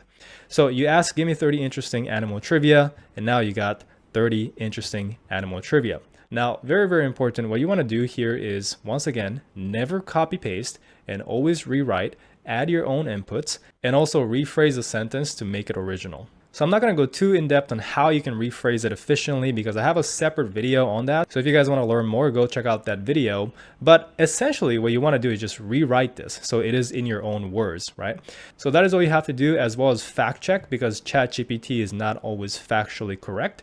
But it's very simple. You know, it's just going to take a little bit of time, but it's very simple. It's not going to take a ton of time, and then you will have your book content ready. Another option is to use a ghostwriting company like the Urban Writers. Rather than doing it yourself, you can pay them to write the book for you. And obviously this costs more money, but it is completely hands-off. They have different plans and they're the go-to ghostwriting company that I recommend. So now that you have the book written, next you need a book cover. It's actually a lot easier than you think when it comes to creating these. You can make it yourself on Canva, but I do recommend paying between $5 to $20 or maybe even a little more to have a professional create a cover for you. You can do this on Fiverr, so there are some gigs that I recommend. One is this gig right here. You can create very professional covers for just $10 if it's just the ebook cover. If you want the paperback, if you want the ACX, which is the audiobook cover, then it'll be a little more, but it is still very cheap. Now there's another one that I recommend. I'll leave a link to these gigs in the description if you guys want to check it out. So this costs a little more, $35, but it actually comes with the book cover as well as the book content, so the interior. And this gig is more suited for, children's books essentially. So if you're creating, children's books, especially something like trivia that we're using as an example, this gig would be a good one. All right, now we have the book and the cover, so it is ready to be turned into an audiobook. So in order for you to upload your audiobook on ACX, you first need to upload your book on Amazon and publish it as an ebook. So what you want to do is create your KDP account, which is kdp.amazon.com, and just go and sign up. Then click on create a new title, click on create ebook. So from here, just enter the book title that you came up with, enter your pen name. You can skip the series and edition numbers, contributors, those kind of things. For the book description, just write a short description. Perhaps you can take a look at your competitors on Amazon, get some ideas and write some description there. And then click on I own the copyright. For the 7 keywords, you just want to put related keywords such as, if it's a trivia book, you can do random facts, interesting facts for kids, right? And just fill out the 7 sections. Add the best categories for the book. In this case, it'll be nonfiction, something like games, and we can select trivia. So you can do one more because you can select 2 categories. Click on save. You can set the age if you want to. You don't have to, and click on save and continue. Next, you'll be uploading the ebook manuscript. This is a docx file. And next, you'll upload the book cover right here that you created. And you can preview how it looks and then save and continue. All right, so the final step is the pricing here. So what you want to do is you have an option to enroll your book in KDP Select. It is optional, but I do recommend you enroll it. You probably will make some money on the Amazon side too. Keep it at all territories, keep it at Amazon.com. Price the book whatever you want. It doesn't really matter because we're just doing this so that we can upload our book to ACX. So once you're done, click on publish your Kindle book. It'll take about 24 hours for KDP to review your book, but after that, it'll be live on Amazon. And now you're ready to turn this into an audiobook. So next you want to go and sign up to ACX. And then you want to come over here to click on add your title. So from here, you can search your book title by the name. And once you find it, click on this is my book and click on I'm looking for someone to narrate and produce my audiobook. Click on this and agree and continue. All right, so you want to fill out the copyright information here, which is just your pen name and the year. Your book, select fiction and nonfiction, fill out the rest of this information, which is very simple. So click on yes, I would like to receive auditions, and then click on the gender, whatever you want, and the language. And you can upload the sample, which I typically just upload a short 1-page text so that I can hear the narrators read it, and then click on continue. Now, what you want to do is enter the word count. So if your book is like 10,000 words, just put 10,000 word. Keep this a word and keep it at exclusive distribution through Audible, Amazon, and iTunes. Now you have 2 options here. You can pay for the ACX narration up front, which means you'll pay everything up front, but then every single sale that you make, you keep all the royalties. So if you have the money, then I recommend you do this. You can set the price, typically $50 per finished hour is a good rate to pay the narrators at. So ACX will tell you how much that'll cost based on if the book is 1 hour. If you're paying $50 per finished hour, then you're only paying $53 to turn this into an audiobook. And every single sale that you make is all yours. But if you don't have this money, then you can also do a royalty share, which is a 50-50 split. So you're not paying anything up front to produce the audiobook, but every single sale that you make, you will have to pay half of that to the narrator. And I personally recommend you do the pay for production, because over the long run, you will make way more money this way. You're going to be losing a ton of money if you do royalty share. All right, so once you post a project, you're going to start getting a ton of auditions. So what you want to do is listen to each one and pick the one you like. Then it'll take the narrator about 1 to 2 weeks, depending on the book length, to narrate the entire thing. So once again, listen to it, and if you accept it, you just pay them and the project is complete. So once that is done, then ACX will review it, which takes about 10 days or so. Then once they accept the project, and once that is done, they will publish the book on audible.com. So just like that, your book is now on Audible and you can start making money. Now, if you do live outside of the US, UK, Canada, and Ireland, once again, there is a workaround. Instead of going through ACX, you can go through Finalizing Voices and upload your book on Audible. So you can sign up, go through the exact same process. I'm not going to show you. But the cool thing about Finalizing Voices is, unlike ACX, where it only sends your book to Audible, Finalizing Voices can send your book to so many more places. So you can send your book to Spotify, Amazon, iTunes, Google, Rakuten, Kobo, Audible, and so many more. So what I love about publishing and this business model is that these are digital assets that will sell on Amazon or sell on Audible forever. So you do the work once and you get paid for life. I've had plenty of books make thousands of dollars a month. A lot makes hundreds of dollars a month, and some only makes a little bit. But the point is, the more books you publish, the more your income keeps stacking up. So that is how you can start a profitable audiobook publishing business. So if you do give this a try, let me know how it goes for you in the comment section below. And once again, if you want a completely free training that goes deeper into this business model and how I built a multiple 6 figures a year business from this, then the link to the free training is in the description below. If you enjoyed this video, leave a like, subscribe if you haven't yet. Thank you so much for watching, and I'll see you guys in the next one. In the next video, I want to show you just a few of our student results who went through our Amazon KDP mentorship program. I wanted to show you this as proof that KDP is working for a lot of people, and what you're learning here is not just a theory. So I get people asking every single day whether Amazon KDP still works or if it's dead. And for a long time, I was sharing my own results to prove that it does. Because I became a millionaire at age 26 from actually publishing, and I built 2 successful Amazon KDP business. I am still doing this business. And on top of that, I've helped over 1,400 students make money with Amazon KDP. But since I'm making these YouTube videos, people seem to automatically assume that I'm just a fake guru and everything I say is a lie. So in this video, I decided to change it up a little bit and show you actual student results. So if you go to my Instagram profile, I do have this little story highlight section called student results. So I'm just going to show you each one and just commentate on it. Just a quick disclaimer is that I have way more student testimonials than this. And I don't know if I'm going to go through all of it because it's quite a lot. But starting with the first one, we got Jill over here. So Jill made $17,000, almost $18,000 in a single month. Jill actually have another dashboard. I think he did like $58,000 or something in a single month. We have Christine over here who did over $10,000 with ACX, audiobook, and also a couple thousand from KDP, so over 14,000. We have Megan over here who hit over $10,000. It's a little small, but this student has done hundreds of thousands of dollars in his KDP business, like over 356,000. This is a little older dashboard. It's not the recent one. But one thing I will say about this is that there are a lot of dashboards that are recent ones, which is coming up later. Obviously, it's just the order of the stories. But if you're watching this and you're like, oh, that's 2 years ago, it's not relevant now because business has changed in the past 2 years, you're grossly overestimating how quickly a business gets saturated.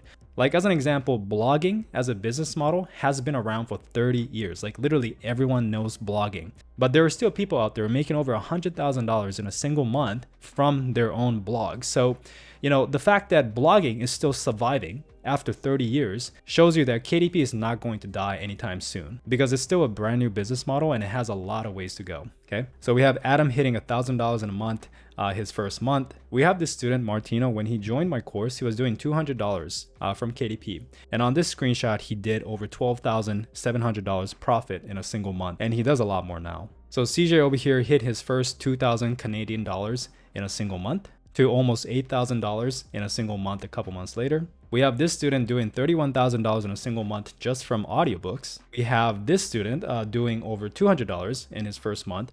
By the way, if you think these are fake screenshots, there's nothing I can show you to prove that it's real, obviously. So if you don't believe me, that is just how it is, right? And I think if you're the type of person who's skeptical and don't believe these things, I think you're not gonna believe anything I show you anyways. And that is fine, if you're extra skeptical, that's cool. There are a lot of fake people out there, so you wanna be careful, but you also don't want to sacrifice the opportunity that you have, not go after a business model or something. Like KDP is an amazing business, right? And it has a lot of opportunities right now, and you could be going after it, but if you're overly skeptical and you don't take action because all the proof of this working you think is fake, right? And you think it doesn't work, right? So you don't do anything and you might be missing out on an opportunity. So I just want to say that you don't have to do KDP, could be another business model, but there are healthy skepticism and there are unhealthy levels to it too, being overly skeptic. So you want to have a healthy balance for sure. So we have Giuseppe over here doing over $10,000 in a month. We have a couple students getting the #1 bestsellers badge for their books. So Steve over here hit $1,000 in his first month of publishing. Honesto over here did $589 from one book. We have Josh over here who went from a complete beginner in KDP, no experience, right? And he actually was one of my first one-on-one students when I used to do one-on-one. I don't personally do one-on-one coaching anymore. We do have other coaches in the team that does one-on-one, and they actually produce better results than me, so I just let them do it.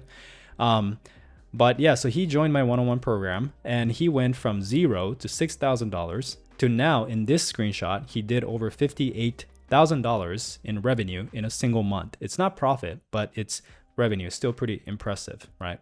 We have Taufik, who said, I just made $33 in a single month, right?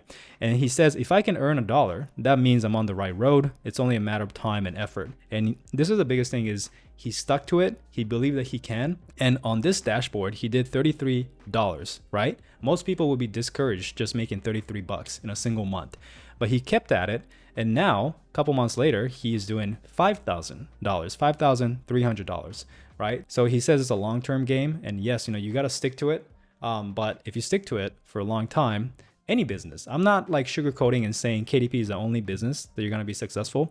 If you stick to a business, any business, you will be successful, right? I do think KDP is a little easier, especially for beginners compared to other business models because of the very little moving parts and the low startup costs, low time investment aspect of it. But any business, you stick to it for a long enough time and you will be successful. So we have Timothy over here doing $715 in a month. We have Nick over here, pretty crazy one, $72,000 in a single month just from audiobooks. Valerie went from $1,000 to $3,000 per month, kind of stuck there, to over $5,000 in a single month. Adara over here, this is a cool one. So Adara published her very first book, and in one day, just one day, she made $39, almost 40 bucks in one day from her very first book. So obviously that is a really great start here. Michael over here made $100 in a day, his first $100 day. This is a very inspiring one. So we got Toby over here. He suffered a spine and brain trauma a couple years ago, so he can't work full time, right? He had to make something happen online. So he found KDP, joined my program, and started following the steps. And he went from a complete beginner, only being able to do this 1 to 2 hours a day. And this particular screenshot, he made $1,900. To this screenshot, he made $20,571 profit in a month. And this is December. So obviously December is good, right? And it goes down after that, but still he's doing pretty good now, right? So, I don't know how many people are getting value from me just rambling and going over student successes, but the point is there's a lot of people that are succeeding, right? And hopefully you see that it's possible. The whole point of this video is that you see that there are a lot of normal people, everyday people succeeding. And hopefully you think that, oh my God, if these people are doing it, I can do it too, right? So that's the whole point here, because I honestly don't know how you guys view me. Like maybe you guys somehow see me as this super smart business guy and think that I can do it, but you can't, which is weird for me to think about because I see myself as a very normal guy. But yeah, in case that's happening, hopefully by seeing other people's success, you see that it's possible for you too. But we have this student right here made $93,000 in a single month. This is once again December, so it's probably not the average, but still it's pretty damn good, don't you think? $93,000. Ad spend was $28,000, so not all profit. And if you're thinking, oh my God, you gotta spend $28K in a month for ads, like that's crazy. I don't have that kind of money. That is really, you don't understand how ads work, because no one ever starts off spending $28K in a month from ads. If you're making, let's say $100 a month, right? You only spend more money in ads if you are making more money back. So if you're making a profit, you spend more, because obviously the more you spend, if you have a successful ad campaign, you make more money back, right? So you start off very small, and only if you're making a profit back, right, then you keep increasing your ad spend until eventually you get to a point where you're spending $28,000 in a single month and you're making like 70K back, okay? So that is how it works. So we have another student right here that was struggling with KDP, that joined my program and went to $5,000 a month, right?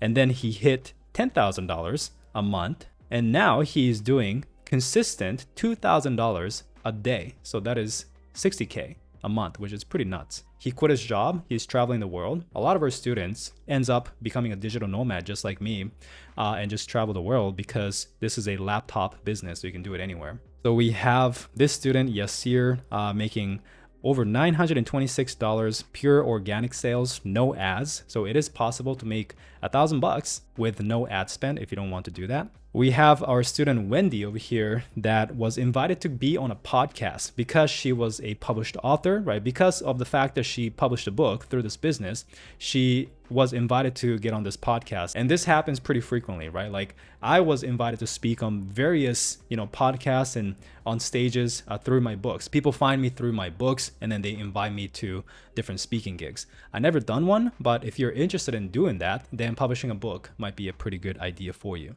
We have Nicolo over here making over $58,000 in a single month. We have Joe over here making over 67,000 euros in a month. So this is a cool one. So when Henry joined our course, he said that he published a book in 2015. So that was like way back in the days, right? He published one book. At the time, it was doing about $150 in a month. And he left the business because he thought $150 a month is not that great. For me, I think it's pretty good, but he left, right? And after he came back to the program, he checked his dashboard. He found out that that one book that he published and forgot about it for years accumulated over $15,000 overall, like in its lifetime. Literally upload, forget, do nothing, wait a couple years, 15K. So imagine if he would have kept going, published more books, right? So obviously it took many, many years, but that is a power, like how passive KDP is. If you rank your book and you just wait, so that's like, if you have a long-term mindset, this business I think is pretty crazy. We have Josiah over here doing over $33,000 in a month, 25K profit. We have Ada making sales within a week after starting. This is Arnaud doing over $30,000 in a single month. So we have this student, Alex, that's doing a consistent $12,000 to $14,000 per month with 70% profit margins with only 20 to 30 reviews per book, which is pretty cool. Okay, so we have Giuseppe over here going from $1,000 in a month to $4,400 in a month to now doing over $10,000 in a month. So as you can see, students who stick to it keeps increasing their revenue. We have Joe doing 2,000 pounds in a month, and we have Juan doing 26K profit in a month as well. So a lot of students are, doing well. Like Lily over here is a bestseller. This is another testament to how passive KDP is. We got Michael over here. So Michael published his book on Publish Drive, which is another place you can upload your books to compared to outside of Amazon. And he didn't add his bank account on this platform, so they couldn't pay him for a long time. So he recently went back, logged in, added his bank account, and just like that, he has $3,600 that is being sent to him just by uploading and forgetting about it for like a year or something. So this is how passive this business is. And by the way, guys, I just want to stop and say this. Obviously, I sell a course, right? Because I like teaching people and I like working with people who are, motivated and want to, scale their business. But if you don't want to work with us, or if you don't want to join the course, you don't have to. I'm just basically trying to show you that if you stick to something for a long period of time, you can do really well with it, whether that's KDP or another business model, right? I'm not fixated on KDP. If you want to start another business, I think that's great. Although I do think KDP is one of the easiest businesses to start as a beginner. But either way, hopefully you watch this video and you see that it's possible. That's all I'm trying to do here, right? A lot of people might hate on this video saying, oh, Sean, like you're just trying to sell the course. If you're watching this, just don't join my course if you don't want to. Like, I really don't care, okay? Especially if you're the kind of person that makes those kind of comments. Like, I don't want you joining the course, so please don't, okay? So anyways, going back to it, we got Michael over here doing over $1,600 from his first book in his first month. We have Nicholas doing over $65 in royalties a day from one book. We have Wenyan over here who had a book that wasn't doing so well, and then she started working with our coach Charlie, and we tweaked the book, and now we went from a dead book to doing over $2,500 in a month, in a single month, just from the one book, right? Obviously, all these results that I'm showing you, I'll be completely honest, it's not pure profit because you do have to market the book, but a lot of the portions are profit, okay? So we have Will over here doing $9,000 in a month from 3 books. And by the way, these are the recent testimonials because we're now approaching like 2024. So this is from 2024. We have Edwin getting 100 reviews in a single month for his book. So people say, oh, it's impossible to get reviews. No, if you know what you're doing, it's possible, right? We have Wendy over here, almost $300 in a single month for her first book. We have Lisa achieving very good BSR, 7,000 BSR, made more money with today's launch than she did all last year. By the way, we do have a Trustpilot page. We literally just have one-star review from a person who's not even a student. I don't know why, but somebody really hates me to leave a review. But besides that, from real students, it's like all 4 and 5-star reviews. We have 4.9 average rating that you guys can check it out. Janine over here is making between 5 to 20K month results. I guess like she, went from 5K to up to 20K, I think. Josh is saying he is making financial numbers, right? He's making the income that Google employees earn passively. So like he's making the same amount of salary Google employees make, but passively, like traveling the world. And it has really changed his life. So it's pretty crazy, like what's possible. I'll be honest though, like a lot of these students are doing better than me. Like I do pretty good with my KDP businesses, but some of these students, they just go crazy and make so much money. Alex says that this course made me quit my job and move to another country, so that's pretty awesome. Laura have made more than $500,000 with KDP. Matthew is saying there are many programs out there, but only a few that are worth your time. This is one of those. All right, so obviously we got a lot more testimonials, but these are the ones that I uploaded on Instagram. And so one last time, as I said many times throughout this video, I do not want this video to come across as a pitch for my coaching program. I do have it, and if you want to work with us, I'm not going to stop you from applying. But the bottom line is, and all I wanted to do here is to show you that KDP is not dead, because so many people just complain every single day. KDP is dead, it doesn't work anymore, this and that, right? And those people who make those comments are like crabs in a bucket, right? Basically dragging other people who's trying to escape the bucket, trying to improve their life, and have a better quality of life. But these people are just trying to drag them down, to prevent them from even trying, which kind of sucks. So I just wanted to show you that it's possible. So that is pretty much it for this video. I don't know how many of you got any value out of this. I feel like I was just rambling for like 30 minutes straight.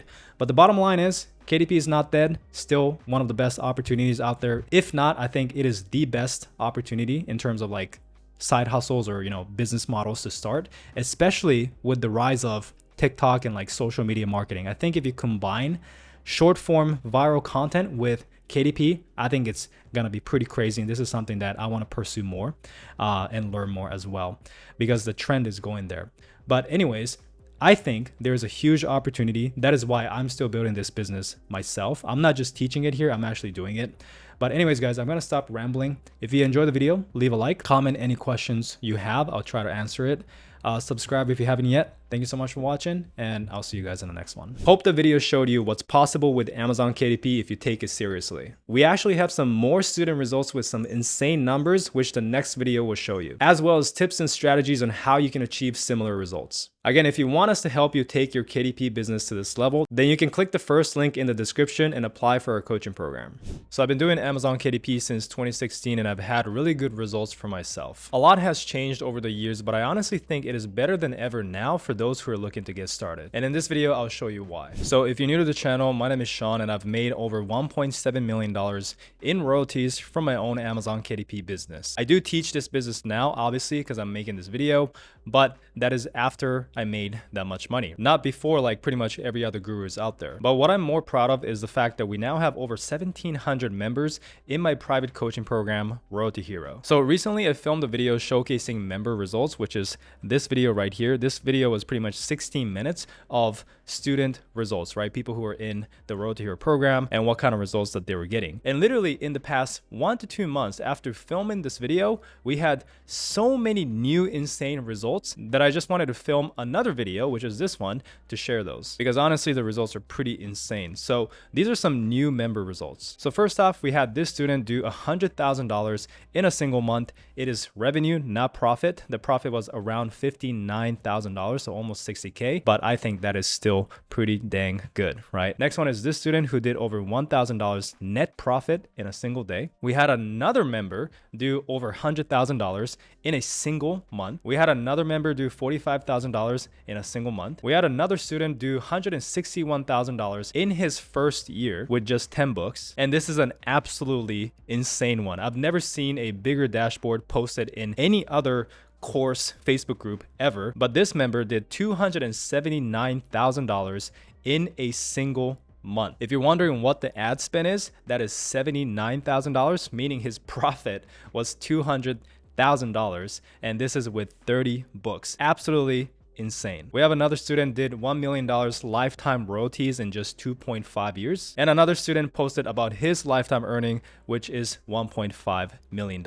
So within the last 1-2 months, absolutely insane results have been posted in the group. It's popping off and it is incredible, and I'm super proud that, you know, members are getting these kind of results. But real quick, if you're wondering why I'm blurring the name and also the profile picture, and I guarantee someone's gonna say, oh, these aren't real, because if it's real, why don't you just share their name and face and this and that, right? Well, that is because what's been happening is that whenever I share these student results publicly, people always search them up on Facebook, find their account, and then they go and bombard them with questions like, are you even real? Does this really work? Can you coach me for free? And this and that, where my students get basically harassed by so many people just by me showing their, you know, testimonial, right? And I'm not even showing their last name. It's just their profile picture and the first name. And for some reason, people can still find them, which is kind of crazy. For some of my students, it was really bad to the point where they had to deactivate their Facebook account, right? So, you know, obviously I feel bad, and it really sucks because a lot of you guys say, where are the results, right? If it actually works, show us the results. Where are the student results, you know? So that's why I share it on these videos, and then this happens and it prevents people from wanting to share their testimonials. So basically all these people requesting for proof is shooting themselves in the foot. So if you're watching this and you do this, seriously stop, don't be that guy. But that is why from now on, I'm gonna protect my students' privacy by not sharing any personal information about them. All right, with that rant out of the way, the next thing I want to talk about is these are not average results. Obviously, I'm showing you the best results that were posted, right? Like, it's crazy that I even have to explain that this is not average results. But some people inevitably, if I don't say this, will say, oh, these aren't typical results. Like, no shit, right? Sorry for swearing, but it's just crazy some of the comments you get on YouTube. But the bottom line is these are incredible results. I've literally never seen better results than this in any other, you know, KDP programs out there. Our students are making more money than all the other KDP guru YouTube channels out there. So when I started in 2016, you know, hitting 10K a month was absolutely insane. And now people are hitting 100K months. Multiple people are hitting 100K months. So this just shows that the business is growing, the market is expanding. But I can also back this up by actual statistics, right? Actual data. So if you actually go to KDP, the homepage of KDP, and at the top it says total KDP KU author earning for January are $58.6 million, right? Imagine how much this number was when I started in 2016. This was $19 million. So it's crazy how much it jumped since then, which means more authors are making money because this is how much they're getting paid, right? So the market is obviously growing. If the market was shrinking, if less people are reading books, then this number would go down. Obviously, right? So tracking this number right here is a good metric if you're wondering if KDP is dying, if KDP is growing, this and that. But as you can see, KDP is growing steadily every single year. And the audiobook market is also exploding, right? We are here in 2025 and they're projecting the market to triple by 2030. So those are all great signs. And on top of that, it's actually cheaper to create books now, right? AI is cutting costs. You never really see, like, I've never heard of this happening in my life where a business actually gets cheaper and easier over time, because typically with inflation and this and that, it only gets harder. But AI is making this easier and faster to create books. And even trending coloring book niche, right? Like the bold and easy niche is really easy to create. Before, you had to create these super high quality images that cost more money to hire people for. But these bold and easy coloring pages are like really easy to create. So I get so many comments of people saying, oh, you know, you can only succeed in KDP if you started years ago, and now you have to market your books to make money. Like, dude, I started in 2016, and even in 2016, we still had to market our books. Okay, like nothing changed. And many of the member results that I showed in this video are from those who started in the last 1 to 2 years. So the big question you might have is, what do they do different compared to everyone else, right, to achieve these kind of results? Well, the first one is they have absolute focus on creating the best book on the topic. So most people just copy their competition. They see, you know, what the bestseller is on that topic, and then they just rip that book off and make a crappier version and sell it cheaper. Like, that's most people's approach, right? But instead, what we do is we identify the top competitors and we create a better book, even better than them, right? So we create a better title, better cover, have some sort of unique selling point, you know, having more value than them, more reviews. And on top of that, we have better marketing, basically beating them in every single aspect. And by being able to create a very, very attractive book, allows us to go into more competitive but highly profitable niches, because this is how you make big money, right? A lot of people try to avoid all competition. They think competition is bad. That's why people go into these super tiny keywords where there's literally zero competition, but the demand is also very, very, very low. And this reduces your profitability, obviously, right? So instead, we go into profitable niches even with some competition, because we know that we can compete by creating a better product. The big thing to understand is competition only sucks if you're doing the same thing as your competitors. Of course, if you're doing the same thing, then yeah, everyone else is doing the same thing. You got to compete with them. It sucks. But if you have something unique, if you have something better, your competition doesn't really matter, because, you know, obviously you get the spotlight, right? You get all the customers. So creating an epic book is great, but if you just upload and do nothing, then you still cannot win. So that is why we push that book with great marketing strategies. We always try to aim to get 50 to 100 reviews in our first month and much, much more later. We back it up with effective launch strategies, and we're constantly optimizing Amazon ads too. So to summarize, we basically just do every single step in the publishing business better than the competition, right? In the end, it's not about these cheap hacks or cookie cutter strategies. It's about executing each step to the highest quality as possible. So the ones that wins are the ones with the best product with the best marketing. This concept will always be true. It's never going to go away. It's always going to be like this. So the quicker you can master how to create a great book, how to find winning niches, and how to back it up with marketing, the quicker you can make huge amount of money like this. So if you guys want to take your KDP business to the next level and join our coaching program, the same community that these students are in, then you guys can check out the first link in the description below. You can apply to book a free call and talk to one of our coaches and see if this is a good fit for you. Now, a quick disclaimer is that this is obviously a paid coaching program. This is not a free coaching call, right? This is a free call to see if our coaching program is a good fit for you. Okay, so just keep that in mind. We also do not work with those looking for a get rich quick scheme, because KDP is not a get rich quick scheme, and a legitimate business takes time, effort, and investments. Okay, we don't work with entitled or rude people. If you're gonna come in with a super entitled or very, very negative attitude, then we do not want to work with you. We're probably not even gonna let you in, because we literally will work with you one-on-one, right? And we don't want to work with you one-on-one if your mindset sucks, if your attitude sucks, you know, if you have a super crappy personality. So that's what we're going to judge you on when you're on the free call that you apply for, right? In the link in the description. And finally, we don't work with people that we genuinely don't think we can help. Okay, so if we